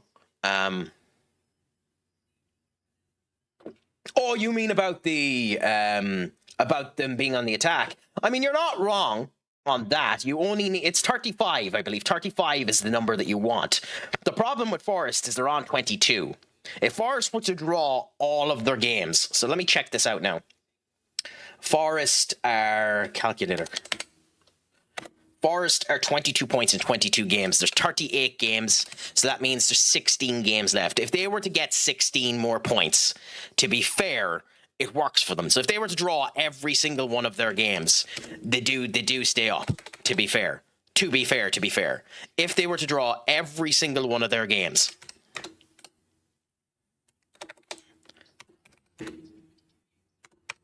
So if they were to draw every single one of their games, they end up doing that. Now, that's not going to end up happening, but it's just the thing about it. Being aggressive is troublesome in the modern game because it's often seen as dangerous play, maybe. It's a lot to do with that. It's more to do with the fact that they're worried about it triplicating down into the kids game and the whole lot. I'm going to head out and watch the UFC. Sorry, I was only in for a short time, but have a great stream. No bother, my friend. Enjoy the UFC. I will be keeping an eye on the UFC, and if I'm still alive, watching Saturday night's main event, so we'll see how things end up going with that. Did you hear, by the way, Maddie, have they announced a replacement match for the match that got cancelled there an hour ago? Because God, what one was it? Not the main event, but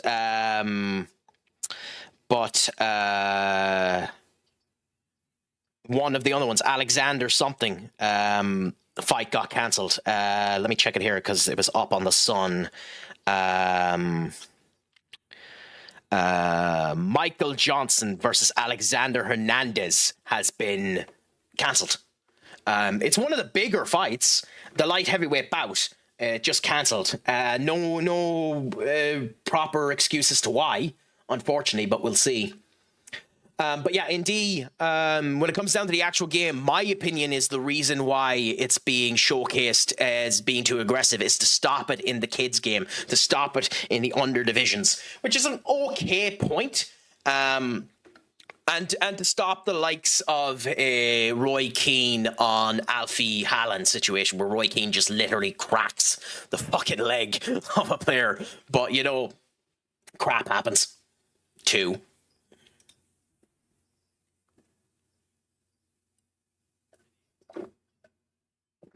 I'll start this match as soon as the advertisement is finished. I'm just after noticing that the ads are on there.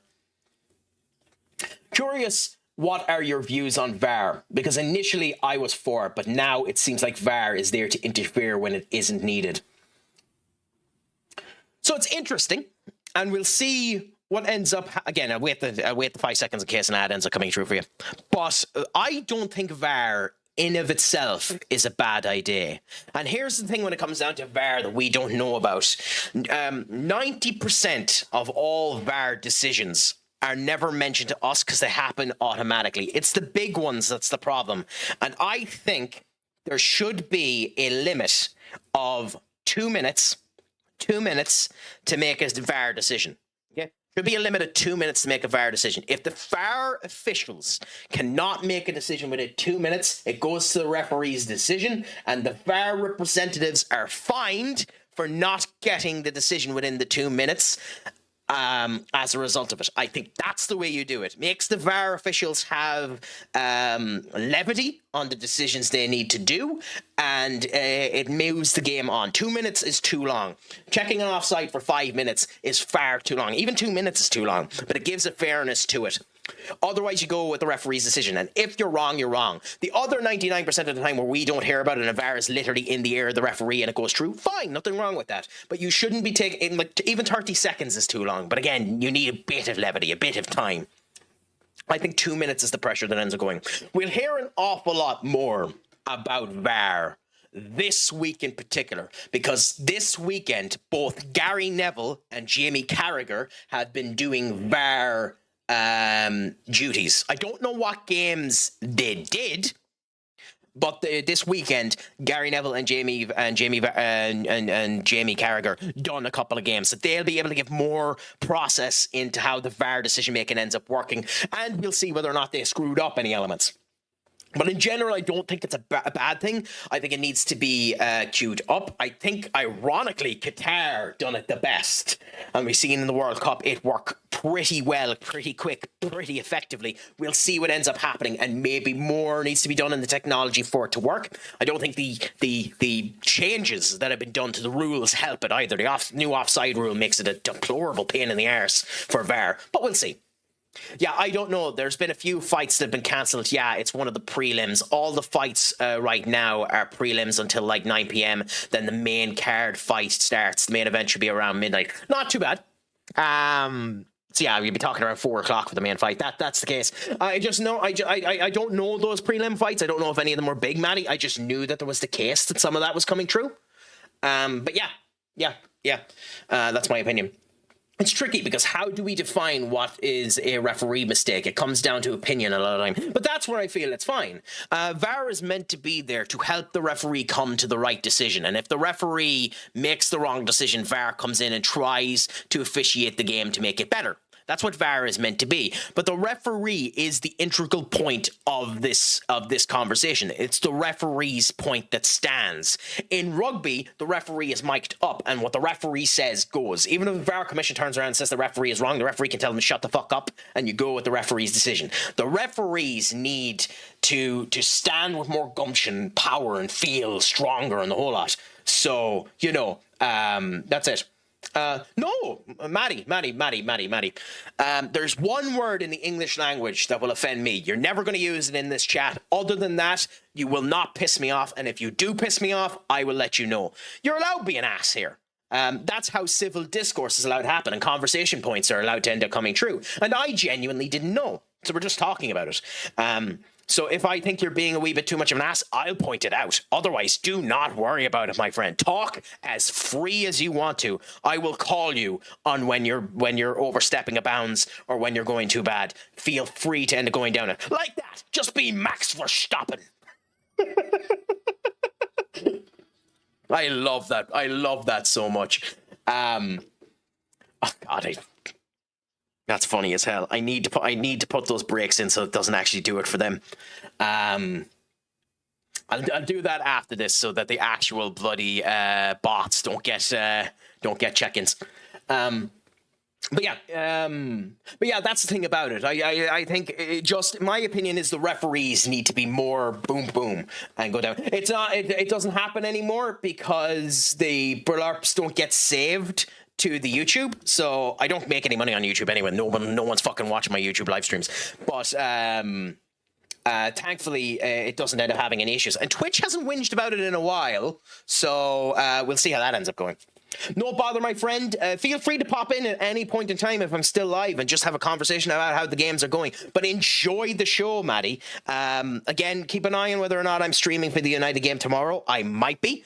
We'll see how things end up going. Just remember for yourself, I have been stupid, sexy Craic. The Craic has been 90. Make sure your weekend is fine if we don't end up talking. Shlán go fóill, and as always, my friend, Pog Mahon.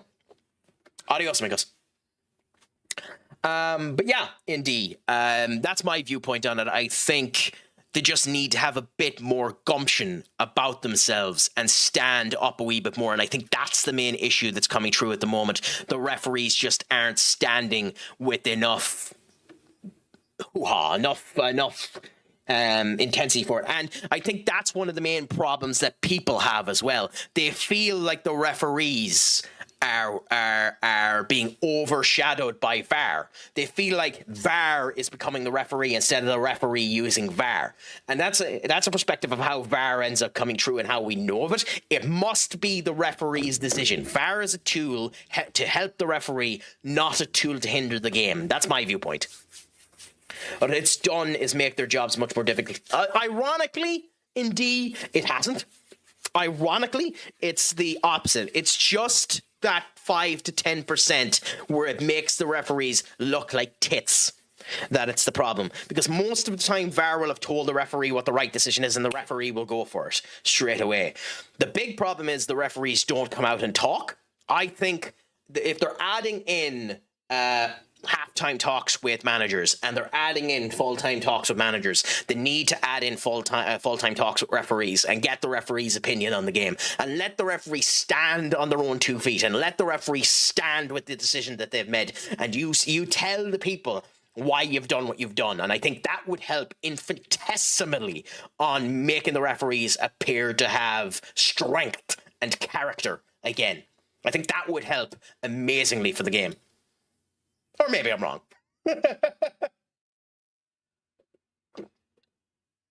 I think one of the big problems when it comes down to refereeing at the moment is the average person just thinks they're feeble assholes who bend the knee 100% to VAR and aren't willing to stand up.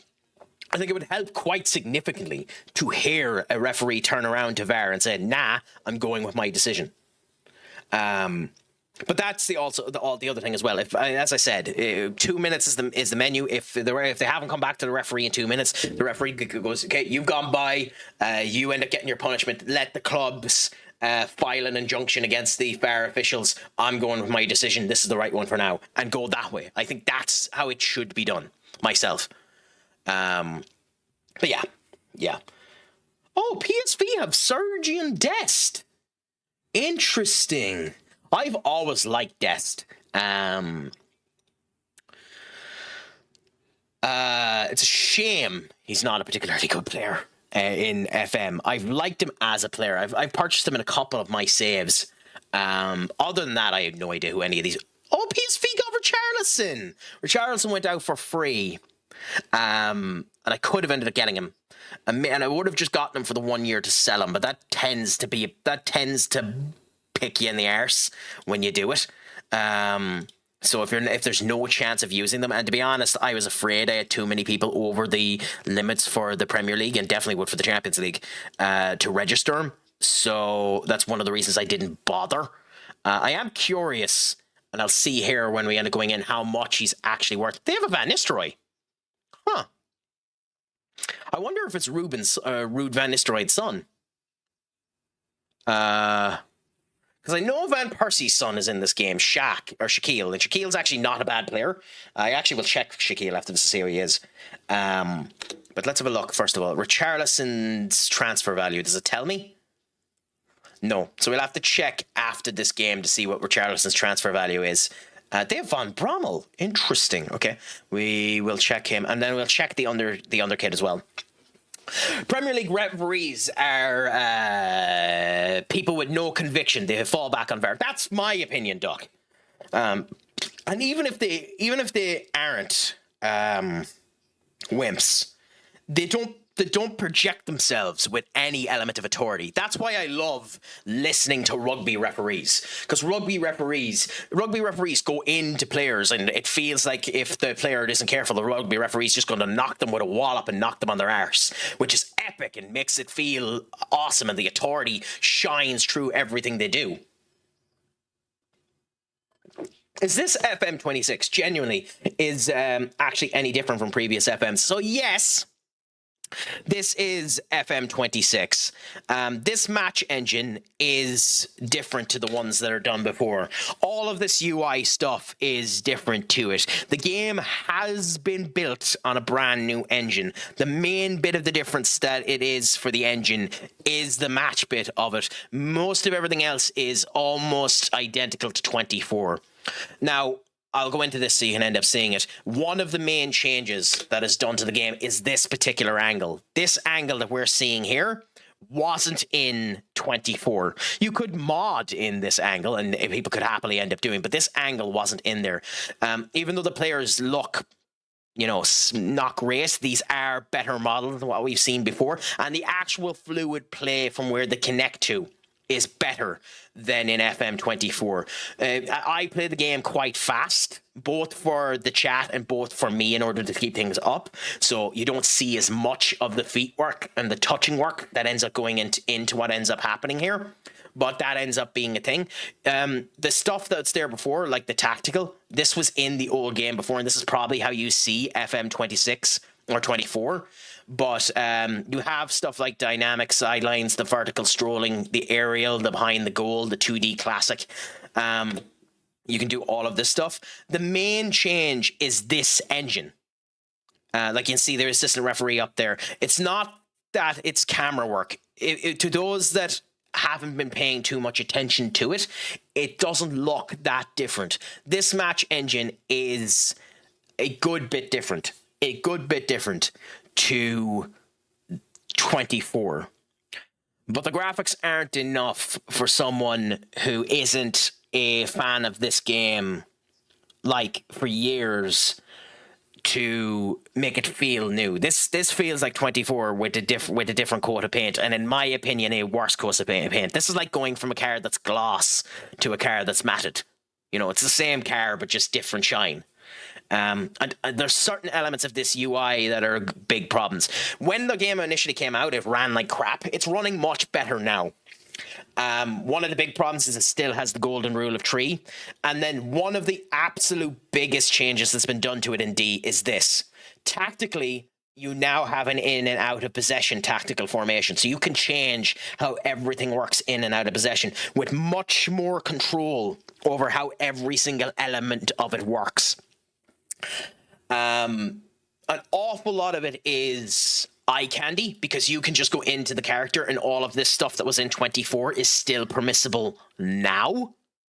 But because of that, you can view it an awful lot more, and it seems an awful lot more into it. This bit here is the main change of FM26 compared to FM24, and what makes the game completely different. It's still a very fun game. I still recommend it. If you have 24, I would stick with 24 and go with mods. Go to the Mad Scientist and get a couple of mods of them. Go on to FM Scout and find some of them. I still have the skin. I think this is here. Yeah, go and get that for FM24. It makes FM24 better than this game, in my opinion. But to each their own. Freeman, myself, what's a crack-a-lackin'? It's a pleasure to have you in. I am Irish. Indeed, I am from the Republic of Ireland in Connacht. I'm not going to tell you specifically where I am because I don't want to dox myself. But for Irish people who know, I'm in the location that is the piss pot of Ireland. If you know where that is, you know where it is. Congratulations to yourself. Please feel free to follow and join in for any of the streams that you want to end up doing. Ask away, talk away. Pleasure to talk and see how things end up going in and see how things are. Indeed, I recommend the game. Now, I don't recommend the game at 40 quid. I am of the opinion that you wait and try and get it on sale if you can. With that being said, it's great fun. You will end up getting engrossed in it as people end up doing, and you'll make as much fun as you end up getting out of it. Simply because of the lies that Sports Interactive doing, I don't recommend buying this game at full price. But it's a good game. I can't argue that it's bad at the moment. And it's running significantly better than it was. Because of the way it's running now, I do recommend the game. Of course, I know it's not the same, but do you like Northern Ireland football too or no? I don't pay much attention to Irish football in general, my friend. And I must admit, I haven't looked at the Northern Ireland League at all. With that being said, I am aware of the fact that Northern Ireland as a international league are doing significantly better than the Republic of Ireland. Do Northern Ireland have their own league, by the way? Or am I just smoking complete copium? Or is Northern Ireland part of the Airtricity League? Northern Ireland football. I should know the answer to that question. Yes, Northern Ireland Football League. They do have one. No, they have their own. Yeah, no, unfortunately, I don't pay attention to that. I am understanding of the fact that Northern Ireland have currently a better football team than the Republic of Ireland. It helps to have some players like Conor Bradley there, who I think is an actual genuinely good player. And Michael O'Neill is an okay manager. I won't call him great, but he's an okay manager. I like Northern Ireland. I think it'll be good to see how things go. Unfortunately, I know very little about your actual league. Though I don't have a PC, so I have to buy it on console, and that's usually watered down. From what I have heard, the console version of this game isn't bad indeed. And you can tell an awful lot of this game has been changed to be console-fied. Like here. Okay, so maybe it'll work now. Give me a second. It mightn't work for me. So yeah, here. You can see the console ends up coming up. You can go into the tactics. You can point over everything that's being done here. You can go in and move in order to do whatever you need to do. It is designed, in theory, to work with a controller. I'm not sure how nice that is to use, but it is designed to work with a controller. I think that's the reason. I think that's the reason why they went into the engine, to make it easier for that. I would be shocked if the console version isn't almost identical to this, if I'm honest with you. So give it a go and come back and let me know. Give us a follow so that you know when I'm live again. I think you followed there. So and go into the Discord and come on whenever I'm on. Let me know how it goes. Oh, you're a Sunderland fan. You must hate the day. You must hate today that. Oh no, you're on about the player, Paddy McNair. Yeah. Who do you support yourself, Freeman? If you don't mind me asking. Paddy McNair is actually a fairly good player. I think he's playing for. He's in the MLS at the moment, isn't he? Or am I wrong on that? God, he must be in his 30s at this point.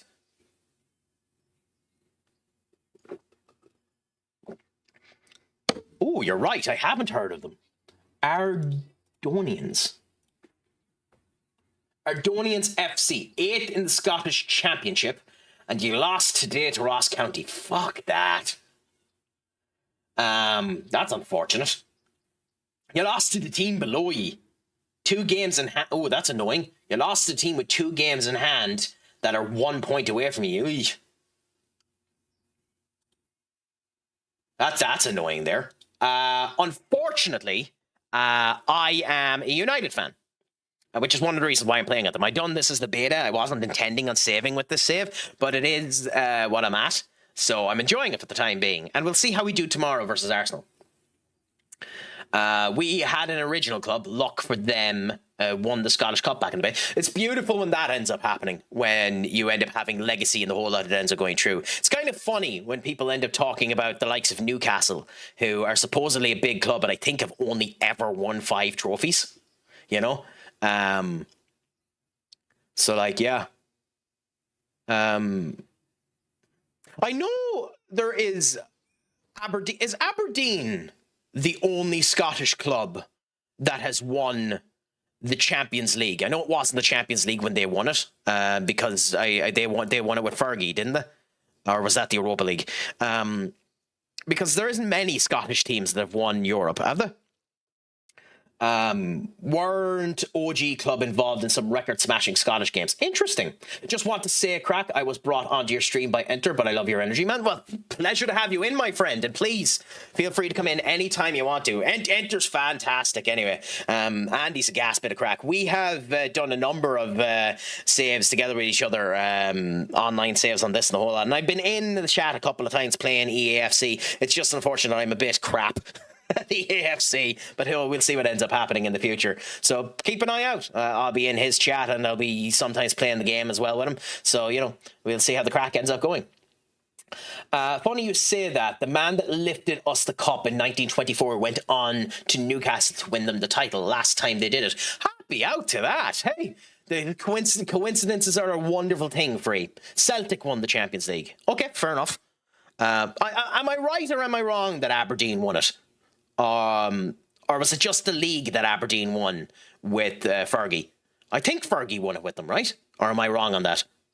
Fergie's pre-United won a cup, Winners' Cup. Okay, fair enough. 15-0. What a goal record. Also, first team for pen taken. Okay. I've known Andy since I was 13, and I'm rubbish at clubs. Hey, the joys of it. The joys of it.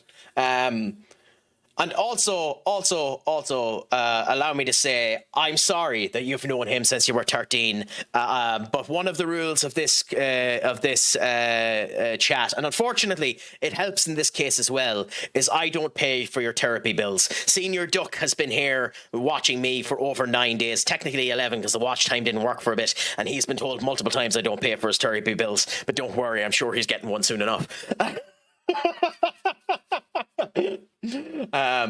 Aberdeen won a Winners' Cup. Rangers did too, yeah.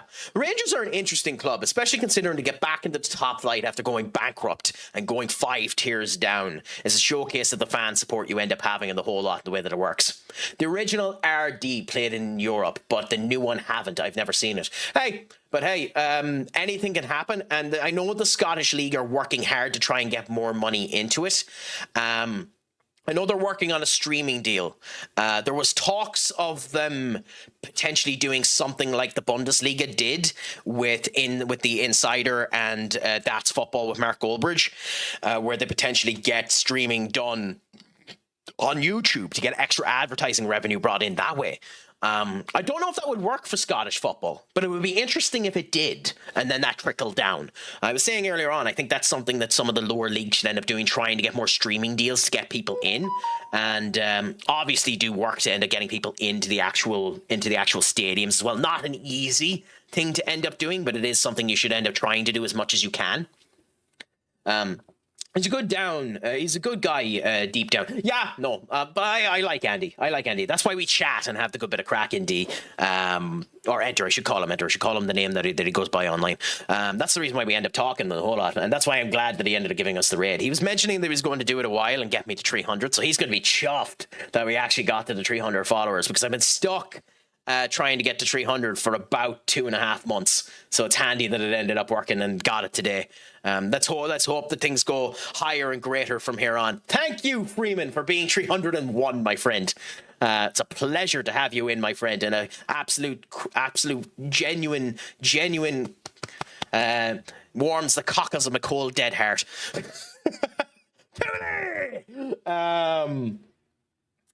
But yeah, to be frank, Aberdeen won the European Super Cup. Okay, yeah.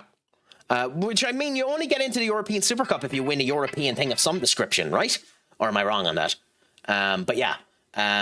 Funny, if Rangers didn't die, then my club wouldn't be called Eredivisie Ordinaires right now. Due to dying, we had to change our name. Rangers never got Med too, which made us say, wow, we got our old name back. It was amazing.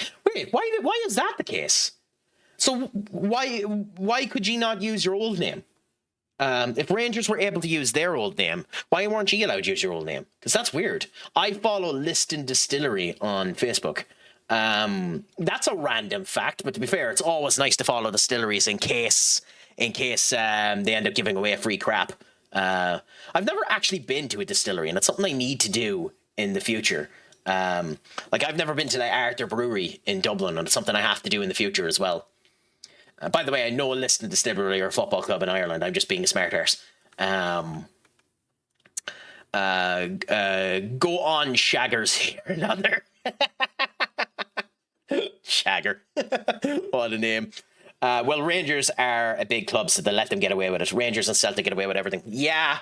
Although it's funny, too, because people have been making notes about this for a while, and it's interesting whether or not it's true.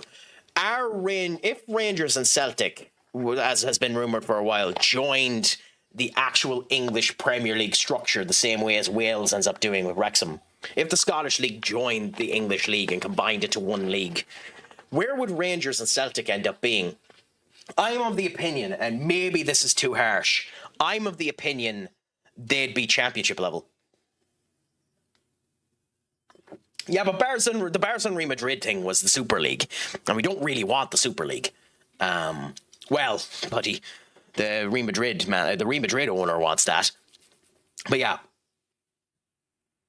I'd happily let them know. Well, the sad thing is, if you did, your league all but dies, Freeman. That's the sad thing about it. As annoying as that is, if they did join, your league all but dies, which is a really, really sad indictment. But it is the situation of what would end up happening.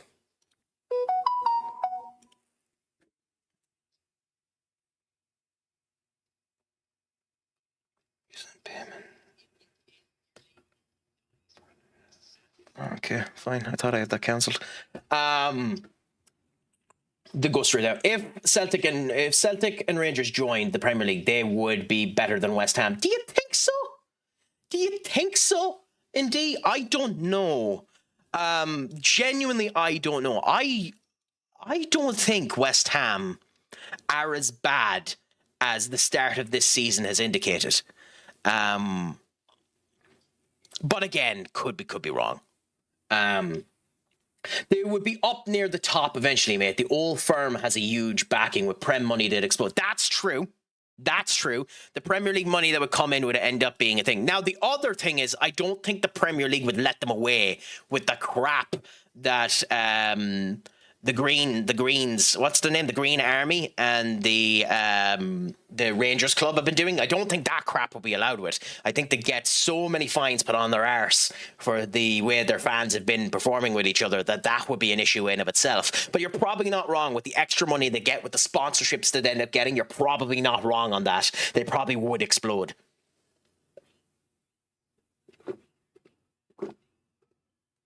Yeah, but I suppose they would on the sponsorship side of things. Like, just being one of the main... Like, United are still that kind of way where we're the eighth most financially solvable club in the world at the moment, and we're not in Europe, which is kind of funny.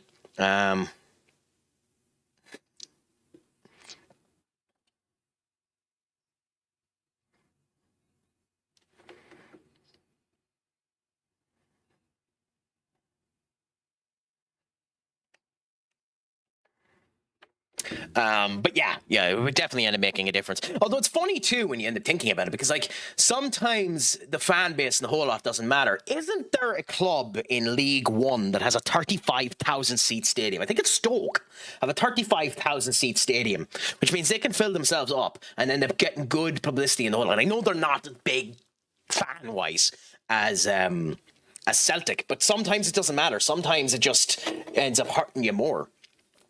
Yeah, it would just take time, yeah. If they get stuck in the championship and parachute payments stop you, it's screwed. Well, I don't agree with the parachute payments. I agree with it for the first season. I don't agree with it getting 3 years of parachute payments. Although here's an interesting question for you. And I doubt anyone knows the answer to this. I'll actually ask it after the advertisements. I should start reintroducing the advertisement screen, if I'm honest.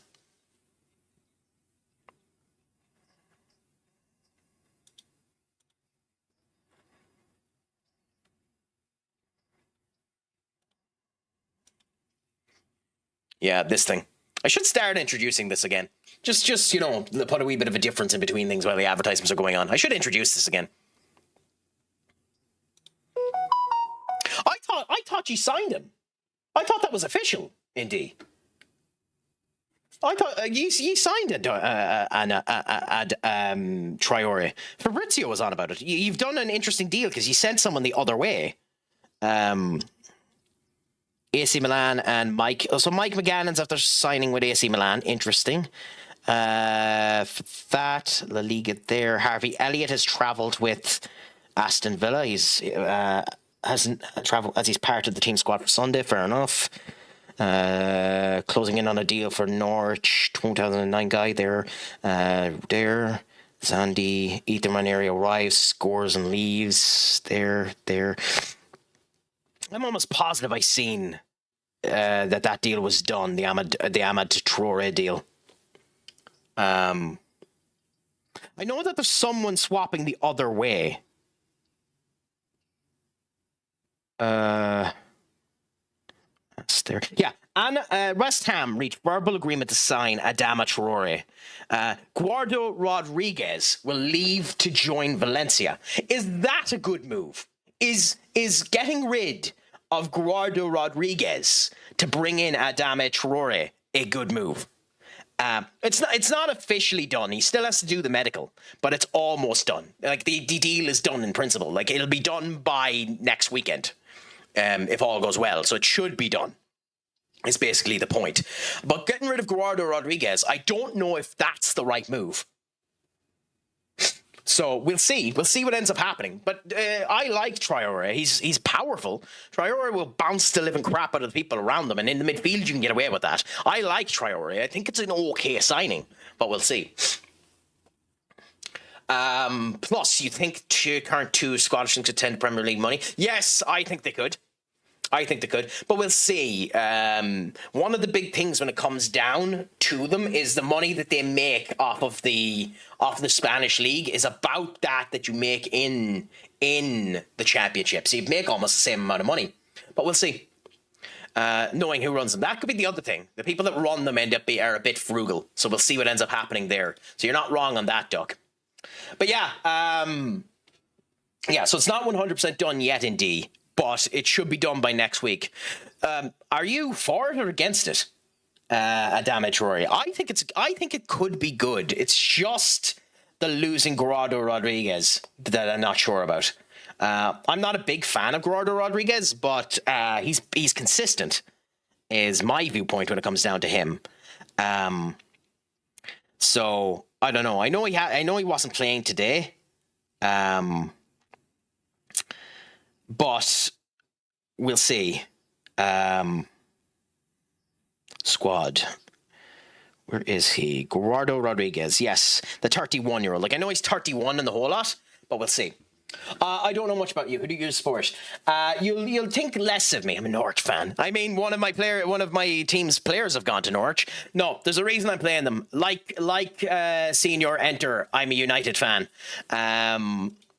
I have to live with the squalor and the wonder that is being a Manchester United fan. I didn't even notice we scored. I need to see who's done that goal. Yeah, no, I'm a Manchester United fan, so I have the joys of the pain that has been Manchester United, and it's been talking points on this stream for a while as to why I don't think we're actually as bad as people say we are, and elements such as that.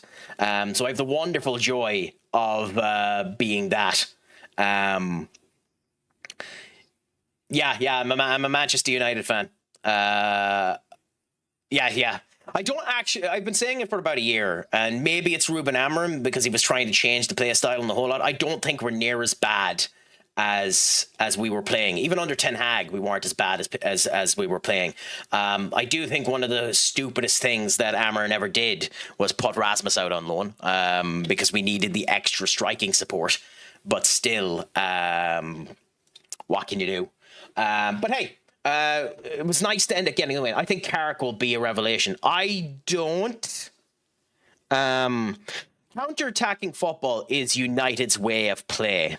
And we are one of the... And under Ten Hag, and under Eric Ten Hag, and under, not Eric Ten Hag, under Ruben Amorim we were as well. You could see it every time we played. We were bonkersly threatening against high block teams.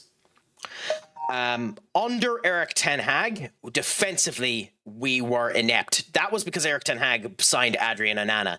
In Eric Ten Hag's 10 season, if he had remained with David De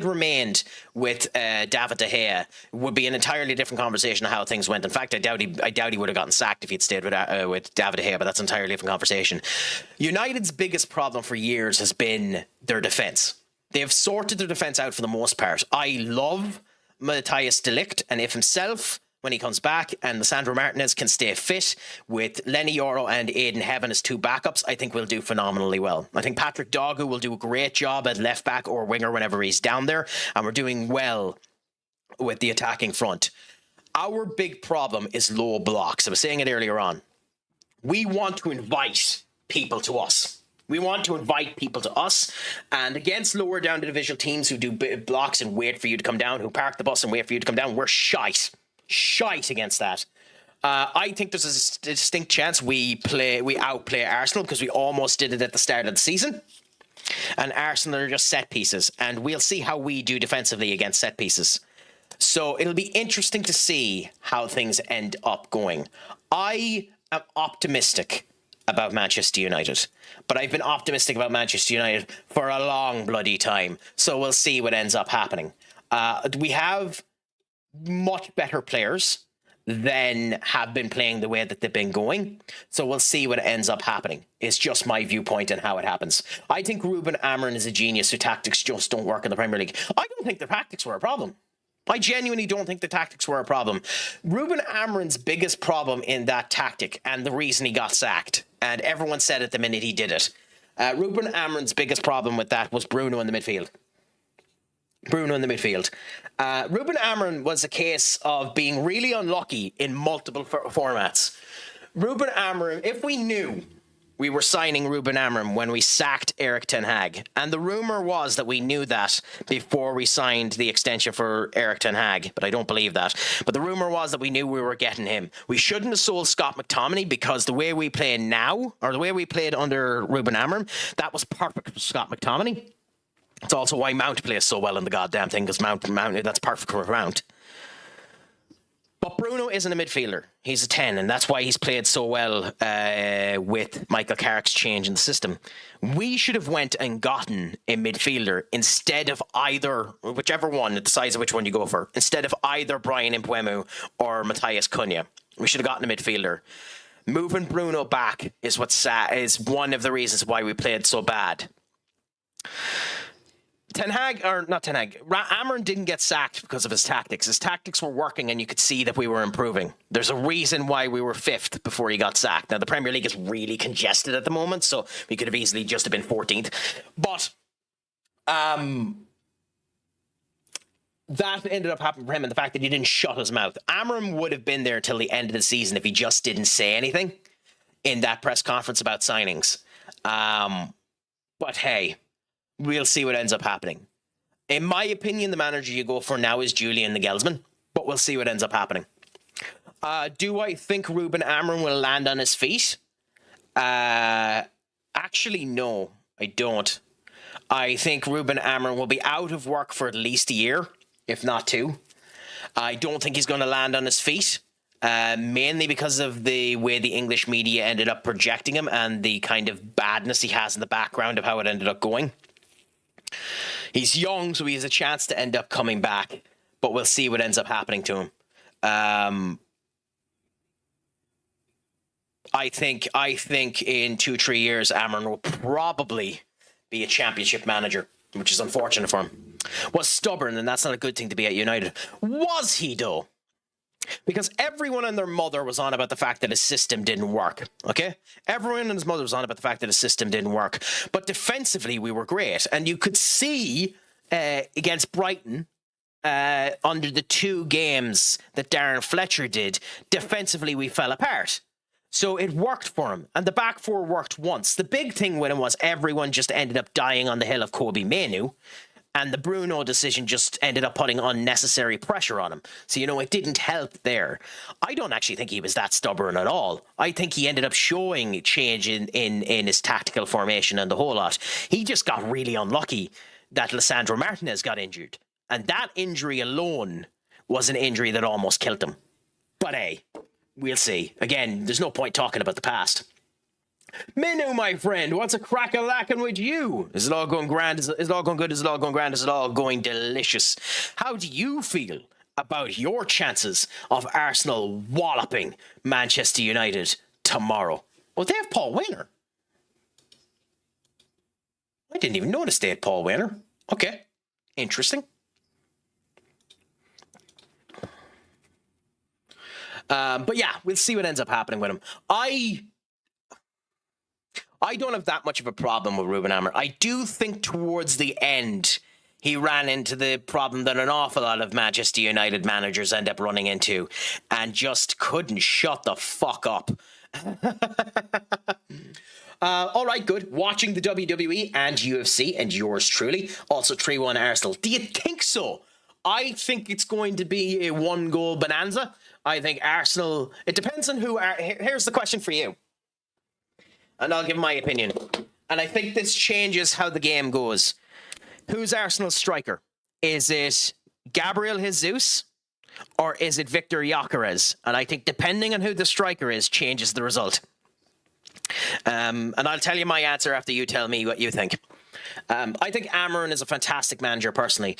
I think he would have proven to be. I don't like the lies that are being put out about Ruben Amrin more than anything else. Like the fact that people are saying that he never went to a youth game is astonishing, considering there's fucking images of him at Carrington during youth games. Like that type of crap is like deplorable. But,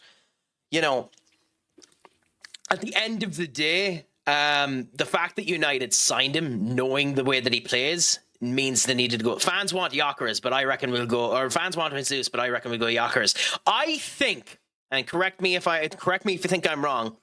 I think if you go with Gyökeres, you lose. I think if you go with Gyökeres, you use. If you go with Jesus, you win. Because I think with the way we're playing at the moment, I don't think Gyökeres will get past Lisandro Martinez.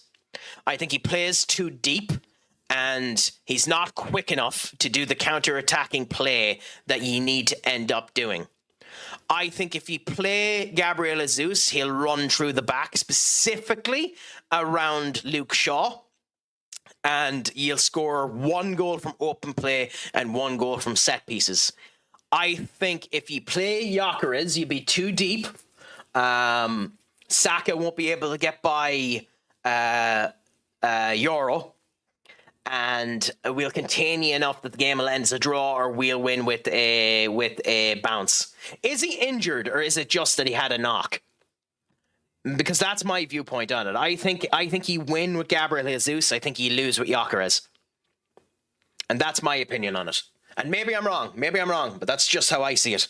I see it being potentially a 2-1 finish if Gyökeres plays, or a 1-0 finish to us, or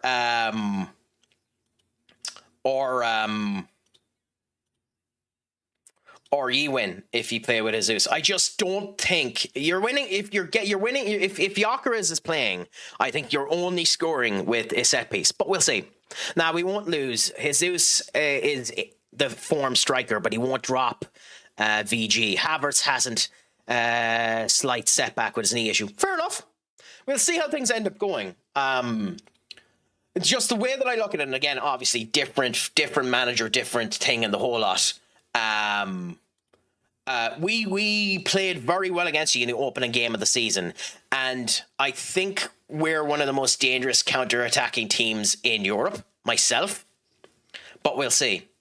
We won with 2 of them last year. Yeah, and that's what I'm saying. Anything can happen. That's the way about it. But I also, and maybe I'm wrong on this, I also don't think you're playing, and this is just funny in general, I also don't think you're playing as good this season as you did last season. I don't think there's any club in the Premier League playing as good this season as the best teams last season. But hey, we'll also see. You're playing a lot better now than you were about a month ago, which is unfortunate. But hey, time will tell and we'll see how it goes.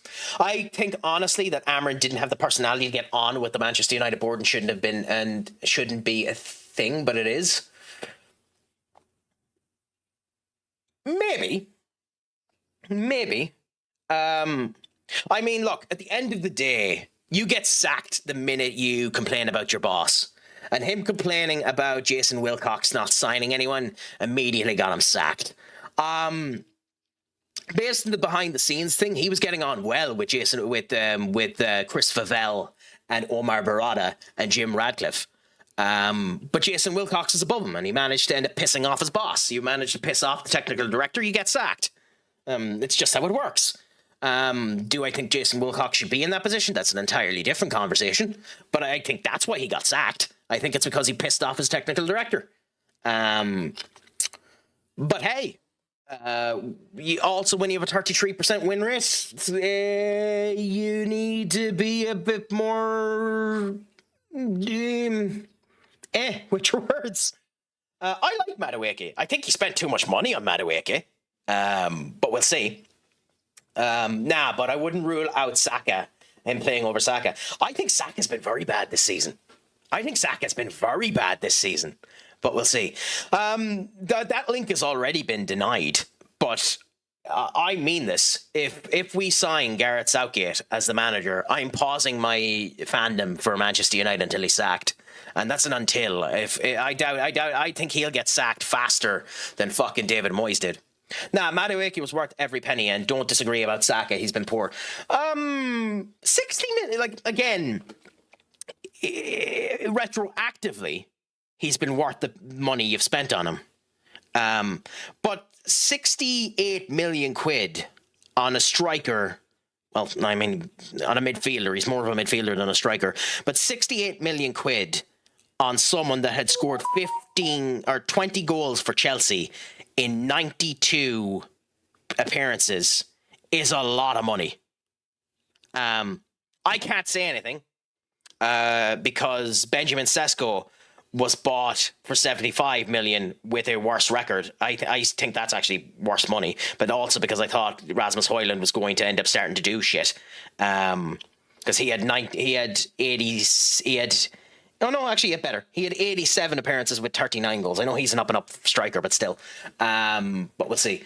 I kind of want Miles. I want the Lord himself, Miles Lewis-Skelly, to end up playing on left-back, although he won't. It'll be Calafiori. So the big thing with Zidane is Zidane would be good in D, but he has turned around and said he won't join a club if he doesn't know the language 100%. And he said he doesn't know English fluidly, and he's had trouble learning English fluidly. And on top of that, would Zidane be okay with this group of players?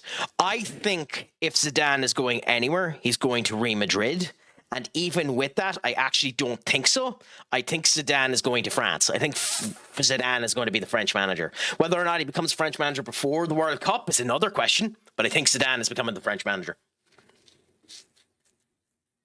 Yeah, I don't think he'd be bad at left back. Højlund was unlucky at Manchester United. I think he would never really work for him. I think...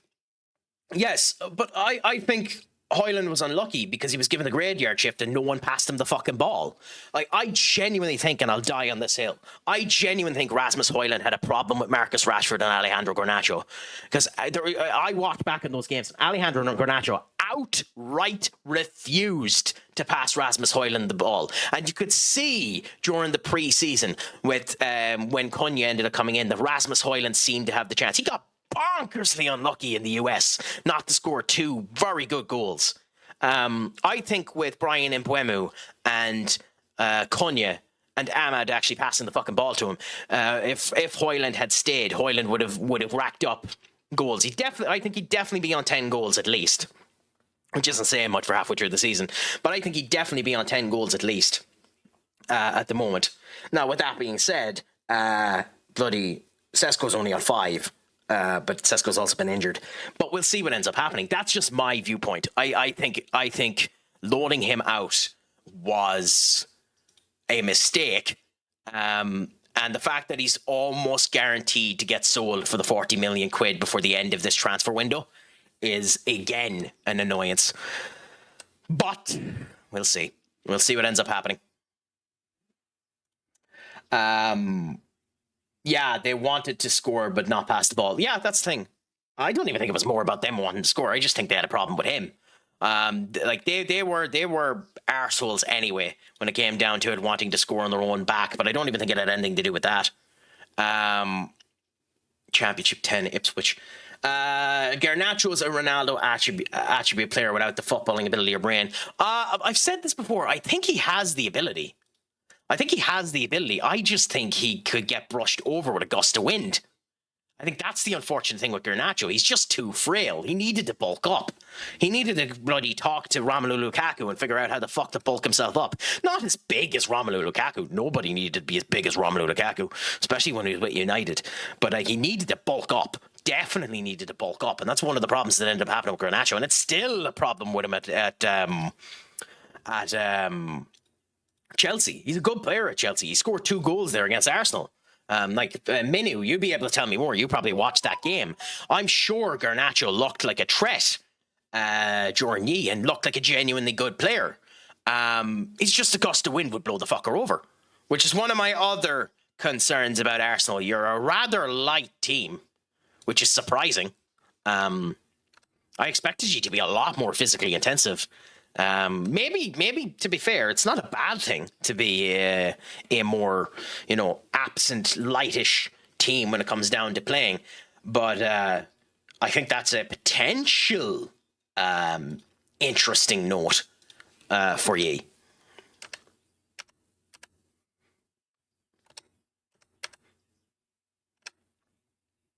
Fact he signed for Chelsea says it all for me. I don't. As I said before, and I'll say again, Chelsea are a goalkeeper and a striker away from winning the league. They're a goalkeeper and a striker away from winning the league. I thought João Pedro would be enough for him, but they also haven't been playing João Pedro as a striker for some reason. They've been playing him on the goddamn left. João Pedro looked like he had the capability of doing it. Chelsea's big problem is Robert Sanchez and Flip Jorgensen. Neither of the two of them are good enough.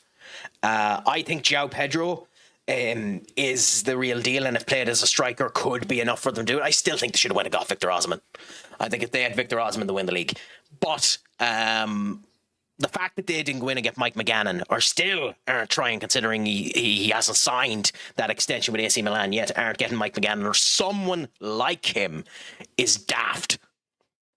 Hey, Craic, we West Ham are about to buy Adama Traore. Seems to me that that's short-sighted. We need to buy for the future and Adama. Well, he's 28, isn't he? Adam Traore. 29. He's 29. Maybe. I think Adama Traore will be good because he'll bounce people around and be able to get the balls into your new strikers. I think it's not a bad signing for the money you're paying for him and the whole lot. I think it's something like 20 million. I searched it up there when I was looking. Let me check again. Oh no, it didn't say. Like I think it's a good signing. At 29 years of age, it's not a bad signing. You get a good 2-3 years out of him. For ye at the moment, you just need people that can set you up. You do need to let me know which season 2 you're on about, Duck, because there's a lot of anime and series that are out at the moment that are on their second season. By the way, guys, do bear with me. It'll be less than 10 seconds. Well, not 10 seconds. It'll be less than 30 seconds. I'll be right back.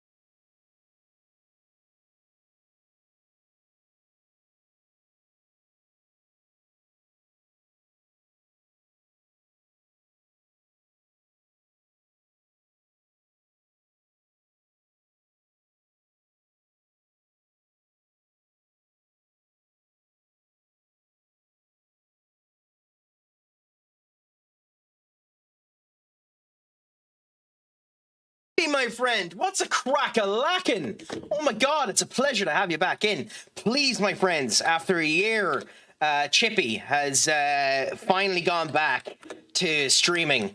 A good old school friend of the chat, a good crack to end up talking with, genuinely fine to end up talking to, has the unfortunate distinction of playing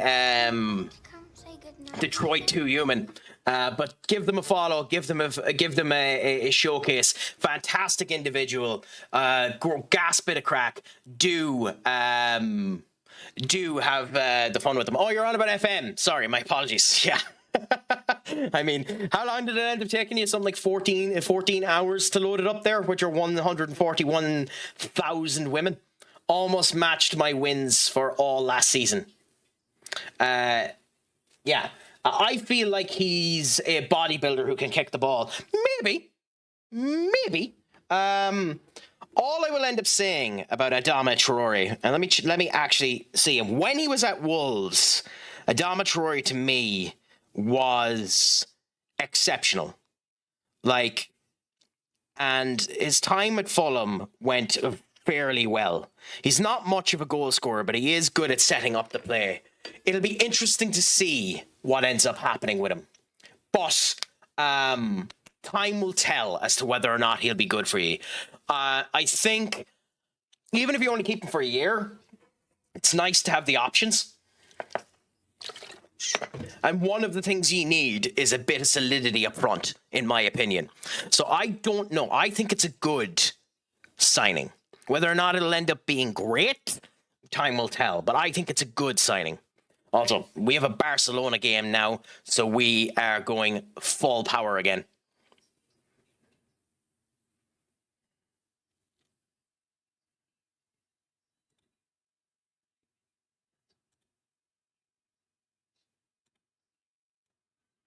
Okay, so,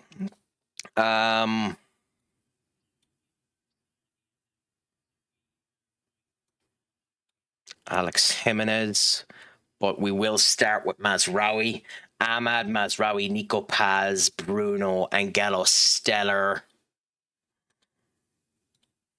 Euro Zelani. Interesting that it's putting you there, but no, we're going to replace Shawade with Dogu. Goddard there, Cups there, Victor Rook is still injured. I prefer not to have someone with an injury on the bench, so we'll put Julian Deville there instead of Victor Rushk, even though I love Victor Rushk. And Adrian Heaven is there, Rukat Ugate, Simons, yes. Benjamin Sesko there, but we have Evan Ferguson, who is fit but not ready, so we'll start with Sesko instead and see how that goes. But again, we'll see what ends up happening. I think Adama has gotten quicker in the last wee while as well, which is useful. He's not just the ball of meat that he was before. I think he's gotten a good bit quicker. So we'll see whether or not that will end up helping for you as well. I don't think it's the worst signing in the world, but time will end up telling, I suppose, how things end up going. In the Super Cup, we managed to end up getting Porto. So it shouldn't be that bad of a game. Hopefully it ends up going good, the match versus Porto. I believe it should do. Why is WWE not live yet? I was going to say. Okay, fine. I'll come back to it at 1 o'clock. They should be live with Saturday Night Main Event. Anyway, you're a Manchester United fan. It should be 4-4-2. Well, to be fair, this is the formation we were using. We were using this formation for quite a while, and we sometimes swap over to it when we need goals and end up going there. Ladies, gentlemen, and every other Technicolor rainbow in between, please, for the love of all that is good, please, please, please, give the mighty Digital Owen a follow. I'll wait until the ad ends up finishing, and we'll continue on from there. So let's just wait for that to end up going, and then I'll do the shout out. So we'll end up seeing how that goes. But yes, this is the formation we were doing. We've swapped to this because it's more defensively orientated and it works better for us. And we'll swap to this one when we need to. We're going to experiment a bit with this formation versus Barcelona and see how we end up doing, to see if we can end up getting better options out of it before we face Chelsea in the first game of the season.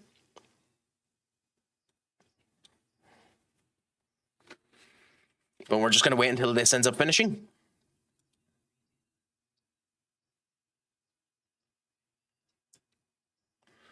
So the ads have now finished, and now it is time for me to end up doing this. Please, if you can, give Senior Digital Owen a follow, a gent, a scholar, a fantastic streamer who has made every moment I have been in their chat wonderful. Currently doing a plethora of saves in of himself. He's doing Clear Obscure Expedition 33, a fantastic stream. Please end up watching it while he is doing it. And he's doing a load of different oh, now he's stunned. Oh, now I feel bad. Doing loads of different collabs and all that. But we tried to do a collab a bit as well, and that failed miraculously. But we'll see what ends up happening. Those are fighting words, right? He wants to throw down. Indeed, nice. You are a gent and a scholar for the gifted. Thank you so much for that. You did not have to do that. Please, I am so touched in order to get the gifted sub off of you. And Pat, when he ends up coming in, I'll have to let him know about it. Digital, I'm like George Washington. I cannot tell a lie. It's just one of those cases of I have to tell the truth and give it out as much as I can do. But anyway, thank you so much for the gifted sub as well. A gent, a scholar, and a person. We might actually get that mystery stream, and then I need to decide what the hell I'm going to do for that. To be honest, I could give you the wonder of what we're going to do, and Senior Duck has a fantastic of idea what that stream is probably going to be, because Senior Duck has a 30-second clip of the 20 minutes that I was in it, but it's going to be a stream particularly yellow. That's the stream, Senior Duck. It's going to be a stream that's particularly yellow. Well, no bother, my friend. I will forget that, so I'm going to continue to call you ND, but it's a pleasure to end up talking to you. Yes, Owen. Oh, so mysterious. But yes, we're in now for a wee bit more fun. Our first actual proper big game, Manchester United versus the mighty Barcelona, who aren't actually licensed, which is the reason why they have this graphic up there. Later on, now that the game is in a far more stable condition, I'm going to look into adding in some of the stadium packs that people have been working on and the icon packs, so we can give them back their actual icon. But that's something we're going to end up doing in the future. By the way, Owen, if you are willing to talk, and feel free to lurk if you want to as well, my friend. What's the next few plans for your streams as well? Is it now that I think you're done with Lord of the Fallen, right? What's your Monday streams going to end up being now that you're done with that? Or do you still have another couple of saves to do with that? Because I know you were on something like 92 or 93% on that game the last time I ended up seeing it. Which I was very interested to see how that was going. I finished Lords of the Fallen. Yes, 4 playthroughs got the 10%, the 100%. Happy out. Because I know at one point, with the person you were doing the collab with, there was the talks that it could be 7 playthroughs to get the whole lot of it. So happy out that you were able to condense it into the 4. And then just wait to see the fun of having to get the full parrying of Clear Obscure Expedition 33. I might come back to you in a year's time and you're still doing 100% of that game.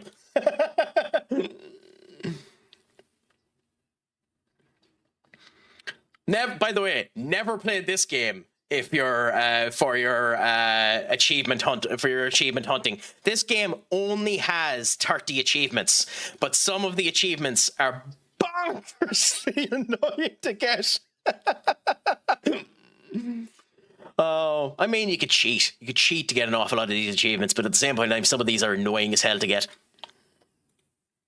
E3 is going well in Act 3. Not too bad. So I'm going to give you a bit of a warning for E3, because if they haven't done it, I know I'm not going to end up spoiling anything for you, but bit of a warning. Act 3 is significantly more loose in that you can finish the game immediately by going to the final zone and not check any of the extra crap. So sadly, you've hit the point in the game where everything is avoid the plot like the plague.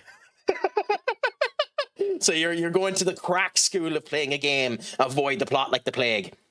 I could, but I managed to condense it, but it made them way more difficult. Hey, at least you enjoyed it while you were at it. I did EAFC 24, and those were difficult. That is an entirely different kettle of fish. And considering the amount of those online saves, I'm shocked that was going to be the case. I don't know if you know about this too. EA obviously is the old FIFA games, but FIFA is coming out with their own games now as well, Owen. And they're being made by Netflix Games, an independent studio that's working with Netflix Games. This will be their first game, technically, but we'll see how that ends up going. Yeah. First game there, it'll be working with Netflix Games, should be streamable and the whole lot. Netflix Games is an interesting kettle of fish because obviously they've been loaning out games and the whole lot. You can play Red Dead Redemption 2 on it. If you want to experience hell 100% Star Ocean 4K, you absolute asshole. I know that 100%. I think that 100% is what? It's something like... The average time to do that 100% is something like 250 hours. I think it's something like 250 hours just to do it. Approximately 5 weeks to complete it is what was said. 188 hours is the suspected time on it. Almost 4 to 5 weeks. Like it is a... I heard about that 100%.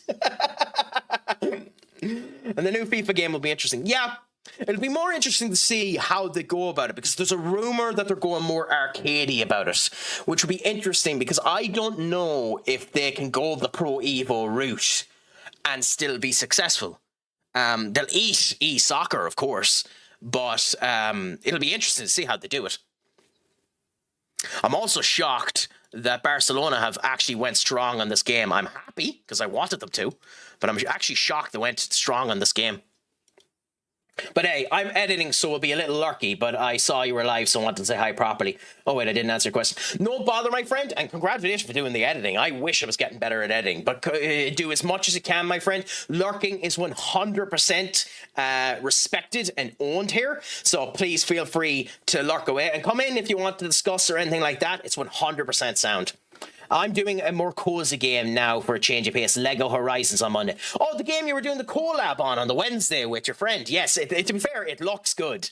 It looks like a good bit of crack, and the Lego games have been doing fantastic, especially considering where that franchise was less than 13 years ago. Can't decide between Code Vein 2 or something like Ghost of Yote. So we don't know about about Code Vein 2 yet. They've made an awful lot of changes to that game in comparison to Code Vein 1. It won't be a bad 100%, but Code Vein 2, it's meant to be taking inspiration off of Stellar Blade. So if that makes you excited to go on to it, then potentially do. But it's a completely new world, completely new characters. There'll be the stereotypical boss fight versus a character or two from Code Vein 1. But it's going to be almost negligible to say that Code Vein 2 is a sequel to Code Vein 1, because it's almost going to be an entirely different game. I would probably myself recommend doing Yote first. But again, your own choice, my friend. Well, that's what Code Vein 1 was. And I actually really enjoyed Code Vein 1. Now, I cheated my ass off because I used the partners up the wazoo, because that game is hard enough when you end up getting to it. But I really enjoyed Code Vein 1. I enjoyed 100%ing Stellar Blade, so it doesn't stifle any excitement. But I hear you. Diff feel tonight. Yeah. I need to buy Stellar Blade. Well, actually, that could be something I end up using that credit for. I need to buy Stellar Blade and stream it at some point in time, because I'm definitely not wanting to see those magnificent jugs, those wonderful melons, those glorious gadonkadonks. But yes, the assets. Yeah, but you know, they definitely help. That's one of the reasons why I played Expedition 33. Legitimately, when I played Expedition 33 and we got to the Gustav swimsuit outfit, I stood in amazement for about, and Duck can contest this, I stood in amazement for about 5 to 10 minutes at the wonders of that package. Verso's doesn't look near as good as Gustav's. They just packed that trunk with a whole lot of ammunition. Mononoko's remained in his budgie smuggles ever since acquiring them. Yes, to be fair, Mononokos are gorgeous as well. So, unbelievable. The only one that I don't like is Mael's swimsuit. Now, it's a one piece, so it makes sense considering she's 15. But the fact that she's 15, I just... No,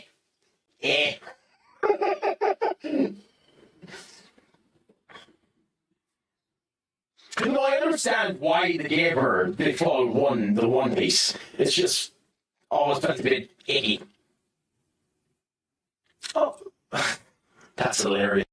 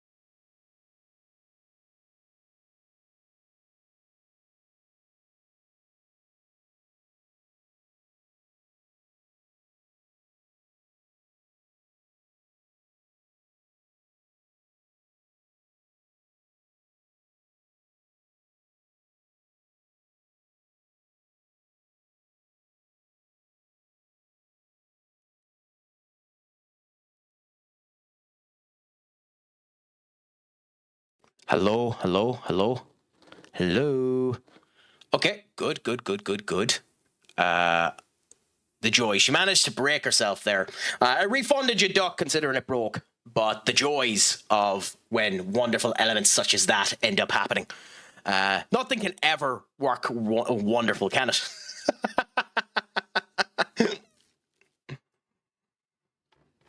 I mean, you have a tendency to do that, Senior Duck. You know, in life, kind of like when playing this game, in life, I must always remember. Shut up. Don't you forget, you ain't one yet. Because everything bloody breaks on me. Expert mode is no joke, so it's taking me longer than I imagined. Yeah, I'm on expert mode as well, Senior, so trust me, I understand it. That's why I was saying, learn the bloody parry system, or the dodge system, and don't feel bad about dodging as well. But yeah, no. But I'm glad you're enjoying it. Just wait until you end up getting to the harder versions. I try to be the GOAT. The greatest of all time stands here amongst you today. The greatest of all time stands and acts like this.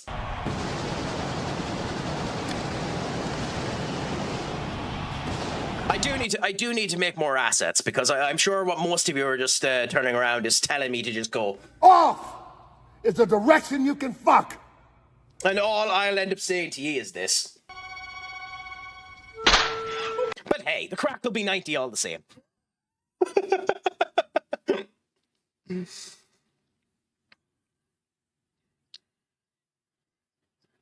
By the way, did it...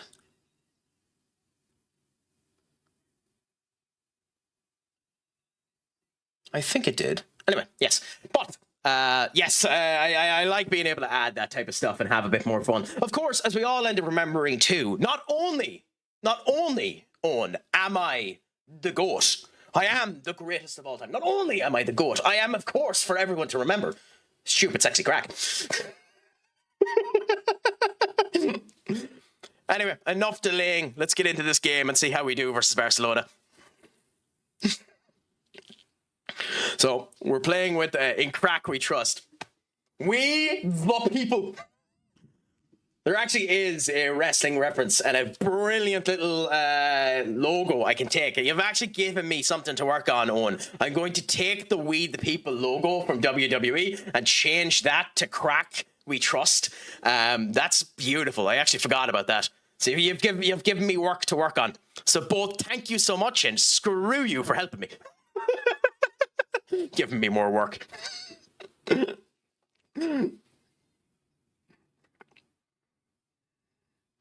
You've actually managed to make me feel like this. I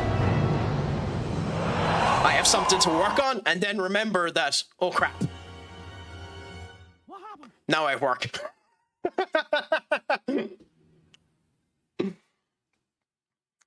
But all is good. Speaking of it, I'll get back to my edit. No bother, my friend. And yeah, they're brilliant. They're brilliant. That's the joys of going on X and just watching random people meme the crap out, where you can just take them and continue on them. But yeah, it's nice to end up having them in more editions and the whole lot put in. And always trying to refine and improve. But enjoy your editing, my friend. Do you mind if I ask, by the way, what do you use for your editing? I'm accidentally keeping you longer than you're meant to. Because at the moment, I've been trying to do more editing with DaVinci Pro. Well, DaVinci, not Pro. I don't know the Pro version, because who could be arsed spending money yet. But what do you use for your editing? And I have 100% legal versions of Photoshop and Illustrator for, you know, editing images.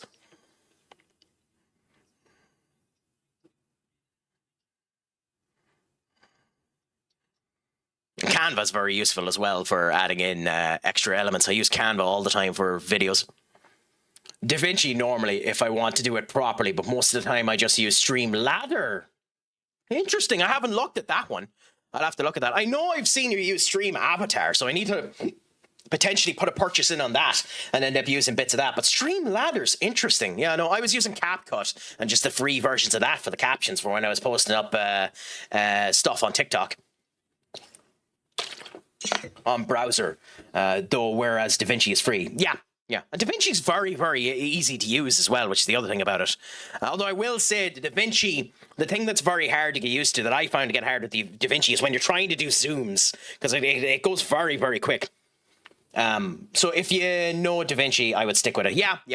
Of course, the other thing is I have Epic Games downloaded as well, so I can end up doing some bits on that as well if I needed to. But again, I'll stop talking because I'll keep you from your editing. So for now, my friend, all I can say to you is thank you so much for coming in. Make sure to pop in again if you end up getting the time. And as always,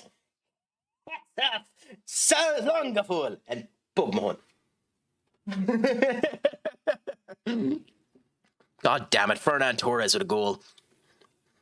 Yeah. So we're 1-1 at the moment. We've been playing better than them at the moment, but still them scoring there. Yeah, Pogba. Schlangafol too, which is goodbye, my friend. But Schlangafol and Pogba.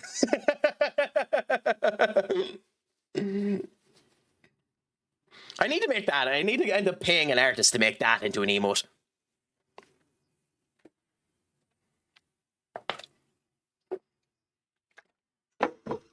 Yeah, but we're doing okay here. So this is ambitious, or not ambitious. This is looking good for us for when we go up against Chelsea. And knowing that Euro made that mistake there, Euro's the concerning one here. He's developing great. Like, Euro's developing a lot better than Aiden Heaven, who unfortunately might end up getting lost in the wayside. And Paz is just not enjoying the game today. So we'll see what ends up happening there. Hopefully Paz can end up putting himself back together, and we see what ends up going there.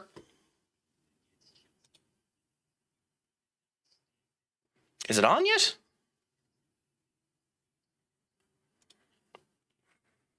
It should be starting now.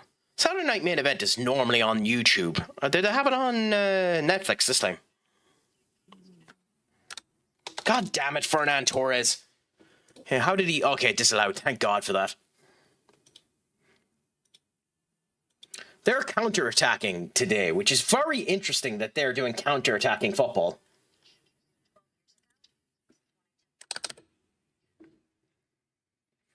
We're just not sealing the deal properly there. Paz is having a very bad game today, which is concerning considering we've signed him and he needs to end up having better ways to himself. Paz to Sesko. Hey, when it works, it bloody works. And that is fantastic by Paz. Because he could end up attempting to take the shot himself. But having enough wherewithal to pass it down to Sesko and Sesko to just knock it in is enough for Paz to make himself right.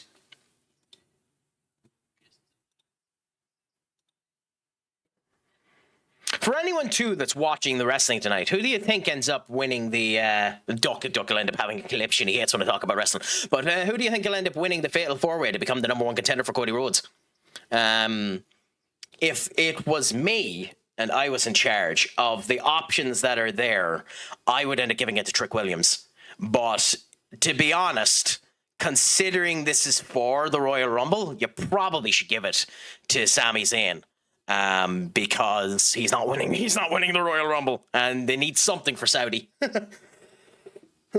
Okay, so we are playing good. 2 goals up at the moment. Sesko with both goals. We're not going to make any substitutions. The men's is having a good performance, and so is Garcia for them. Garcia is probably a better goalkeeper than Lamens, weirdly enough. Lamens is where we probably need to consider making a substitution for Lamens, but he's doing good for us for at the moment. Lamine Yamal's having a mediocre game for them. God, he's stacked. Wow. Okay. Cabro.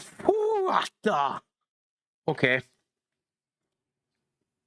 That has to be wrong with his potential. Look at these stats. Anyway, never mind. Fort, who is one of the players we actually wanted to get if we could, is there. I think, even though this could bite us in the arse, I think we changed the tactical formation from counter-attacking to holding the shape and see how this does against them. And see whether or not this is a potential option for goals as opposed to what we were attempting before, which is the 3-back. If we don't get anything out of this by 60 minutes, I don't actually care about losing this match. If we don't get anything out of this by 60 minutes, we're going to change course and go to the tree back just to give it a go and see how that ends up doing as a potential option to firepower things up and continue to do things on. I understood why you'd be annoyed, but still, you've been playing brilliantly. Good. Let's continue on and see if this little change helps us at all. It is more playing through them than counter-attacking, so it's far more possession-based in its ideals. This team should be good enough to do... Well, not when you're doing passes like that, but this team should be good enough for it to do. This could open the door for them to score, by the way. That's not a card. Fick off. Did they give a card? No, thank God. Because that wasn't a card. It was just a bit rough.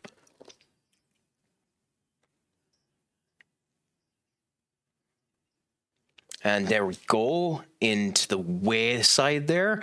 Okay, we seem to be doing fine with this play. It's upped our XG quite significantly, but our chances haven't been as good. So maybe, maybe not.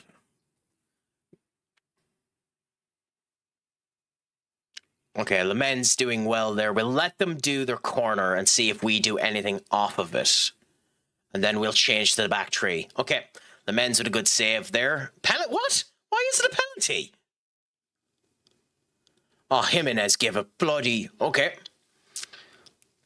Oh! Oh, that's an atrocious penalty. That's one of the worst penalties I've seen the game take in a long time. Okay, pause for a minute, and we're going to do a couple of tactical changes. So, we're going to take Bruno off, even though he's been playing good, and put the cat on. We're going to take Stellar off and put Kobe on. We're going to take Alex Jimenez off and move Ahmad to there. Dogu we're going to take off and put Marcus Rashford on instead. Nico Paz would be performing there.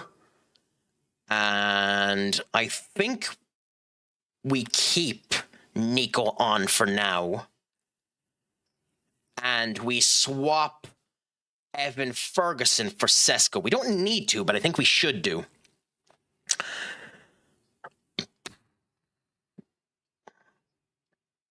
And Buemo's been performing good and can continue to perform good in that position there because he goes out to this side there.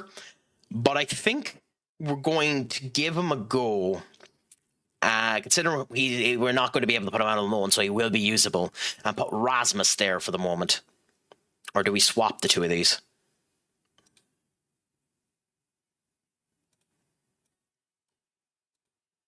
I mean, it really doesn't matter.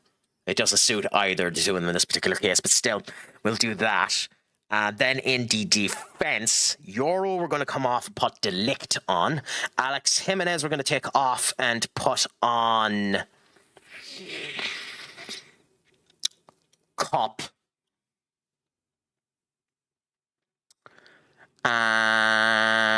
Screw, we'll do it. We're going to take off Zimbrani and put on Willy Kumumbala. That's a lot of changes and potentially too many.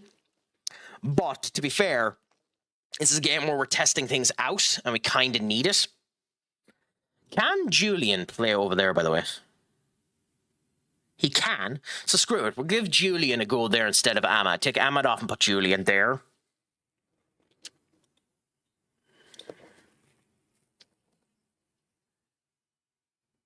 Yeah, I'm going to go with that for the moment. Keep Nico Paz on and give him a go.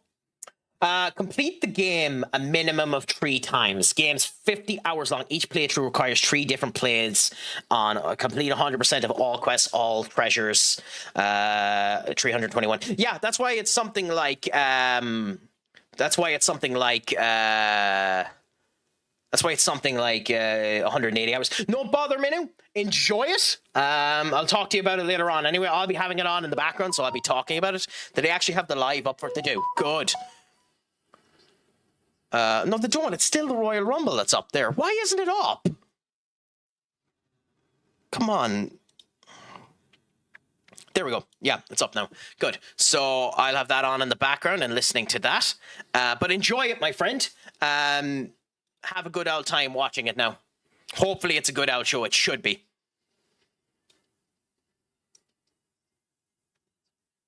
Okay. Anyways, for platinum, yes.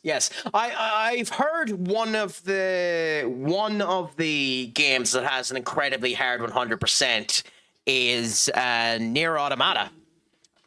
Because I think you have to play Nier Automata something like 4 to 5 times as well in order to get the 100% in it. Let me check that. Nier Automata game.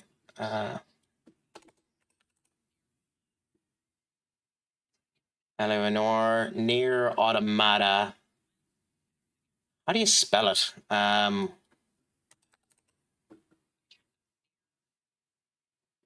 Yeah, Nier Automata. Oh, the completionist of that game is only 62 hours. Okay, interesting. That's 62 hours. When you look at the assemble... By the way, I spent a lot longer than 67 hours on Clear Obscure Expedition 33. That's very funny that it says that 67 hours. 193 hours for Red Dead Redemption. So Red Dead Redemption 2 is considered longer than Star Ocean. Baldur's Gate 3, 178 hours. I want to play that at some point in time. Cyberpunk 2077, 108 hours. Hogwarts Legacy 72. Interesting.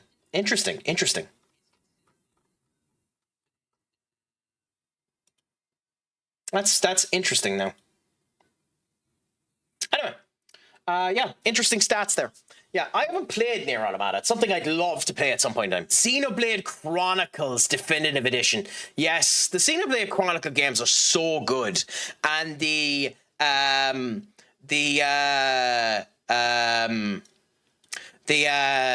walkthrough done by Chunka Conroy is unbelievable as well.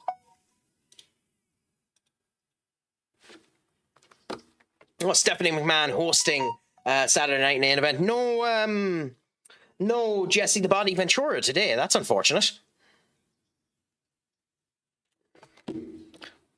Anyway, yeah, I if it wasn't such a pain in the arse to get up and stream, I'd love to stream Xenoblade Chronicles, because I think you can only stream that game off of a Nintendo device at the moment. I don't think you can do it PC-wise legally. So who knows? Maybe in the future. But let's see how we do now. Will the tree at the back end up warranting us a goal? It could do. It's done well for us in the past. Rasmus! Oh, okay.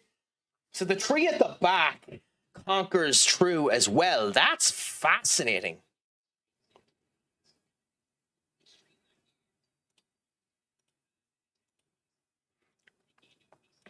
I'm back. Said this next fight's supposed to be a good one. Gauthier is supposed to be very good up and coming fighter. Okay, interesting. I might put it on in the background alongside Saturday Night Main Event, because I have Saturday Night Main Event currently on now as well. So let me put it on. Thanks for letting me know, Maddie. Fighting now up here, and I'll put it on now if I can. Is UFC streaming live on Netflix, by the way? It should be, right? Or am I wrong on that? Do you know if the UFC is streaming off of Netflix?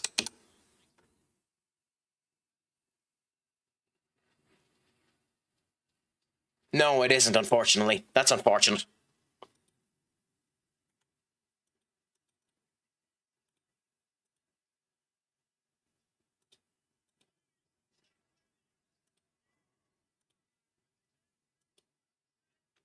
Hey, can I get it on?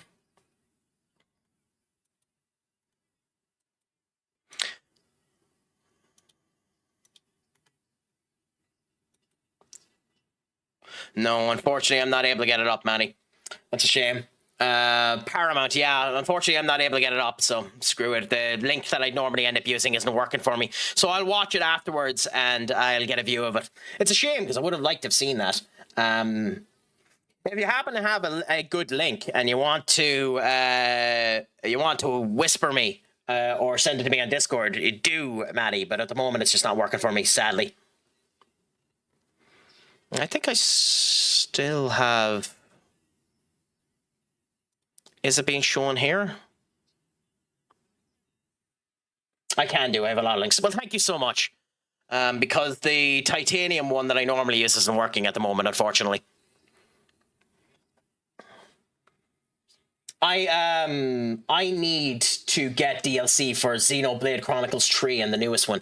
How was Xenoblade Chronicles 3? I liked the idea of that game, but I didn't end up seeing anything with it. God, Jacob Fatu is so fucking cool. Yeah, man.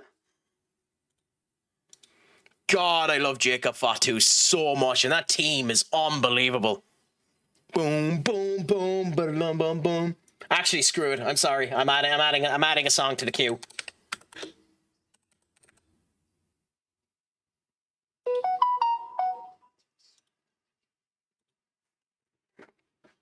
Never finished it. Was 50 hours in. Happy out.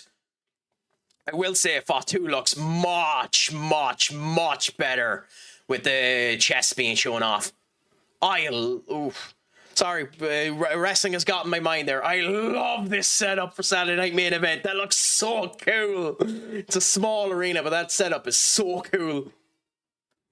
Oh.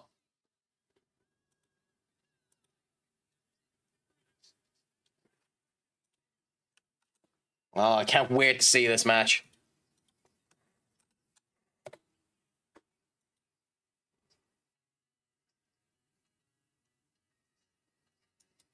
Okay, cool. Coolaboola. Okay, Coolaboola. That means I can put that there. Cool. Yeah, it's working. It's working, my friend. I just need to set myself up to be able to watch it because I'm watching as I said, the WWE as well, so.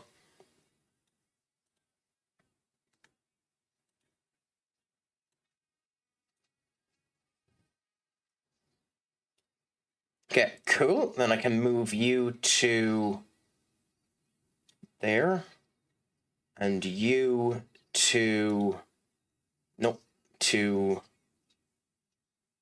there. Cool. Perfect. So that should end up working for me there. We can move you down. Beautiful. Beautiful, beautiful, beautiful. Happy out. Played 70 of 2.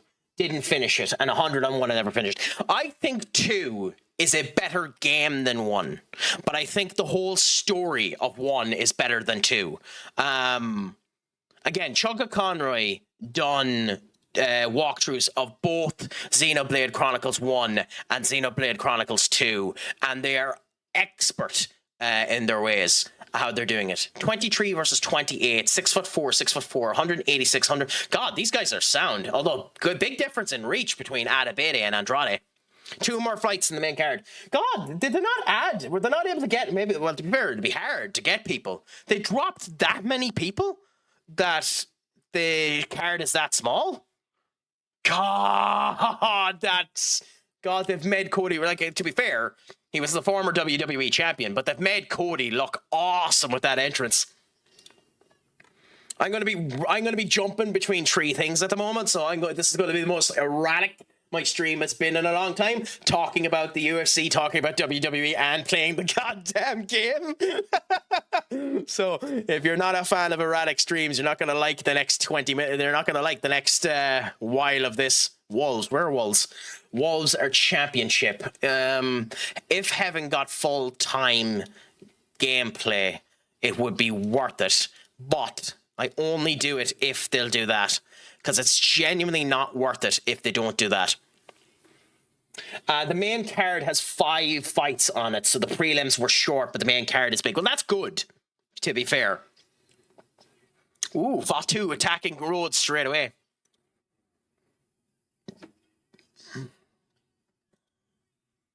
Oh, the women coming out with the sign and the whole lot. UFC just has a fantastic look about it. I do think, now one of the things UFC definitely needs to do is pull people from the back and bring them up to the front. The fact that they have so many empty seats is a bit bad for the UFC. But hey, and they could use a wee bit more dynamic lighting. But hey, we'll see how this goes. Oh God, I didn't even realize 5-minute rounds and the whole lot. That's interesting. Hoffman. I mean, for the amount that they're getting paid, and Hoffman are good in the Bundesliga, this will be good for cups. I need to keep an eye on him and return him in January if we're not getting any game time out of him. But this should be good to develop cups. So yes, I'll send him to Hoffman. God, bloody Gutierrez all over him at the moment. God, what a way to start the show. Wow. Yeah, normal budgets, because I don't want to bust out our finances, which, hey, we're overbalanced at the moment. Not by much, and considering the amount of expenditure we end up doing, it means we're going to go into the red again quite fast. But hey, at least we're over a bit, and we should hopefully do well again, so we'll see what ends up happening. So just regular bonuses. We're in an awful lot more games, and our sponsorships just help us up as well, and we've made a couple of sales.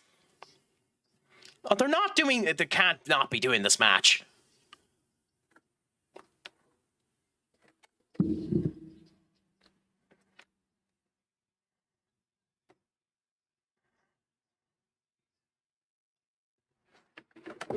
UFC, I thought that was United. To be fair, with the way United are battering for results at the moment, it could be just the UFC.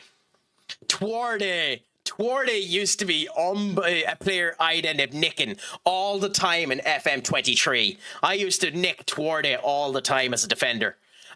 71 million quid is far too much money for a 27-year-old, by the way, but the stats are actually fairly good. This has been all Gutierrez, by the way, at the moment.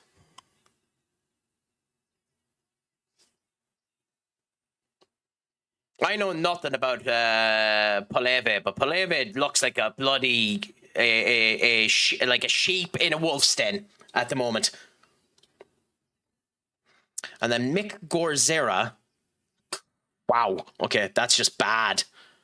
Can Unz is remarkable, but again, too expensive, and we have that position covered now with Nico Paz.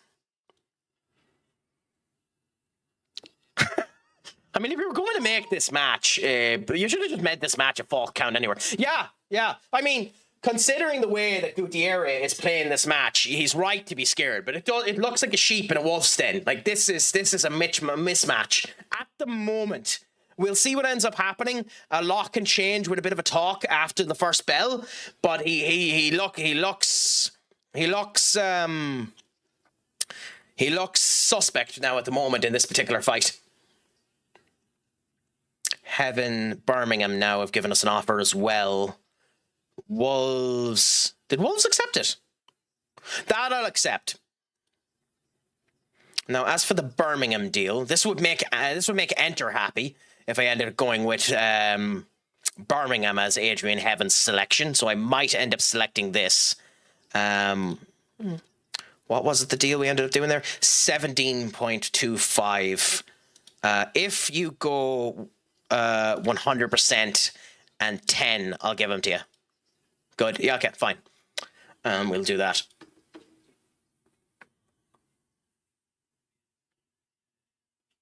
What is he trying with that overhand? That's one of the most telegraphed punches I've ever seen in my life, Matty.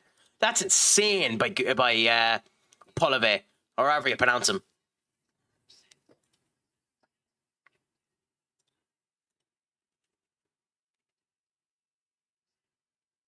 Also, he's gassed already. How is he gassed? Okay, that's interesting. Since FM14, I've played nearly 50k hours of FM. How many days is 50k hours? That means you played 2,083 days of FM. And 2,083 days to years is 5.7 years of FM. You have spent 5.7 years of your life playing Football Manager. I mean, to be fair, I've probably spent at least a year playing this game, if not more. But yeah.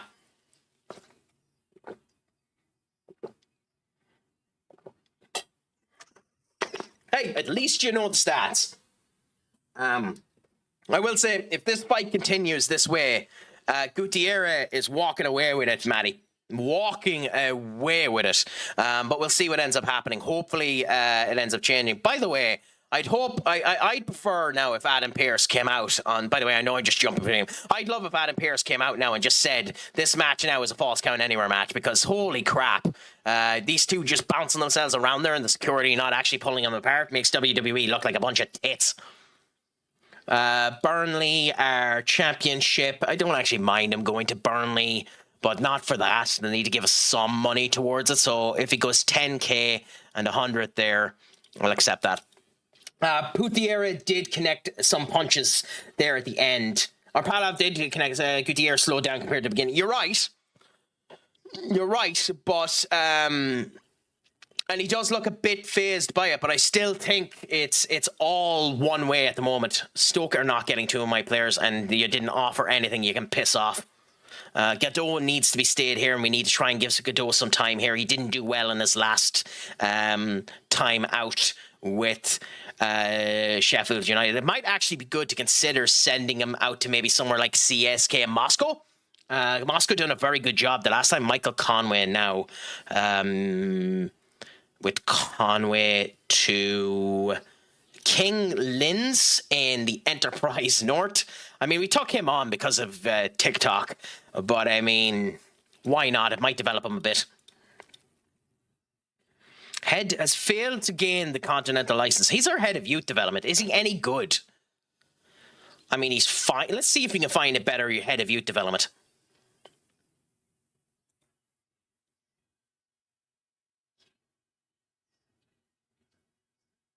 Or someone in a blue suit out there for WWE. Oh, it's bloody Nick Aldis. Okay, so Nick Aldis is actually there. So at least that makes sense. Someone is there about making it a goddamn match. I mean, you're probably not wrong about Cody being crappy. He's getting his ass walloped by Jacob Fatu, but Jacob Fatu also needed this. I will say, Gutierrez has definitely not come out with the fire and brimstone in this second round that I expected. I expected more to come off of him now on this half. I might be splitting my attention a wee bit too much on all elements now. Head of youth development. There we go. Head of youth development. Get rid of that and that and that. Reputation exceptional, which is Jill Ellis. Of course, the only person with exceptional is on the women's side and is exceptional. Is there any chance? There isn't, but is there any chance? I mean, holy shit.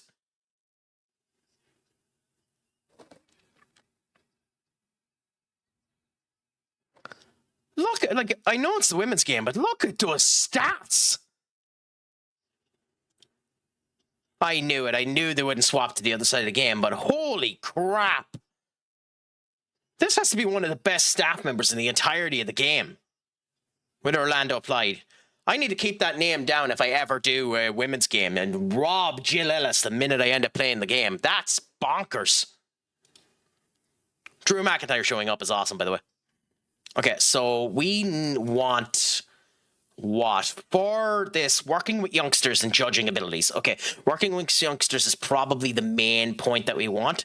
Working with youngsters is elite. Yeah, so do that for the moment, and then change that to that. So tons of them can be elite on working with youngsters, so that's good. Judging player ability and judging potential. Again, only one person, and they're on the women's side, are elite in both of them, and there's no way they'll swap over. Yeah. I do think that's a bit horseshit. I do think the staff should be able to jump between the sides of the game, if I'm honest. I do think that's something that they should potentially end up changing. Allow people to come from one side of the game over to the other side of the game in terms of staffing. It makes a lot more sense for that to be the case than when it ends up coming down to it.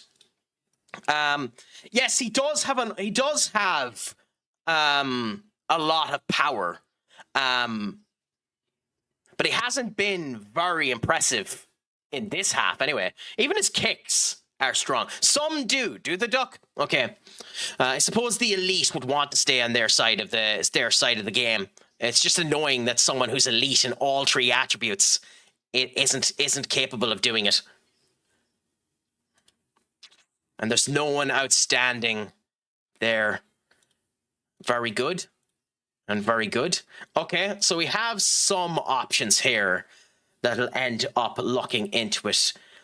You are elite with working with youngsters and very good there. So as the head of youth development, we'll try and sign you. Head of youth development, there we go. Remove that and suggest it. Good. So we're going to try and get a brand new head of youth development because our head of youth development failed to get the coaching attributes and is only very good. So I'll happily dump them if we get a better one.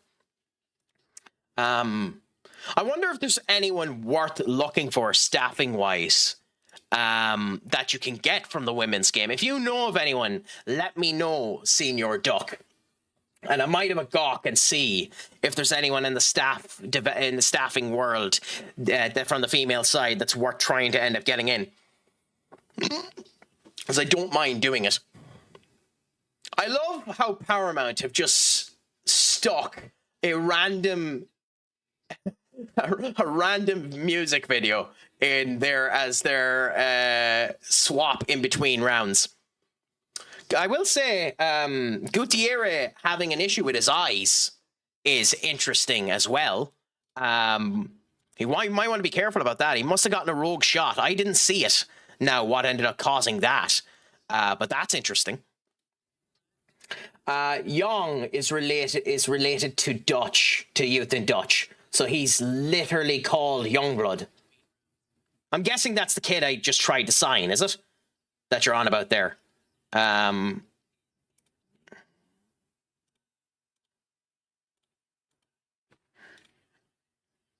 have a look. No. Oh yeah, Youngblood. So Youngblood literally means Youngblood. Yeah, okay, that's interesting. So we might be signing a head of youth development who's literally called Youngblood, which would be very, very funny. Okay, into this third round now. Ooh, what song is this? A Town Called Paradise. This is a good song.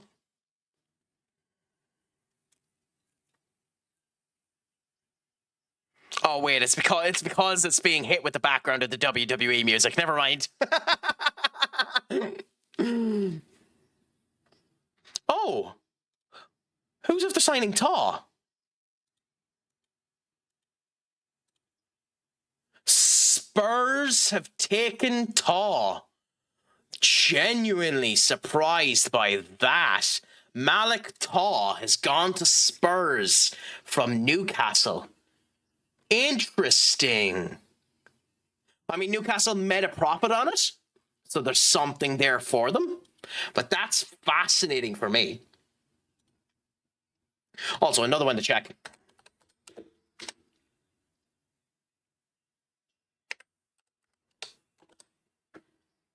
He's a manager. Yeah, I figured he'd be crap, but still. Manager Paul Pogba, and then Ronaldo. Is Ronaldo still in the game?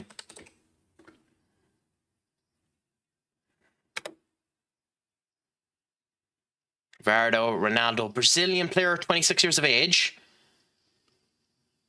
30, Ronaldo, Varda. I'm just too lazy to bother and do Cristiano, but let's do Cristiano, so... Actually, let's search it up, because I'll spell Cristiano wrong if I don't.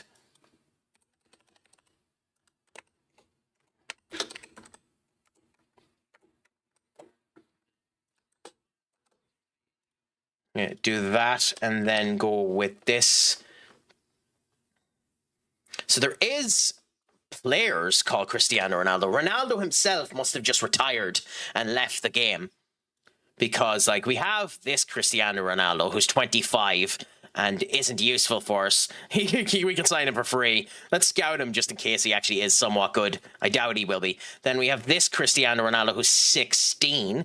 I don't think this game does regens, but he's a striker, so we'll scout him just in case they do. And then we have this one here who is 20 and is also a striker. So we'll scout him. But interesting. Interesting.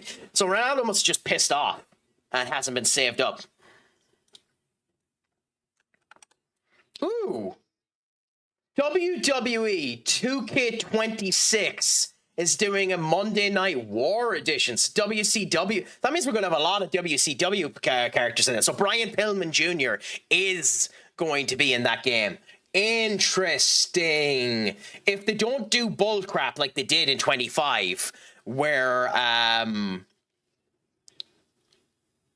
oh, you think this one's his son? It could be his son too, actually, now that you say that.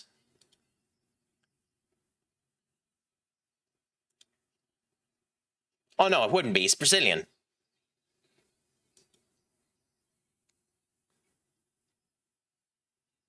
No, that's definitely not his son.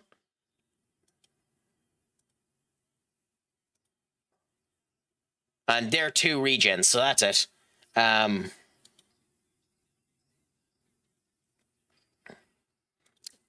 going to cheat and look and see if he has any people in it. Personal details, favorite people. Yeah, because it doesn't state there anything about him, so this probably isn't a son. I would assume, unless Cristiano Ronaldo's son is considered Brazilian instead of bloody Portuguese. This one here. He looks okay. We're going to scout him and see, because I might sign him if he's anyways good.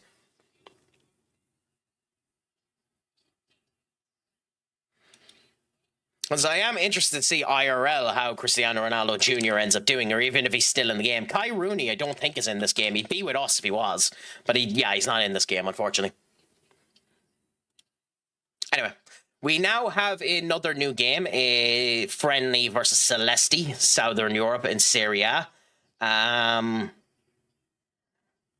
We have people fit enough for it.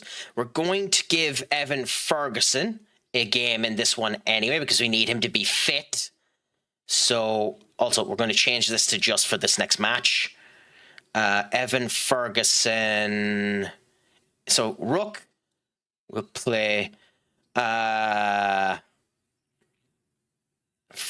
Rook for Paz. Oh, the women's title matches now. It's not that surprising that Gutierrez won that fight, by the way, but it was a bit of a dour ending. Evan Ferguson on Victor Rook has fitness for about 45 minutes. Well, we try him. That went the distance. I would say Palyav won that. Do you think so? I don't know. I think Gutierrez won. I think Gutierrez won that. You're right that he slowed down at the end of it, but I think Gutierrez won that.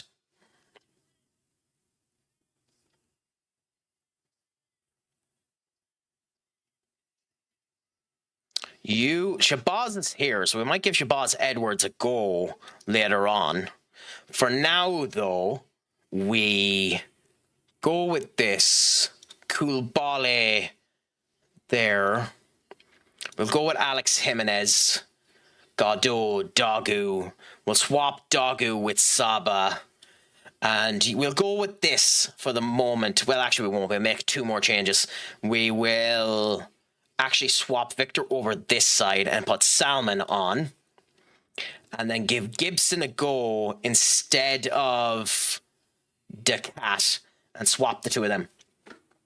Also, to your comments on empty seats, all those seats are reserved for celebrities that only come later on. No, I understand that, but I'm of the opinion that you should bring them down and move them back up when the celebrities arrive. Just so for these particular fights, it doesn't look empty. WWE has done that all the time. That's why I thought Gutierrez won that. That's what I was thinking. If you ever want a few players that are good, yeah, Duck, search face in the game and scout them. What?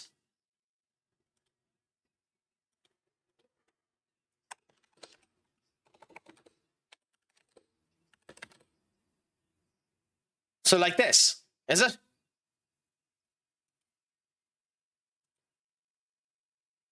Scout.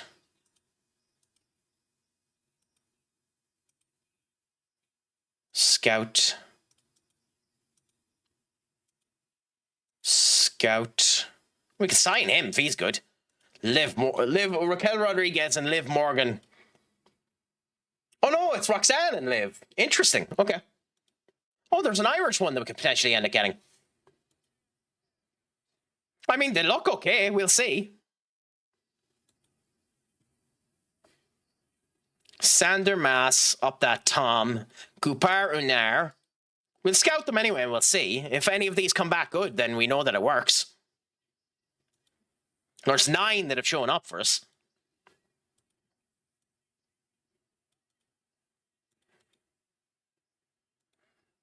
Continue on this way.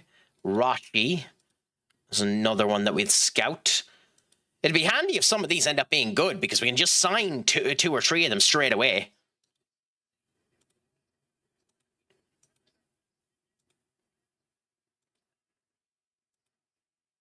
Ooh, okay. All 4 of these women in the tag team title match are in the Royal Rumble. Okay, nice.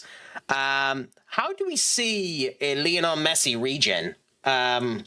Search for regens in FM.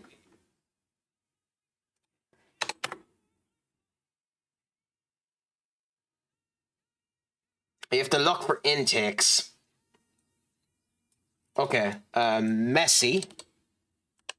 Is Messi still in the game? Like, would a regen spawn if Messi is still actually popping about? Lionel, no, how do you fucking spell Messi? Okay, let's check him up. Messi. Yeah, Lionel Messi.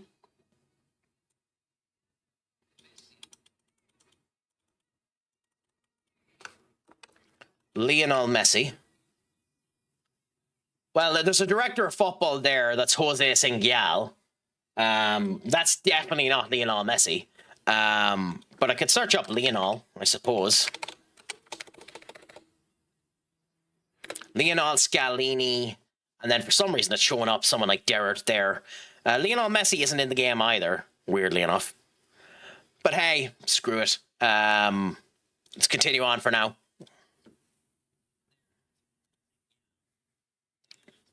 We'll go into this game and see how things end up going, and we'll worry about everything else later on. Victor Rook only gets 45 minutes. I need to take him off at 45 minutes, but we go with this and we see how we go. Give Hardy the go with Lamens on the bench, and the next game after this is the game versus Chelsea. So 5 hours into this stream, we might actually start the league. Again, even in the game that moves much quicker, my preseason still takes 5 hours.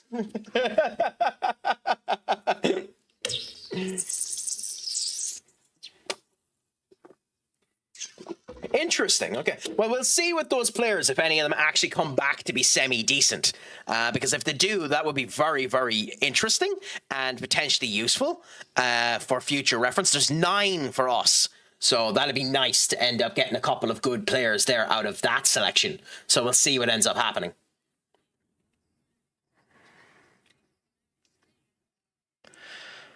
Okay.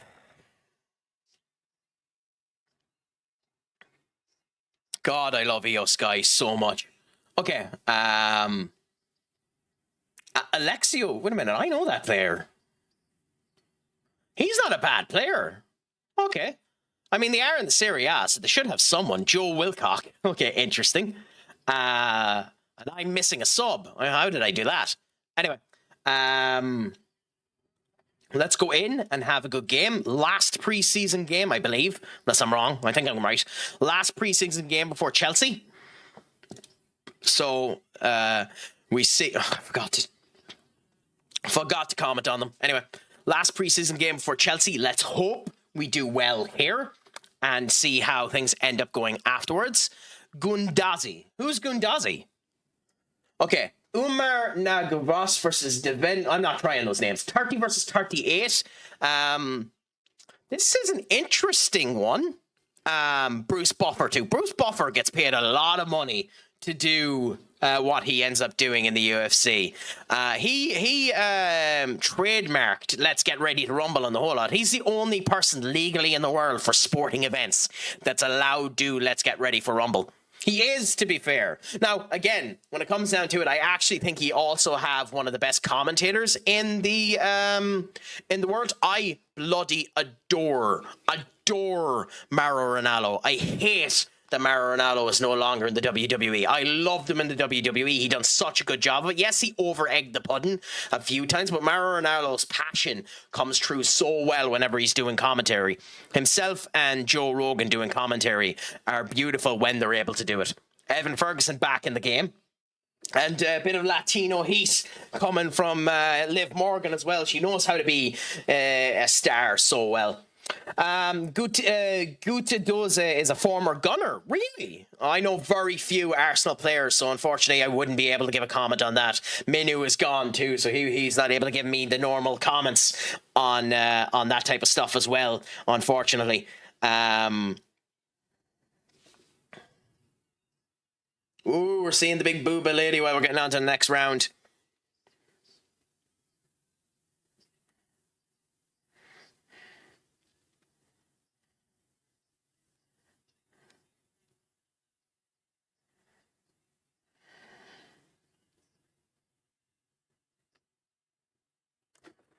But yeah, anyway, we continue on for now. One goal is good, but we want to try and get more out of it if we can. And I think we're going to be ballsy on this one.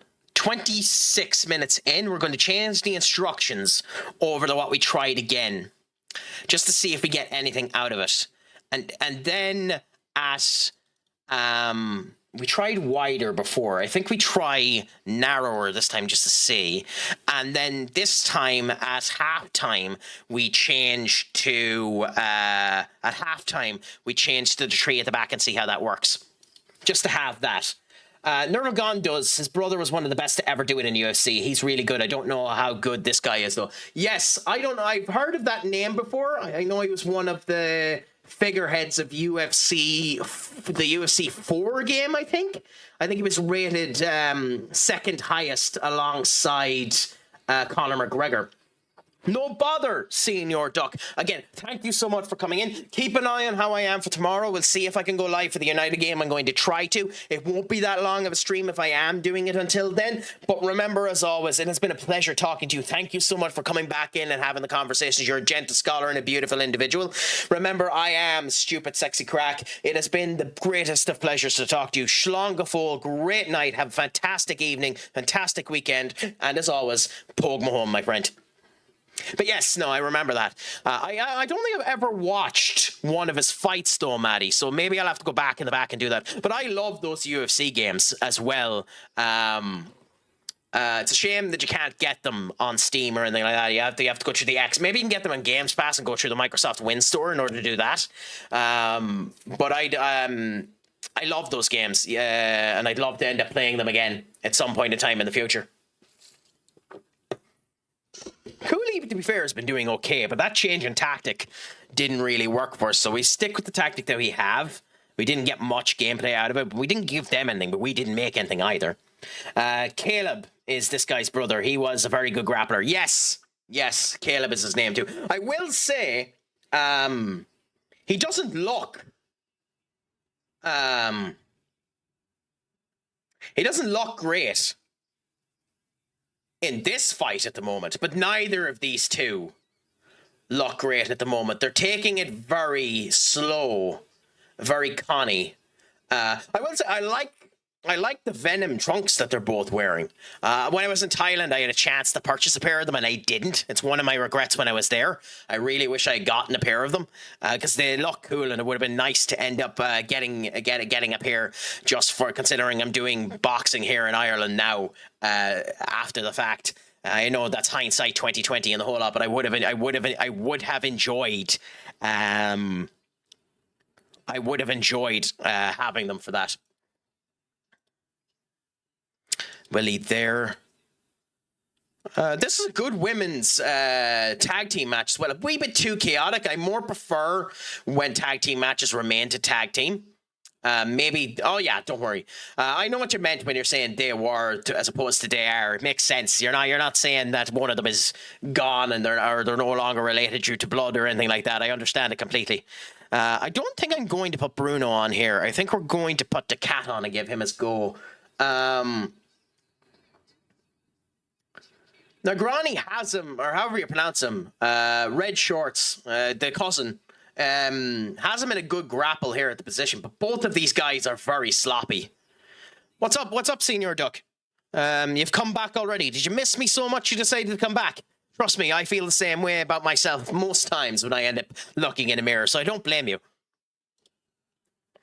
Then we'll put Bruno there. We'll go Rasmus there. And did I? Oh, really? Okay, interesting. Just found an amazing lady footballer, and her name is CraicAttack, averaging 15 in every stat. Yes, everyone knows that it's me. Link. Oh no! Imagine if it was CraicAttack. You've ran in there and done the right stuff, Matty. You've trolled me into whatever Senior Duck was doing. Fenerbahce are a good team, Commander. I like Fenerbahce. I'll have a look at them after this to see how they're doing in my save. IRL, I like them. They have a lot of big talent there at the moment. So I'll have a look and see what they're like in a minute. I'm just playing United because they're the team I support. I'm guessing with you stating that you're a Fenerbahce supporter, are you, Commander? Or would you prefer to be called Kareem? I don't mind calling you whatever you like yourself, my friend. But yeah, show us an image of her anyway, Duck, whenever you can. I'd love to have a gawk. Is Liv Morgan going to win? Is Morgan going to win? No, figured. You're Turkish and Fenerbahce fan. Not too bad. Are you a Fenerbahce local? Amanda, she's called, funnily enough. Happy out. Our good old friend Amanda. It's a shame she hasn't been in a while. I love chatting with Amanda and the whole lot. I hate Galatasaray. Galatasaray, they're not a bad team, to be fair. Like, I understand the hate and all that and the rivalry that ends up coming true, but it's nice when there's good competitive natures in your league, and at least Galatasaray are competitive. I will say, over showcased in their funds and the whole lot. It's Galatasaray, Victor Osimhen is with at the moment, or am I wrong on that? Victor Osimhen. Yes, he's with Galatasaray. Like, the fact that they were able to afford Victor Osimhen is fascinating to me when Chelsea should have bought him. But I've always had a special place in my heart for Fenerbahce. They're a good team, to be fair. So yeah.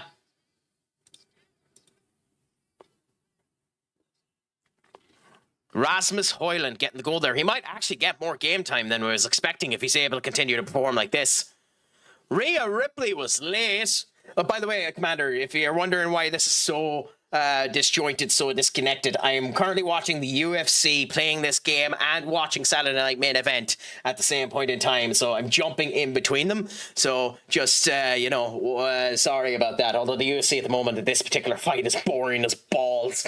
Neither two of them look like they're fighting too much. Osimhen is a good player, not gonna lie. I want Osimhen, but he's a Galatasaray player. I don't know how Galatasaray got him. He has to be on north of 270,000 quid. Maybe Galatasaray can afford that. The cat in his head. Oh my god.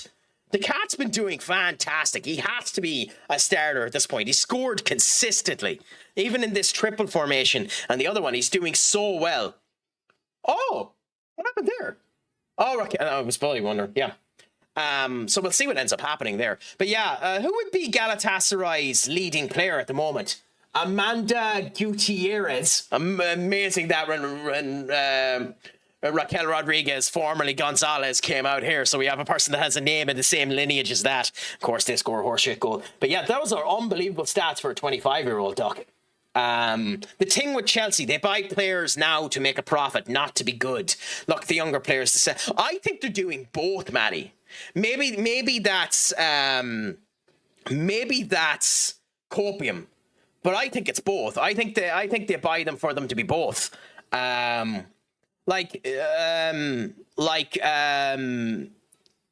João Pedro is a good player.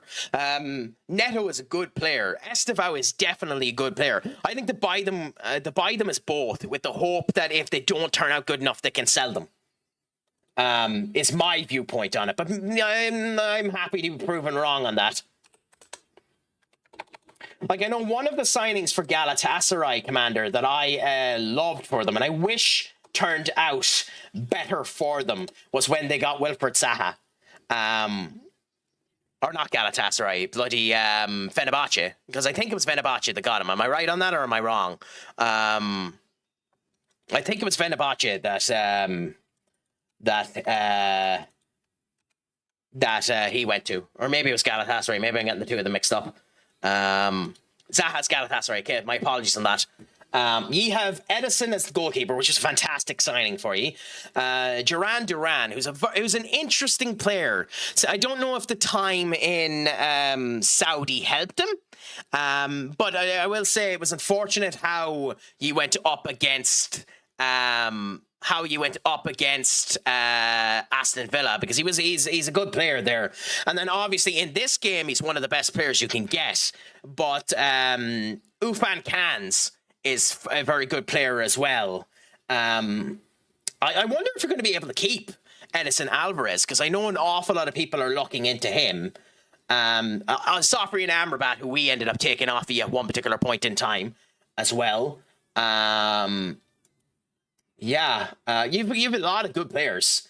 Diego Carlos is built like a shit brick house. And we're scoring galores on, like, that's the thing with this formation. We score galores on this formation, but we leak like a sieve when we use it. Alonso? Which Alonso do you have?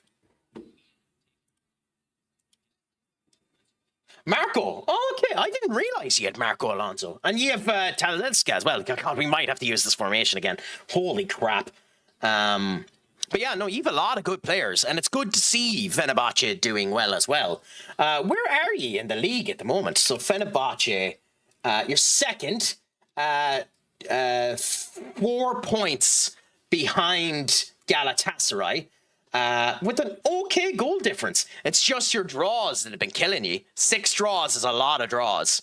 So hopefully you can continue on there and give them a fight. Mushala was first 100 million transfer on my save. Is that your FM26 save or a different save that you ended up doing, Senior Duck? Because Mushala is a fantastic player. Yeah, how did you get him for 100 million? How did you get him for 100 million? Because Jamal Mushala is unbelievable. Also, Rhea Ripley and that bloody sexy pin is unbelievable. But yeah, 6-1 with all of that. Not me, the AI. How did the AI get him for that?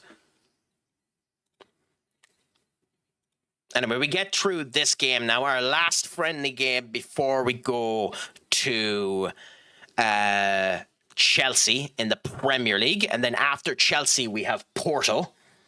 I'm in Cook Island, ladies. Yes, you did say that. My apologies.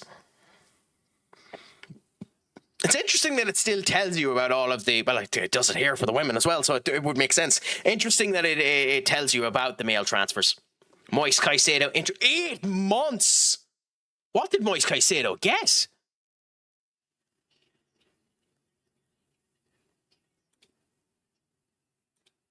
A torn ACL. 8 months for Moise Caicedo. That's nasty. It happened before we faced him too, so that's really good for us. Expected dominant win, or expectations of dominant win, good. And we're still losing crap tons of money. Okay. We wanted to look at Fenerbahce. Fenerbahce in Turkey. Edison is there. Eunice is here. Interesting. I don't have any of them scouted. Oh, you're Fred. Oh, our Fred. Yeah, I forgot you ended up getting a Fred. Yeah. Fred. Uzan Kabak, who can be amazing depending on how things end up going. I used to get him all the time when I was young, as a young person, ended up getting in. I need to win the Champions League and get to the Club World Cup and play teams in a big stadium. Hopefully, had 2K in the bank with 3 Oceania wins. The Club World Cup is there for the women as well. That's interesting. I didn't know that was a thing.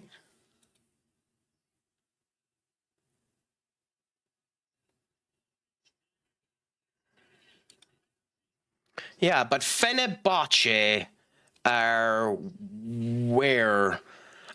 We need to go to the About the Club section, the club information, club background, teams, icon. It's not showing me. Okay, that's annoying. Turkish League. So the Turkish Super League. Can I see the past winners? Fenerbahce won it the last time. Oh my God. You should feel happy there, Commander. Fenerbahce ended up winning it the last time. But yeah, happy out.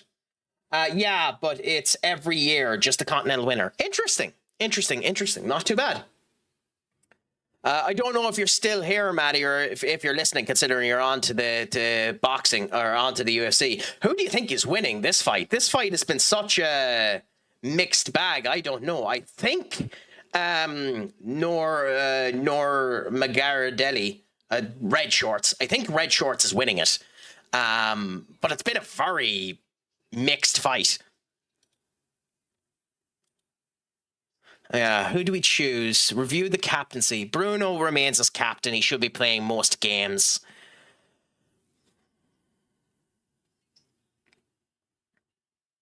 And then I'm going to make Angelo Stellar the vice captain. Then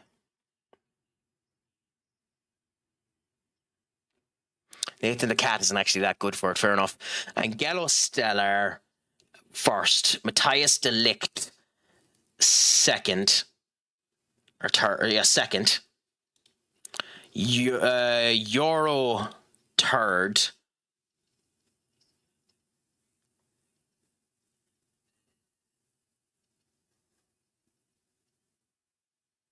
And the rest we just leave because it's not exactly that good. So we'll just leave Menu as fourth, you as second, and do that. Yeah, so there we go. That's our... Yeah, oh, come on. So how do I change... Oh, select vice captain. There we go. Select vice captain. Angelo Stellar is there. Yes. And there we go. And then Delict, Euro, Menu. There we go. Happy out. So, happy out. I don't know. It's very slow fight, this one. I agree with you. I think he's winning. That's what I think anyway. The only reason why I think he's winning is because he's been on top of the guard for about half of 2 of the rounds. Honestly, that's the only reason why I think it. Both of them are getting equal punches in that goddamn guard, but you would assume being the top of the guard would end up making you win on points. But both of them... If I was Dana and Dana was asked to comment on this fight, I think both of them should be not ashamed, but both of them should be saddened by this fight. Both of them should do significantly better than this. It's a very, very lethargic, very slow fight. Like this looks very much like an amateur fight. It feels like a prelim fight. What the hell are you doing, Figure?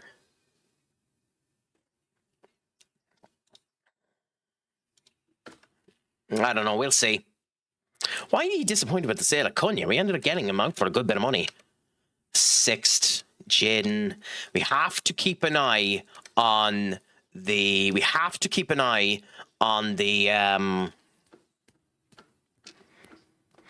on the loans. We have to do that. Good. We're getting Youngblood. That's beautiful. We're getting Youngblood as our head of youth development. That should help us significantly improve the youth development now.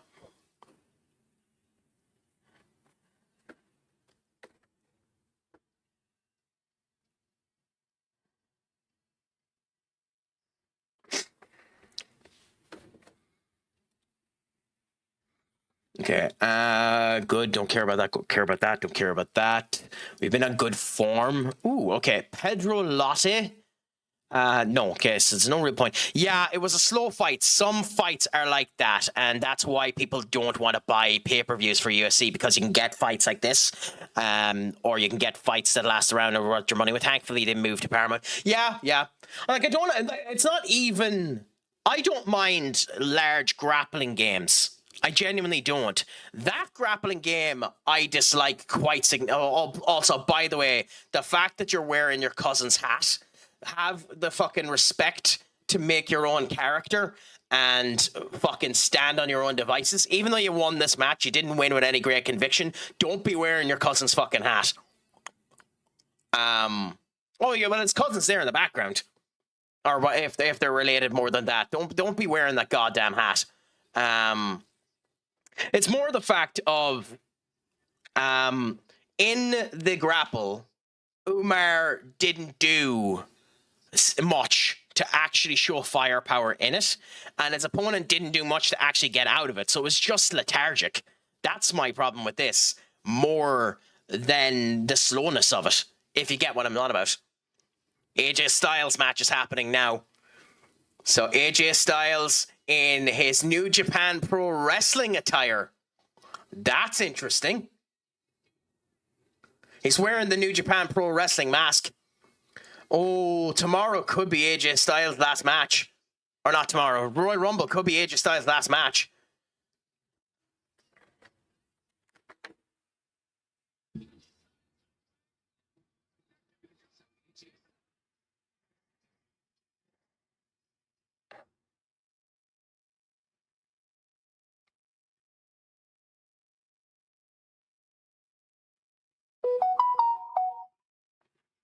That's fascinating. That's fascinating. The AJ Styles wearing that. I like grapple games too, as long as they're doing something. Yeah, it's literally just that he wasn't at anything, and his opponent wasn't trying to get out of it. That's my problem. Mech is good. 18 million quid in order to get him. He hasn't improved good enough in order to properly get him. He hopefully would improve for us, but potential's not enough. So I think you leave him alone. Sam there, Sam there, Sam there, Sam there, Sam there, Sam there. Okay, so the loan reports are coming true now. I don't care about most of these, so we'll see about the ones that I care about later on. Coop is the main one that I care about. By the way, do any of you know, can you retroactively add a compile report to a player that's out on loan? Because if you can, I want to do it for Coop, because it didn't give me the option to compile how Coop was doing. God, I love Shinsuke Nakamura's team.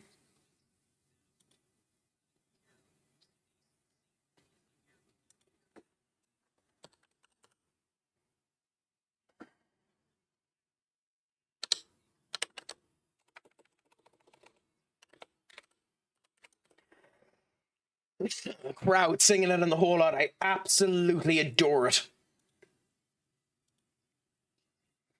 Just so you know what I'm on about, I'm after adding Shinsuke Nakamura's song to the queue so you can hear the joys of what I'm on about. Yeah, they need to come in for at least 50 to 60 million quid for him, because if they're getting Lamens, I have to go on immediately Kobel, and I need 59 million quid to get him. So they're not getting him for 40 million. Not a chance. They're getting him for 43 million. Not a chance. Bordeaux. Wait. Huh. Yeah, just go. Esposito. Saspiano Esposito, a player I used to adore, gone to PSV. That's an interesting signing. He's not that good in this one. Okay, Rafael Quartos. at SLBB, so the Brazilian team in the back end of the Brazilian team. Yeah, not particularly good enough. João Rego, I love. Oh, is this the same João Rego? Oh, it is. How does this work? How is he with SLBB and Benfica? Oh, SLBB are Benfica's. Oh, okay. Oh, they must be owned by Benfica, are they?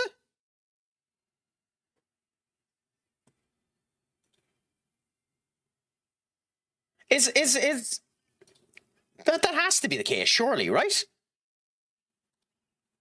I mean, he hasn't developed well enough to even consider it, but that's interesting.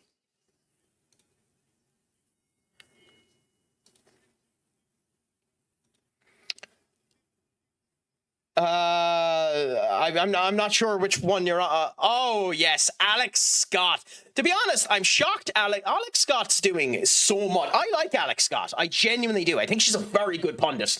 I think she holds herself remarkably well. She's very good camera presence and the whole lot. Or whatever she's... It is Scott now, her married name, is it? Or has she changed it? Let me check. Alex Scott. Sports commentator. It's Scott, yeah. Yes. Scott. Yes, she's going by Scott. Yeah. Because I genuinely think she's a fantastic pundit. I think she does very... Kate Scott, that's it. Alex Scott is a former player. Kate Scott. I genuinely think she's a phenomenal pundit. She holds herself remarkably well when she's talking. In terms of the Champions League stuff, she holds herself really good with Thierry Henry. I think she's one of the only people that's able to break Thierry Henry out of his not scared bubble, but Thierry Henry has a bit of reservedness to him. You could see it there when he was on Football Check-In, trying to showcase the way that United were playing well and the good play. His English ends up letting him down sometimes, and as a result of which Thierry Henry isn't willing to talk right. She has a very good way of bringing Thierry Henry out of her box, and the play-by-play she does with Micah Richards works phenomenally well as well. Maybe it's too much praise towards her, but I am a genuine fan of Kate Scott. I think she's a fantastic pundit. And one of the very few female pundits that I actually do.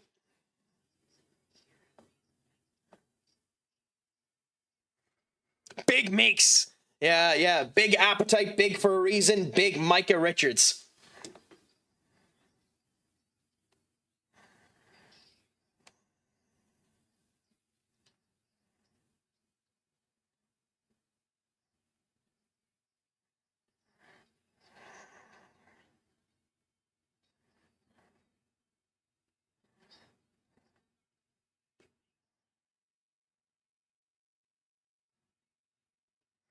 Like those type of things are things. That's why it's kind of unfortunate that breast aren't as prominent as they once were, because that was an amazing. All of the breast jokes that ended up being done throughout their period there. So I think we're the favorites for this. Our preparation has made us incredibly useful and ready for this. It's a good rivalry, and we'll see ourselves going through. I think that it wouldn't be the same, given the history. I'll try to approach it regardless. Do you think fans would be the same? I don't think it comes into it, to be honest. Winning football matches is all that matters. Go out and be dominant from the start. Attack. Of course, Bruno Fernandes is our captain. A large turnover in the last couple of squads. All signings have been done well. Youth that matters what ends up happening. Open the season gone well. We're going to end up doing it this way, but although it hasn't been kind to us, to be fair. Wait, is the UFC, Maddie? Is the UFC finished? That wasn't the main event of the UFC, was it?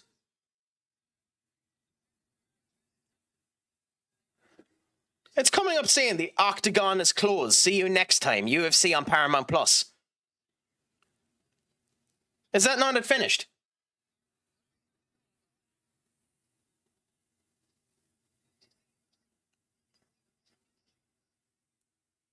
That's weird. I think it might be finished. Maybe that match was cancelled.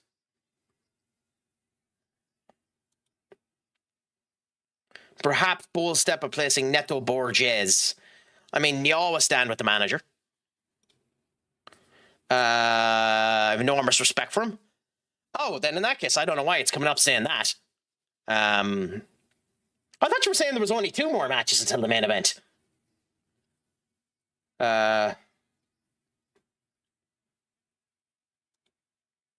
Anyway, no comment. Who's going to win this? Us. You're just wrong if you don't say your own team. Because I think we can do it. Cool. I will say they're older in the whole lot, but this match between AJ Styles and Shinsuke Nakamura is a lot slower than I expected it to be, if I'm honest. I expected this to be a bit more high pace. Yeah, 2 more matches until the main card. Oh, is that what you meant? No, my apologies. So that was... okay, then that makes a lot more sense, because that felt very much like a prelims fight. So that was a prelims fight. That makes a lot more sense.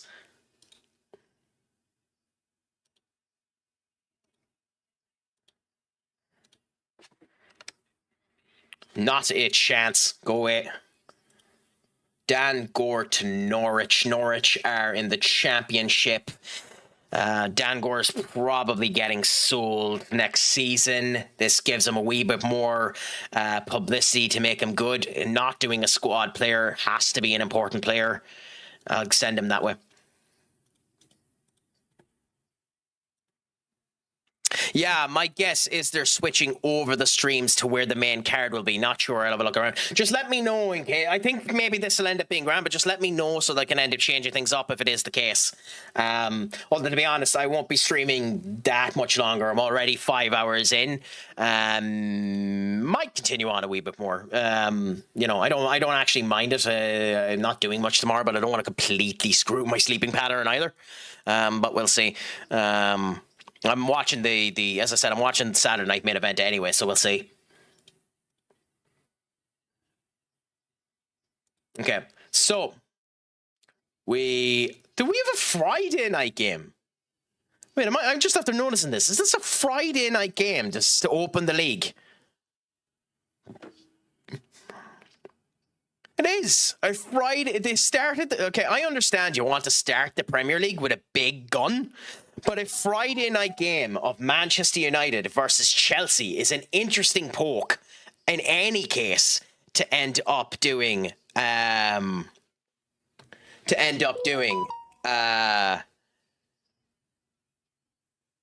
the start to the Premier League. I suppose it makes sense. It's just interesting to me that that's the way they've ended up going.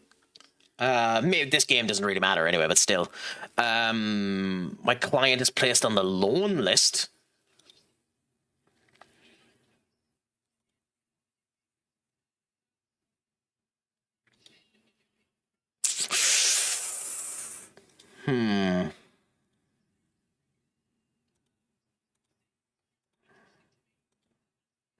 Has he played even a single game for Bayern Munich? He played 2 games for Bayern Munich last season and has played a couple of times for Bayern Munich too.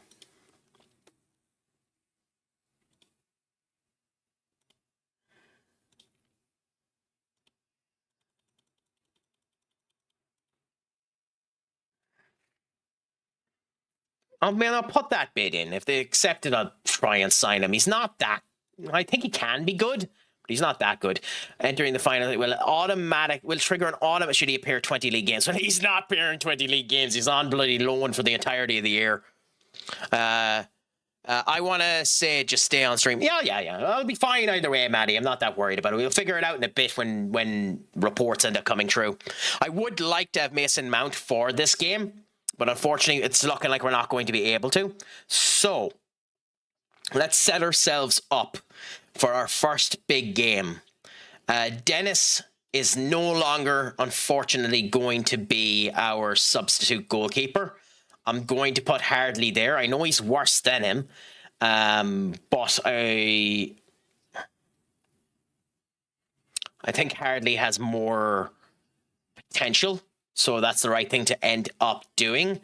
We go with that, and then we have Delict and Willie Kwambwala there. Kwambwala can play on the wing.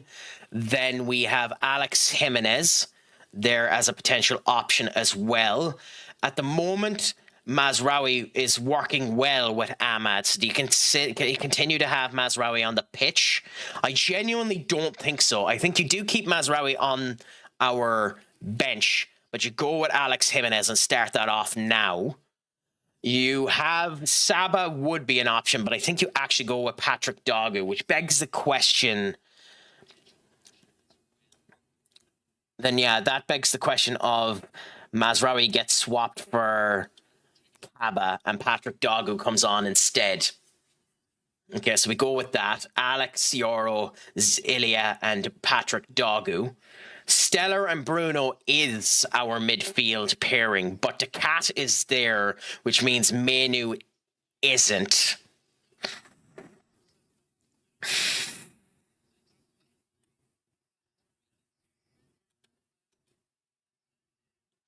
Oh, Menu is there. Okay, never mind. So I didn't notice that Menu was number 9. Fine, then that's perfect. We don't need to worry about it. Then we go Bruno,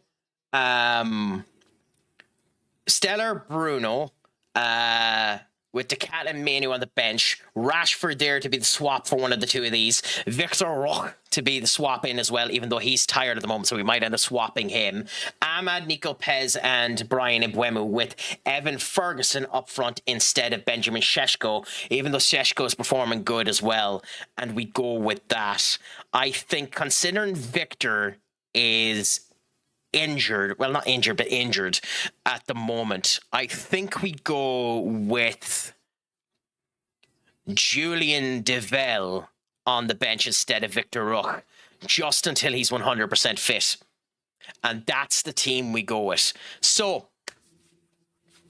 our first league game, it only took us 5 hours and 42 minutes to get to our first league game. A speedy run through the preseason for me. Let's see how we do now in our first league game. Big game versus Chelsea Football Club. Everyone's set up. Hopefully we do well. Our new signings up. Everyone in good formations. In we go now. Wish us some luck. Thiago Morta versus Craic Attacks. Manchester United. Hopefully it all goes well.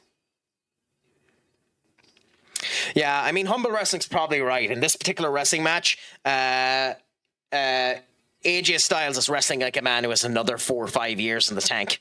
It's a good match so far, a lot slower than I expected it to be, but a good match that's happening at the moment between AJ Styles and Shinsuke Nakamura.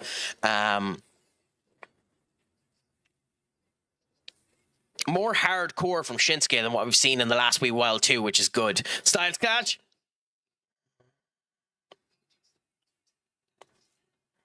Nice. Okay. They have Robert Sanchez in, which could be good for us. Reece James, Wesley Fofana, Levi Colwell, and Hato. I'd love to end up getting Hato, actually. Hato's a fantastic player. Enzo Fernandez, and because Moyes is injured, Keith Smith, fantastic player. Cole Palmer, João Pedro. Considering the ways that we are, it wouldn't shock me if Alejandro Garnacho ends up coming to us. They have Oscar Højlund.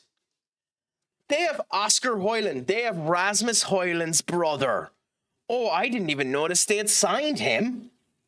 On the bench too, Rasmus Højlund's brother. And I don't have Rasmus on the bench here, so Rasmus Højlund's brother. Interesting. I'll have to check Oscar's stats after this to see how Oscar is in comparison to his brother. I know they have another brother because Oscar is a twin.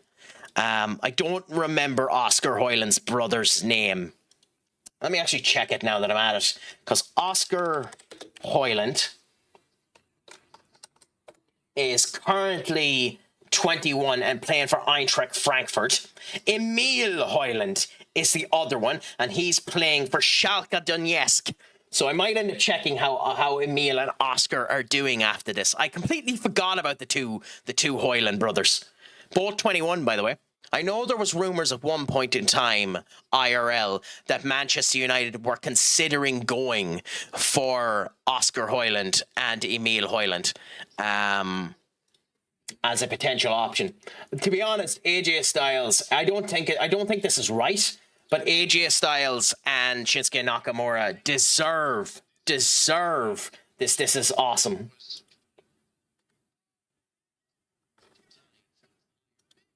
Anyway, in we go now. Amass the medical team beforehand. I mean, he's not at all tired. I don't know what that's about. But in we go now.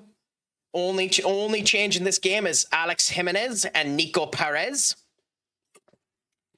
Let's see how we end up doing. Can we stop Chelsea? Can we start to winning formation in what should be our attempt to go for the Premier League title? We are the champions of Europe. Can we end up making ourselves the champions of England? Time will tell as we end up going into this and see how we end up doing. They're playing a formation scarily similar to ours, just a lot deeper and a bit more forward on their out of possession formation. We're starting off good, putting ourselves in good contention.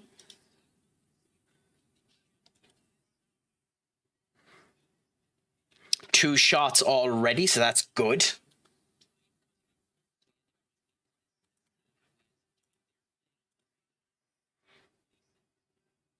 So we're in control at the moment. We still need to break Robert Sanchez. Oh, has it come true?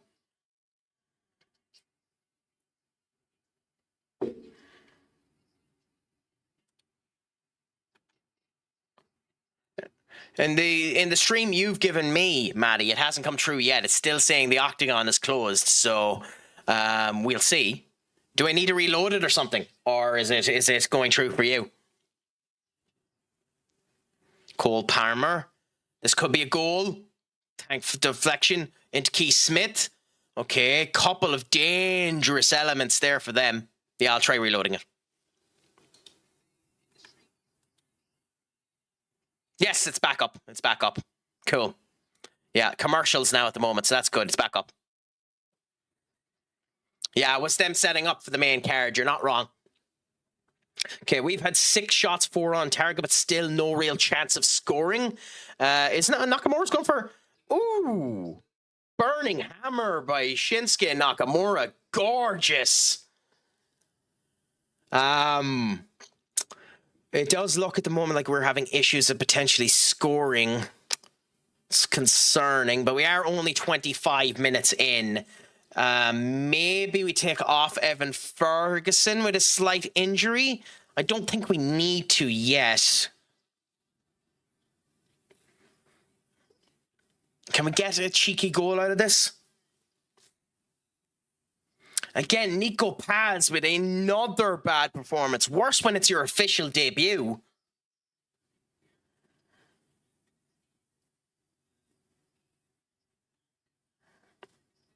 And again, corner, we're getting nothing out of this game. Okay, Robert Sanchez now with the kick out. Throws it to Reece James. Cole Palmer. Brian Abramo takes it. Nice. Ilya to Bruno. Bruno to Dogu. Where the Paz? Move your ass. Jimenez to Ahmad. Ahmad up. Brian Mbeumo breaks the threshold. We are 1-0 up versus the mighty Chelsea.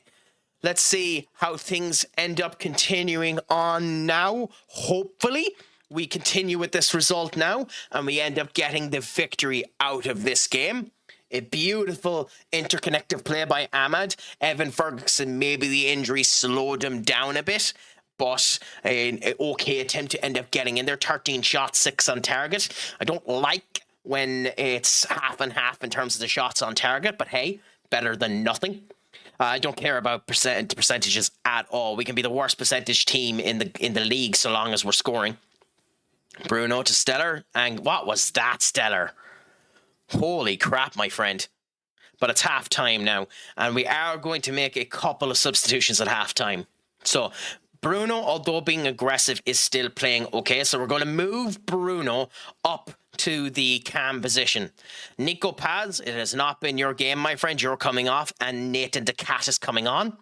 We're not going to take the risk with Evan Ferguson, so we're going to swap Evan Ferguson with Benjamin Šeško.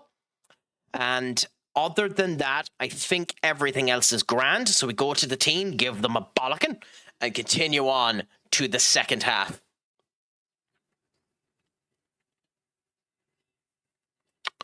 Having the band in the middle of the octagon is actually a nice thing. It's a shame it looks very AI. Which title is it they're showing off there in the showcase there with Kate Scott, Dominic Cruz, Chris Wildman, and Michael Belsup?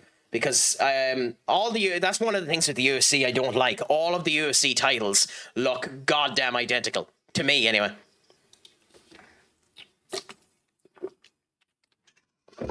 I like, unless I was paying unique potential, I'm not able to tell the difference between them. Okay, Reece James to Wesley Fofana, Levi Colwell, Garnacho. He's been contained well in this game, but Hato and Garnacho might do something here, so we need to be careful. Enzo to Palmer, Palmer to Delap. Up he goes to Garnacho. Ooh. Oh, what a save by Lamens. Kept us in. First shot on target, but still, we need to be more careful.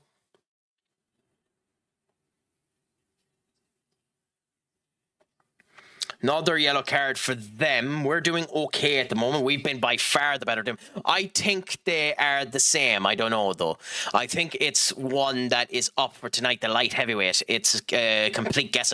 Well, if it's up for tonight, you're probably right, my friend. I just think it's probably something that they should end up doing. Differentiate them a bit. Even if it's something as simple like WWE ends up doing with the women's titles, and change the color of the belt itself. Change the color of the strap to be a different color for the weight division that they're in. Like, have light heavyweight. I wouldn't do this, by the way, but I'm just using it as an example. Have light heavyweight at something like light blue or teal. Have the heavyweight division as your typical black, considering heavyweight is the one that sells everyone. And then do cruiserweights as green or yellow or something like that. Just change the colors a bit in order to make them somewhat differentiated. Also, AJ Styles beating Shinsuke Nakamura, not too bad. Nice match between the two of them. Sets them up good for next week. Good match between AJ Styles and Shinsuke Nakamura.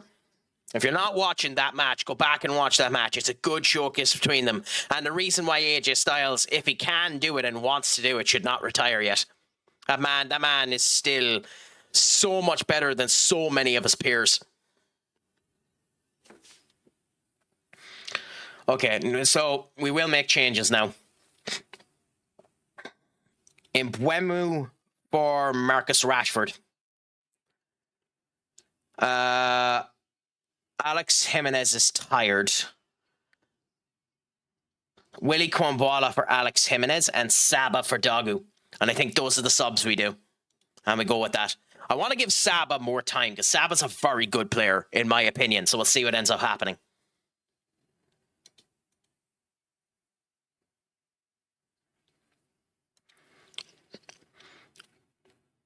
I think we'll look and see, too, how much it might cost for Hato. I don't want to spend too much money on Hato, but Hato would be a good addition. Now, I have to remember, too, as always is the case, when you're 1-0 up or 2-0 up, especially when Garnacho's doing cut-ins like that. Shut up. Don't you forget, you ain't won yet. I have to remember that until we get the second goal or even the third in order to get a buffer. Even though they've only had one shot on target, Robert Sanchez has had a good game today, and lesser things have happened than them scoring in the final minutes or Lamens making a catastrophic mistake that gives them a goal. But we're doing okay at the moment. The connective play is doing fine. Elias Zambrani there. Good work. Ahmad, Willie. Ooh, AJ looks like a man who's saying goodbye for the final time to an Americanized audience. Nathan the Cat! Oh my God! Nathan the Cat is genuinely doing so well. That is his fourth header goal in a bit. Now, they're setting up this very well to make you feel like this is AJ Styles' last time celebrating a win. I think they are the same. Yeah, we've already said that. Yeah, no bother. I'm looking forward to seeing how this match card ends up going. Also, it's hilarious in the WWE side seeing Wade Barrett stand up beside Michael Cole. Michael Cole looks like fucking Schmithers or Weevil Knievel, just a little guy about to eat the mice's treat in the corner. But a 2-0 win to start ourselves off. Only one substitution for Chelsea, which is surprising, if I'm honest, but a good result for us, starting things off phenomenally well. A good start to the league for us now.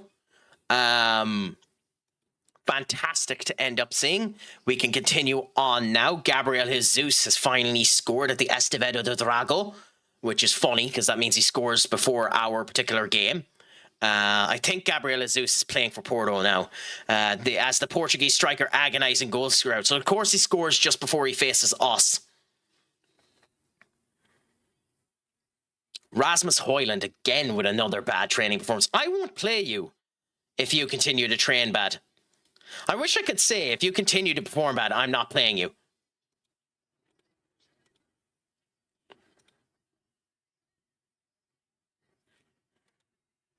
Anyway, yeah, the Royal Rumble will be interesting. I'm looking forward to that next week. Cause I believe it's on the Saturday. If it's on the Saturday, I might stream the Rumble. It depends on something. There's someone I need to end up having and talk to, and he might end up watching it with me. If he's watching it with me, then I'm going to end up going to watch that, but we'll see. Yeah, it's Drew McIntyre that we find out who ends up. I'd still go with Trick Williams. I'd still go with Trick Williams. Trick Williams versus Drew in Saudi. But it's probably going to be Sammy. Haven't been linked with the PSG job. How enticing an opportunity. That's funny. I don't know why I'm linked to it. They haven't come to me yet. Add another player, yes. Brendan Johnson. Really? Not a chance. I don't think mind games matter at all. So, oh my God, I'm only realizing now how bad the start of the season is for us. Porto, Aston Villa, Liverpool, and Arsenal. Holy crap. They're getting all of our big matches out of the way to begin with at the start of this season.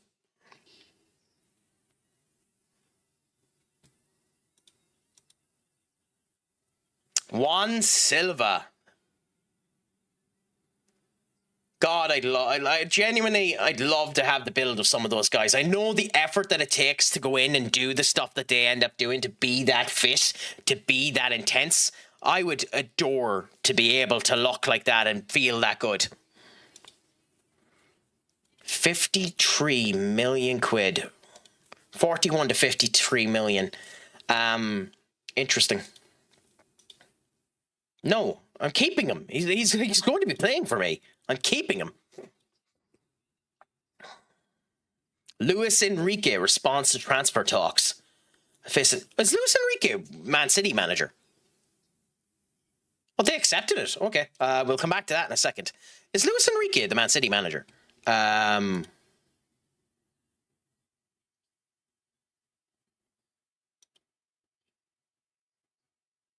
City. He is! Interesting. Luis Enrique has had the Man City job. I wonder where Pep has gone. And did he get sacked? He might have gotten sacked. Pep Guardiola? He's the...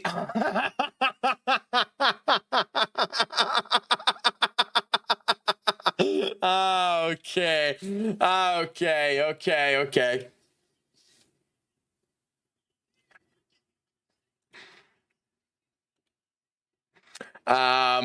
Okay. How do I see what his managerial career has been? Men's managerial job. I want to see, okay, milestones. Knocked out by Spurs in the Carabao Cup final. So he was the City manager. Knocked out, finished second in the Premier League. Why did he leave? He finished second last season with Manchester. Why did he leave?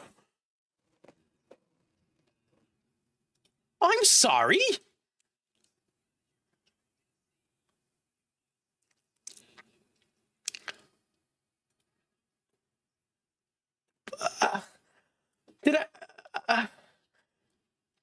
Mikel Arteta resigned and Pep Guardiola took the position.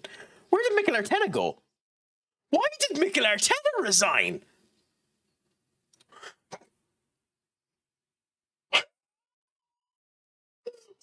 What? FM, what?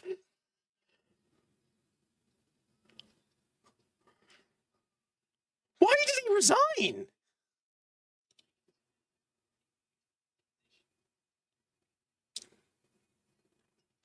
He won the Premier League with them. He resigned after I bet him. Okay, Arnold Allen versus Juan Cena, 32-28. They're very equally matched on stats. This should be an interesting featherweight match. Arteta resigned so Pep could take Arsenal, so heights that Arsenal... Potentially, that's genuinely shocking. After mutually agreeing to part ways with the board. So the board, that's effectively getting sacked, right? That has to be the case. He effectively got sacked for losing to me in the Champions League final. That's unbelievable. I figured. That's genuinely unbelievable for me. That's shocking. And to think that Pep would leave. Like, to think that he would leave. City to go to Arsenal is astonishing. Why would he leave City?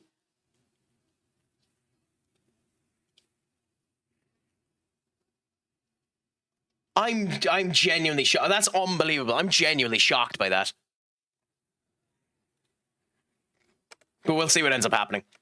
Imagine if he ended up doing well now.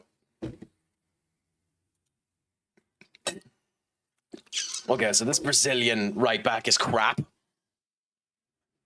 I would actually love to buy one of the WWE championships. It's a shame they cost so much bloody money and are not at all worth it. Honestly, the only realistic move I could see is Pep leaving and Luis Enrique taking the spot. Do you think so? I don't know. I still think...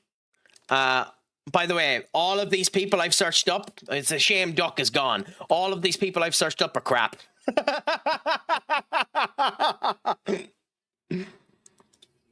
They're crap. I'm just curious at this point. Yeah, they're crap. They're absolutely crap. But yeah, anyways, I could see personally, I could see that position being kept for Vincent Kompany. I think Vincent Kompany will take it. Porto, wow, okay. So Porto won the Premier League in the year before, I think. Yeah, oh no, Sporting won it. Porto were third. Okay, interesting. God, Randy Orton is fucking built like a shit brick house. Oh, I know I sound like the biggest fanboy in the world. God, I wish I had Randy Orton's physique. Fuck me. Oh, that's my idea of perfection, looking like Randy Orton. Jesus Christ.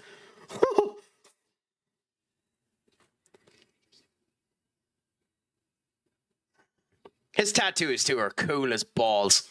I want to get something done with the black and white on this arm and make it look somewhat like that, but I need to figure out what the hell I'm going to do. Anyway, sorry for me fanboying. This match isn't too bad so far. It's a lot of testing the waters. Silva is definitely the man that's standing his ground a wee bit more. Allen is definitely more loosed. He has that kind of Jabberwocky feel to his arm and the whole lot where he can just swing really, really quickly. I don't think it's a good mentality to have the Jabberwocky in the type of feel that Allen is doing. But Silva definitely looks to be the more concrete of the two. Based on just the feels and the atmospheres of this, I'd be shocked if Silva doesn't get the win. But again, in terms of the WWE side, fuck, Randy Orton is just the perfect wrestler. Now, do we actually take Kenneth? I think we do. For 25 million, I do actually think we take Kenneth.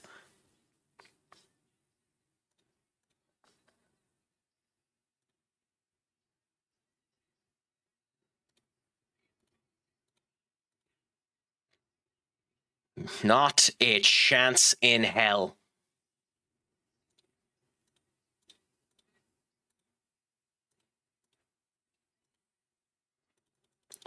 $75? 76? Yeah, 76. Happy out. That's good. Oh. You can get away with running around that ring like nobody's. Allen can tire himself out doing that, but also more loose can be good. Silva seems stiff and not relaxed. True, but he also seems more solid. Now, maybe that stiffness will end up coming back to bite him in the end. Like, I don't know if you've ever watched it, Maddie. There's an anime known as Hajime no Ippo. And, Hajime no Ippo. And, in that series, there's a character by the name of Ryo Mashiba. And Mashiba is all tall and loose. And the way Mashiba fights is he goes and he moves his arm like this. He's basically just doing this the whole time. And Mashiba will end up losing the arm and basically just end up going kind of like that and get you that way. I know it isn't a proper technique or anything like that, but it's cool as hell. And that's what Alan is reminding me of as Mashiba in that series.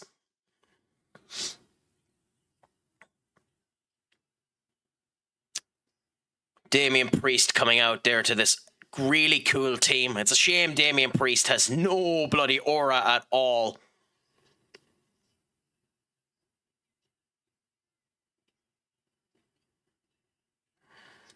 That team also does not suit his current, the fact that he's a face at all, but hey. It also doesn't help in this particular fight that Allen is running away from Silva. He's getting a couple of nice little hits, but like, I don't know. Maybe I'm wrong. I just think it looks far more like this is Silva's than Allen's. At the moment, anyway. Good. Good, man. Marco Excello is joining us. Nice. Although I don't know what happened to that youth offer. No, go away. I prefer not to get... Ooh, Bayern Munich are getting him. I like JD Canvas. I really do. I like JD Canvas. But looking at him, based on the stats that are there, he's definitely not worth the price that they're paying for him. Like, I'd love him, but like, look at his stats there. He's not worth 55 million quid. Not yet. Anyway, has he the potential to be worth 55 million quid? Yes. But he's not worth it.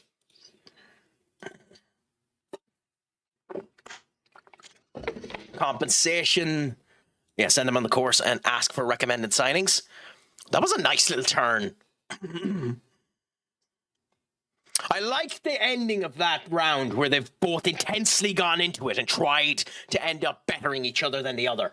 But I must admit, maybe it's just me. It doesn't seem like it doesn't seem like it doesn't seem like a great fight, and C, it just doesn't look like Allen is in it. God, Trick Williams is a star coming out at the moment. I'm so happy that he's kept the aura and the vibe and the whole lot of how he's been from NXT. God, he's a star. I love that end there, hopefully. Yeah, that's what I'm saying. I think it was a good end. Hopefully they continue it up now, and it continues to do well in round 2. It was a very good ending. But that's what I'm saying. I think Silva has this game. I think Allen is being a bit too reserved. I think he's not going into it enough, and we'll see what ends up happening. I don't even want them to expand the stadium. I just want them to improve it. Like, the fact that the stadium is just good at the moment is annoying. Can we not get them to improve it?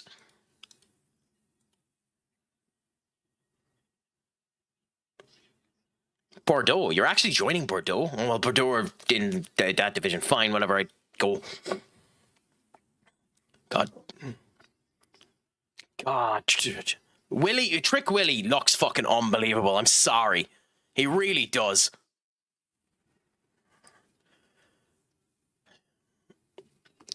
Come on, you have to do more, guys. At the moment, Polymarket is saying that Silva have a 63% chance of winning this, and at the moment he does. Cherky's out for a bit. Sami Zayn is probably going to be the winner of this match. By the way, the fact that I have been talking for about 20 minutes and these fuckers are still doing entrances for this goddamn match. We've almost gone the full rounds of this Alan Silva fight while these guys are doing entrances.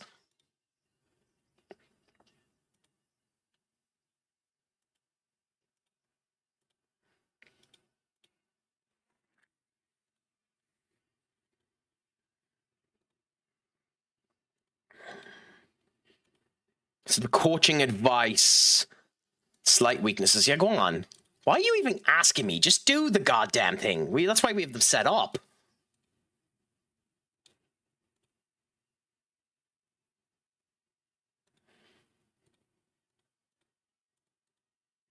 Cool. Make unfit players available for under 21.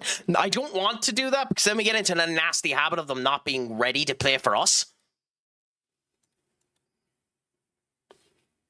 Oh, Decipher loaned to Sheffield with a €6 million future fee. That's actually interesting. Decipher's not a great player, but like that's lower than what I'd expect. Albert Restes is uncertain, but like you're not good enough, unfortunately. So you're not getting into anyone. Your stats just aren't good enough. You're diminished an incredible amount in comparison to where you are. Ooh, Alan's coming back into this.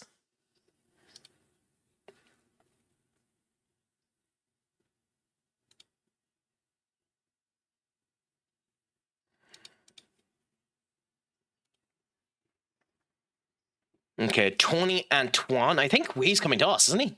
Yes. Odele. Ooh, okay. Cassiano Kilia.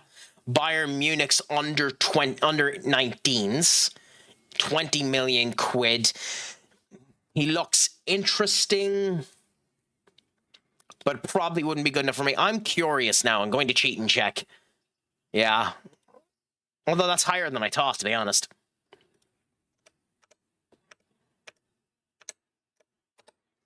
Yeah, Karius is always interesting. He's not worth 59. Why is he at Gerk? When did... Oh, okay. I thought this was a kid that was at Brighton. Still at 19 years of age. That's interesting. Still too much money for him. It's a minimum release clause, of course, but still too much money for him. He's not improving enough for that. But at 19, that's interesting. This crowd is very much behind Sami Zayn, by the way. And they've calmed down again here. At the moment, I still think it's Silva. Tell me if you think I'm wrong, Senior Matty, but I still think it's Silva.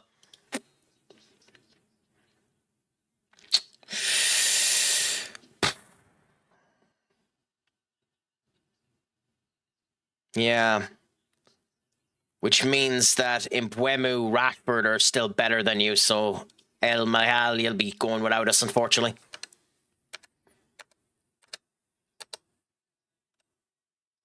Joshua Kimmich, yeah, but like, there's no way you'd get him, and he's not worth what you'd end up having to put in to get him.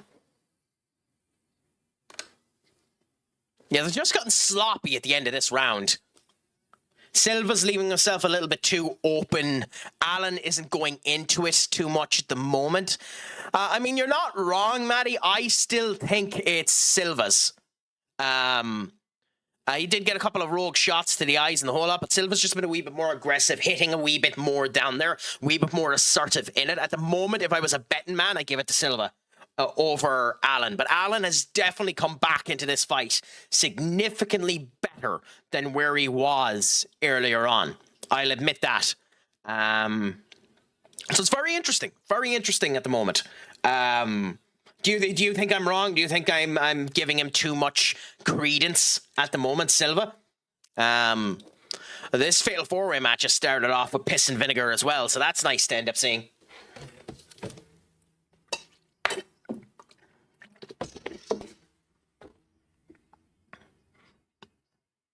I think you were giving too much. I think it's pretty even. Fair enough. Fair enough. Fair enough.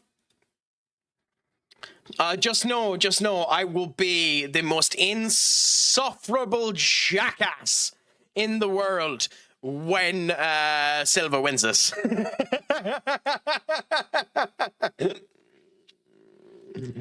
don't know why they keep moving Euro over to the left-hand side as opposed to him. Interesting that this is the team they want to play versus Porto.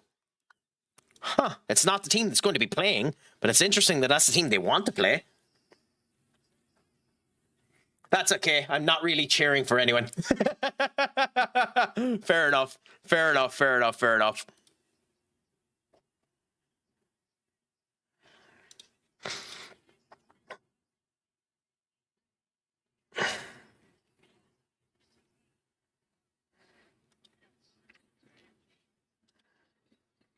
Yes. I mean, it's a good competition. We're definitely going to try and win it. 2 questions and tell us to piss off. Nice. Kick to the head by Silva. Interesting. I will say Alan looks significantly more in it in these last 2 rounds than he has before. Just eyes. He's piercing Silva the right way to make yourself feel right. You can see he's actually having a bit more gumption and a bit more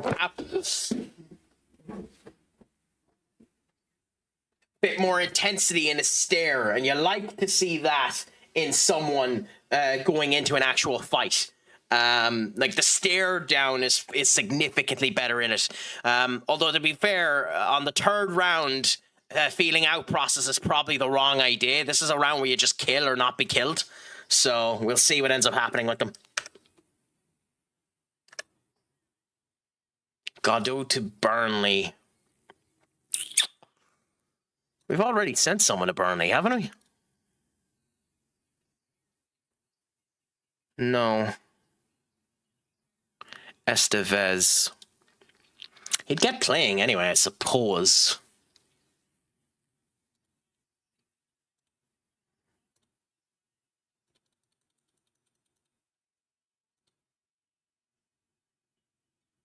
That I'll accept. Ooh.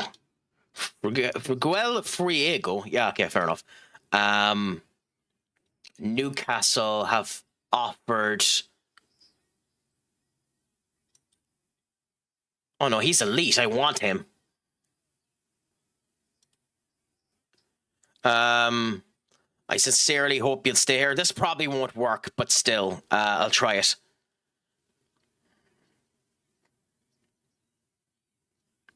Yeah, anyway. I won't be influenced. That means he's gone. God damn it. That means he's gone. One of the best recruitment analysts in the bloody game. I know recruitment analysts don't matter that much, but I don't want to lose him. Let's see if I can give him a new contract. How much is he on at the moment? 14. You're not screwed. I'll give him the 20. Ooh, nice. DDT by Sami Zayn. Alan's done a good job for himself in this particular round. I still think it's Silva. Ooh, almost got tripped up there. Nice save. Nice save by Alan. Oscar Bob to Brighton. Interesting. Morta in Fafana. Why? Ooh, we have a book called George. Ooh, okay.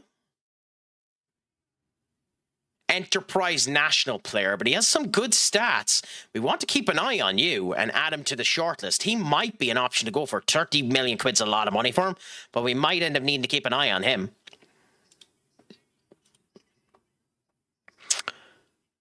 Minute left. Alan's still in it. That's a bad trip for Silva. Silva needs to be more careful about himself. Cool. Coming into each other. Yeah, Silva looks a bit not scared, but a bit fresh.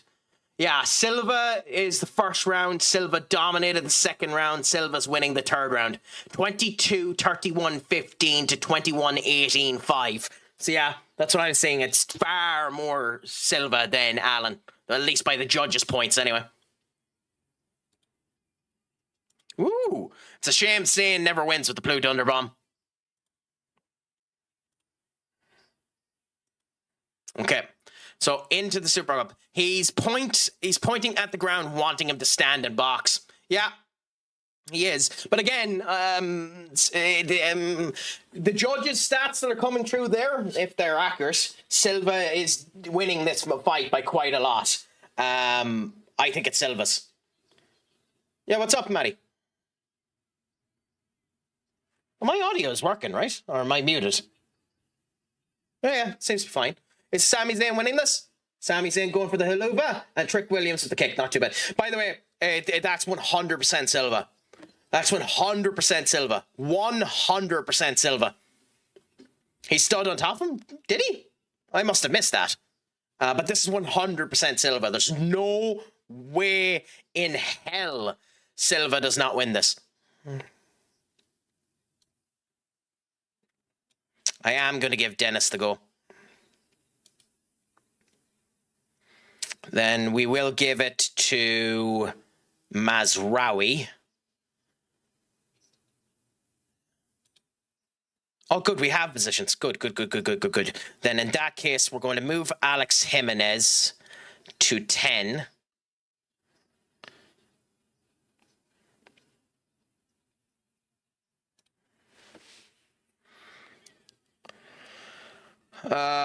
Screw it. Let's just 9, 10, and 12.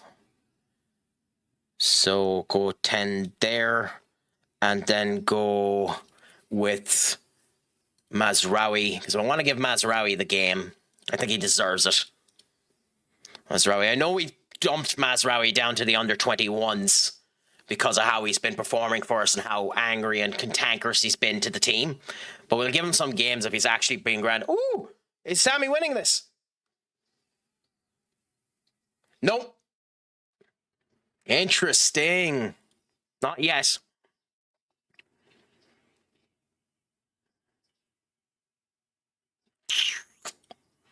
I think I'm going to give Godot the start.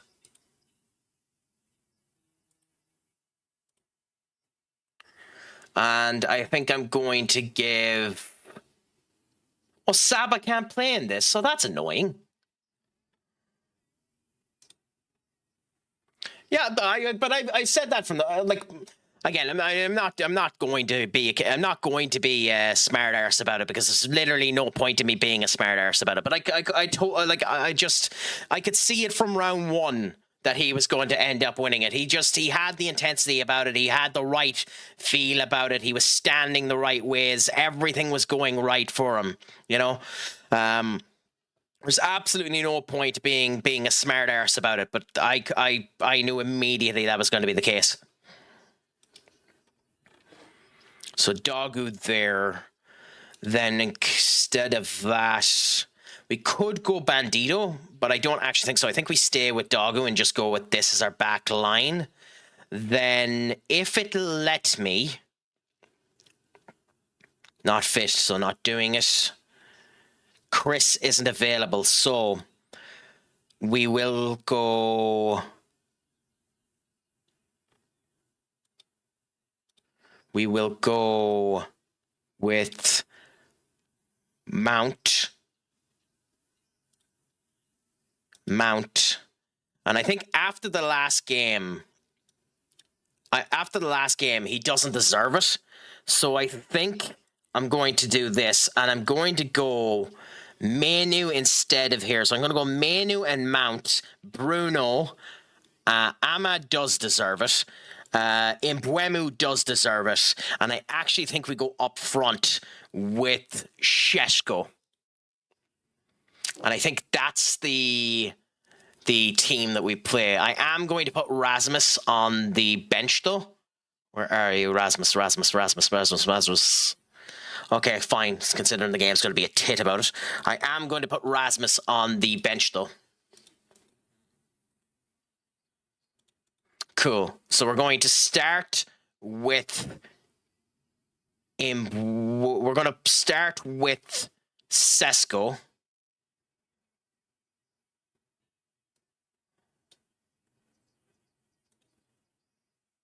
Yeah, we're going to start with Sesko, and we can put Rasmus on later on if we want to. It's a good fight, though, to be fair. It was a nice fight, but it was Silva's all the way. RKO! Tricky. Oh my God, Trick Williams going to win it. Trick Williams going to win it. No. God, when fatal 4-way matches are done good, fatal 4-way matches are feckin' epic. Silva's left eye, though, I'll admit, is getting a bit of a walloping.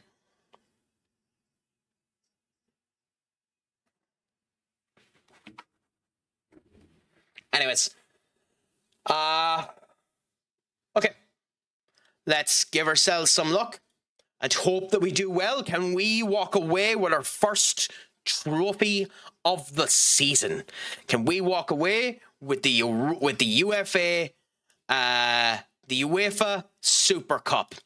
We will see. A couple of players who won't be getting many game time throughout this season in Mazraoui, Mount on the pitch there. Godot will end up being a more rotational point of view, but we'll give him the chances where we can. We should be playing plenty of games for it to work, but time will end up seeing. Yeah, there's our first celebrity showcase. Theo Vaughn, Brandon Sheltner. Oh, Chris Rock and Anthony Kellens. Interesting. Chris Rock, I think genuinely a good bit of class. Mark Hughes, Hall of Famer in the UFC. Amanda Nunes, wow. Okay. Amanda Nunes with the bloody Irish farmer's hat. Oh, Jacob Kawar. Okay. Gabriel Jesus there. Gabriel Jesus is playing on the wing. Oh, wait. There was a player I wanted to check, too. Oh, crap. Who was it that I wanted to check? Oh, it's been about an hour. Fuck it, I'll forget. Yes. Oh, no. Amanda Nunes. I've watched a couple of Amanda Nunes matches. I love Nunes. Well, it wouldn't be a trick. Oh, yeah. Trick Williams stealing it. Yeah. Okay. In we go. Let's see how we do now. In the Super Cup, I actually have no idea where we're playing this, but we'll see how we end up doing. UEFA Super Cup stand down here, so we'll see how things end up going there. I will say, one of the things about wrestling that's always interesting to me is when you wear white. White is a very dangerous thing to wear in wrestling because you can get winded really, really quickly. And there have been a number of wrestlers who have admitted that they've ended up having a number 2 happen to them in the middle of the ring due to being winded the wrong way. So, you know, to each their own in attempting it. Okay, so we're in a Turkish referee. The King Baluba Stadium. Where is that? I guess let's check it up after this. Brian Mbuemu not able to save it. A good interception there by Porto. Porto are a good team, so we have to be careful. We didn't go weak in this. Like, a couple of weaker options. Sesko almost getting the goal. Okay, I'm going to check where this stadium is. King Badulu Stadium. It's in Brussels, Belgium. Interesting. The Belgian national team and the Belgian rugby team. So it doesn't seem to be used by any actual football team. It's just used by the national team, which is fine. Fine. I do find it interesting when local teams don't use the actual national stadium. In Ireland's case, it makes sense because the best you'd end up having would be maybe St. Pat's to use the Aviva, and I doubt they'd fill the Aviva. Also, 7 shots, 2 on target, 10 minutes in. That's not good for us. Is Sami Zayn doing it? Damian Priest is down. This should be it. 1, 2. Yes, Sami Zayn is going to the Royal Rumble. That confirms Sami Zayn isn't winning the Royal Rumble. That means my hope that Oba Femi is winning the Royal Rumble might be a reality.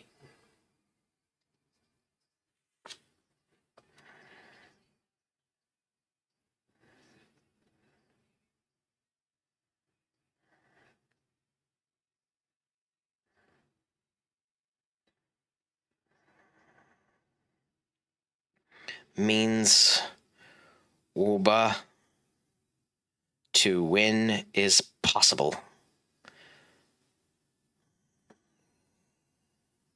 So that's interesting. Sami Zayn going to the World Championship is very, very interesting. So we'll see what ends up happening there. And I think the right person tucked the pin. Damian Priest taking the pin. You couldn't have Randy take the pin. It was always going to be Damian if it was going to be Damian. So interesting to end up seeing that. Victor Vos was always someone that we'd end up seeing if we can get, because the stats are unbelievable. But at the end of the day, we're doing well there. There's only one midfielder that we actually want, and that's Adabudu, if we end up going for a centre defensive midfielder. But I think we're doing okay with the centre defensive midfield position at the moment. Nathan the Cat is doing a fantastic job, and Stellar is doing brilliant. And Mount, if Mount can continue to come in and do little bits like that, then it works beautifully for us, because unbelievable goal there for Mount in the 31st minute to continue on for us.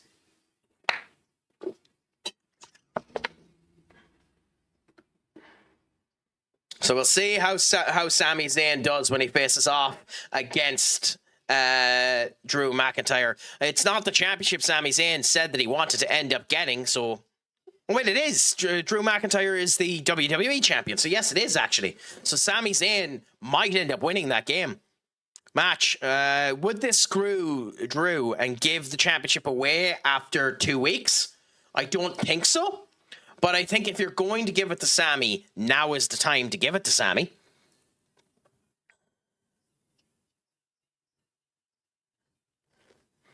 Ooh, Costa Jr., Ito Jr. They're doing okay at Porto. Like, we have them in fierce control, but they're doing okay. They also have a tree back, weirdly enough. Like, they're not playing a tree back, but they had a tree back there. Bento's playing well for them. But to be fair, Dennis is playing well for us.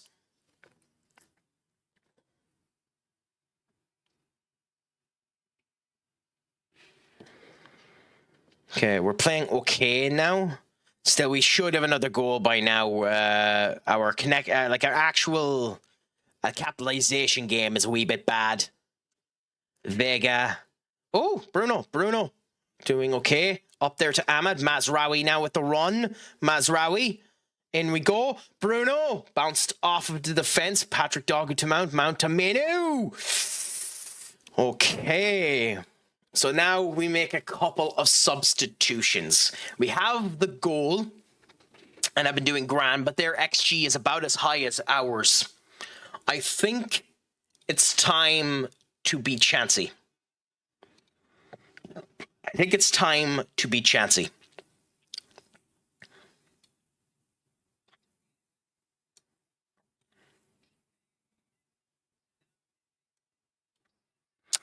And what are the chancy situations we do? Well, I think we take Mazraoui, who's been one of the better players in the pitch, but I think we take Mazraoui and we put him onto the left for now, and we might swap Mazraoui out later on. But Dogu has been a mixed bag, so we're going to swap Dogu and put Matthias de Ligt on. We're going to swap Menu and put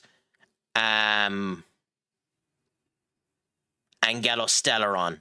We're going to keep Mount on for now, and we might swap him with Nathaniel De Cat later on, depending on that ends up going. But for now, that's fine. And Sesko might end up getting swapped later on as well. But those are the changes we do when we try this formation and see if we get more out of them. Because we have to remember 1-0 is too dangerous of a score. We have to try and kill the game by going for another goal. Hopefully this will end up getting us that goal. So let's see how things are going. This could end up making us too defensively weak as well, and we end up giving it to Porto, but hopefully not. Hopefully not.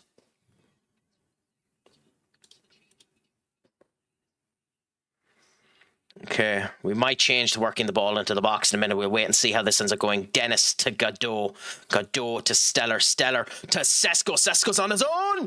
Benjamin Sesko makes it 2, and we are going away with the Super Cup in theory. So you must always remember 2-0 is the most dangerous score in all of football, and when it's 2-0 you must Don't you forget, you ain't won yet. Must always remember that. You ain't won yet. 2-0, the most dangerous score in all of football. The reason why it says it's when complacency ends up coming in and players end up losing it down and chances for scoring ends up coming into you. But if they're doing passes like that in their midfield, we have a chance of getting through them anyways. So it doesn't really matter. Oh, Paramount doing a bloody publicity for The Running Man. That movie is tripe. Sweet victory! Yeah! God, SpongeBob SquarePants, that segment is unbelievable in that movie. Sweet, sweet, sweet victory! Shut up. Don't you forget! You ain't won yet! It's nice to see someone else actually redeem that instead of it just being me. Mazraoui, Mbeumo! Ooh, we're getting there. We're getting there. We're almost there. I had to after the other one. Oh, yeah. Oh, yeah. It actually worked out brilliant. It's a fantastic scene from that series. If you haven't watched Has Been Hotel, by the way, I do recommend it. Sesko should have scored there. It doesn't matter if that was offside. I genuinely do recommend Has Been Hotel. It's not great. Like, the writing isn't particularly great in it. It's very cliched, but it's a good bit of crack, to be fair. Some of the characters are quite fun. There's only one song in season, and unfortunately, if I say the song, people will think I'm a bigot. But there's one song that I have a problem with, and it's just because it comes out of absolutely fucking nowhere, and the atmosphere and the whole lot of it is a wee bit iffy. But other than that, it's fine. Gabriel Jesus. Now they could get the goal here. Gabriel Jesus almost got his goal. So we're 65 minutes in. Do we make any new changes? Mazraoui's playing too good, so there's no point in taking him off just yet. But Bruno is being too aggressive, so I think we give Nico Paz the chance and see how he does. Nico Paz in this formation should end up doing well as well. Ooh, Natalia Silva versus Rose Najanas. Very similar attributes to each other, although very, very obviously these are AI. These are still images with the arms moving by themselves. It's very obvious that AI was used on Natalia Silva's, and literally the arms are someone that's edited them. So that's very, very funny. Funny that you have two Silvas battling after each other. We'll see what ends up happening in the fight. I need to see them come into the first bit and about it. But Silva just image-wise looks like the option. Oh, okay. No, penalty is being awarded. I think he needs it. We're going to give the penalty to Nico. I think Nico needs it. I mean, to be fair, Sesko kind of needs it too, but I think Nico needs it. So we'll see. Rose just changed the way she looks because that wasn't her image at all. So that's one of the reasons why Rose's image is off.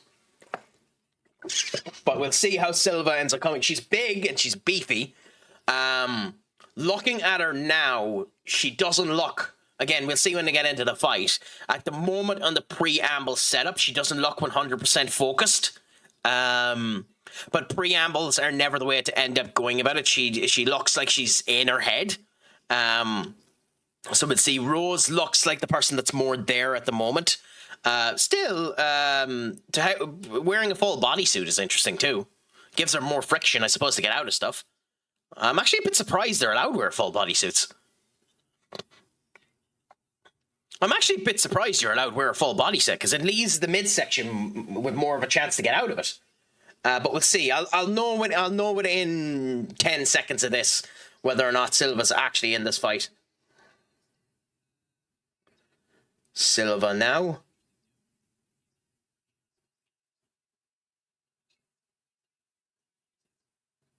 Ooh. Okay. Well, Silva is in this fight, but the one thing about Silva I don't like, I'll tell you this, looking at her there, is her knees are very, very, very bare. She looks like a person that if you targeted the leg of her, she'd go down very, very quickly. She's very, bouncy in and out on the knees. It looks like her actual kneecaps are quite weak in comparison to Rose. Now, that is also a woman definition thing. But to me, this is a person you target the legs of. Especially the lower leg. If you target the lower leg, I think she'd trip. That's the way she looks to me. She looks like that type of woman that she'd put pressure on her leg and trip. She doesn't look to have great foundation. Now, again, that could be me looking into it the wrong way. Like, the two of them now are just playing each other out to see how they are. But just base-wise, she looks like a person who could very, very easily trip. Now, to be fair, hearing the whiff come from her kicks is fantastic. So she definitely has power in her legs. But it's just based on how she stands at the moment. This will be interesting. We need a full round to be able to tell on this. Anyway, will Nico Paz get his goal here? He needs it. Nico Paz setting up for the penalty. And Nico Paz with an okay goal. Not great, but okay. Nice stand-up coming through. Not a great penalty, but every goal is a goal. I'm a sucker for Latino. To be fair, so am I. But hey, I'd be a sucker for anything that moves at the moment, considering I'm not chatting to anyone. I kid. But hey, we'll see what ends up happening. I have to say at the moment, out of the two of these fighters, it'll be a long fight and this can go either way, but out of the two of them, I would put my money on Rose. I think Silva might lose this fight.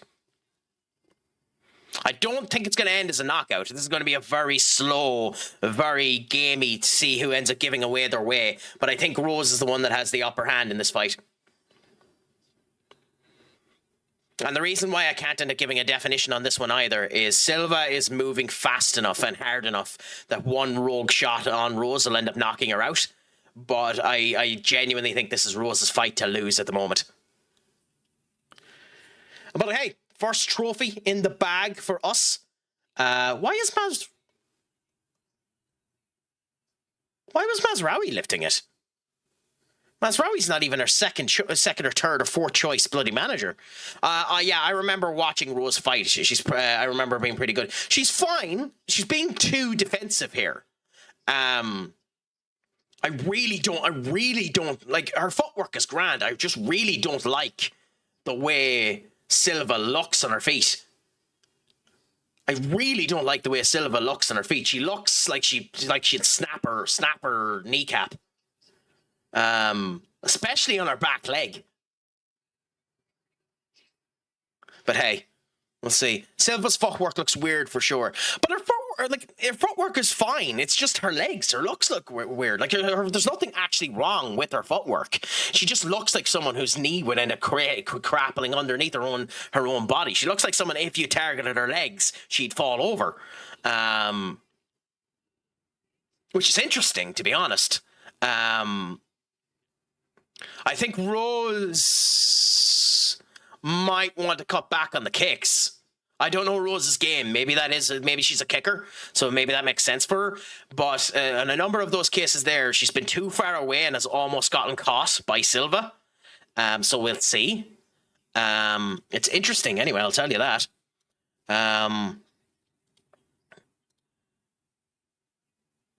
Do I do one more match? Or do I leave it there? It is 3:12 in the morning. So I'm not sure. Or do I leave it so that the Aston Villa game is the first game if I go live tomorrow? Because it's Liverpool then. I think I'll leave it here. I think I'll leave it here, guys. I'll look for someone to end up streaming out to, but I leave it here and we'll go in to the Aston Villa match tomorrow if I end up doing it. So bear with me a minute. We have another maybe 5 minutes just until we get to that actual game and I end up finding us a raid. But I think I'll leave it there. It has been 6 hours and 47 minutes. It's been a good bit of crack. And we can see how things have been going since then. So,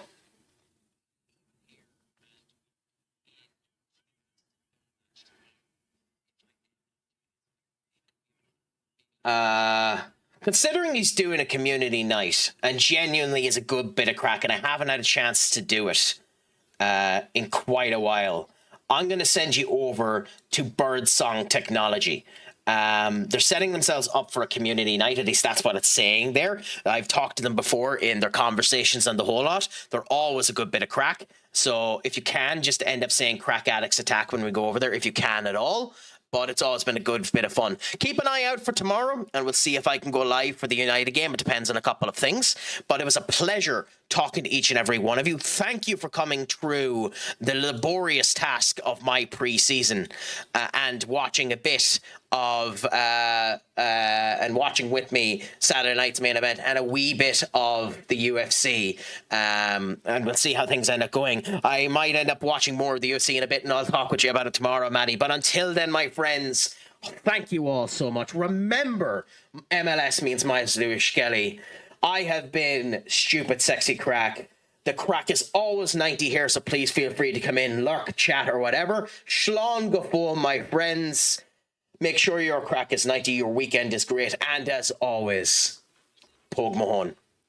Adios, amigos.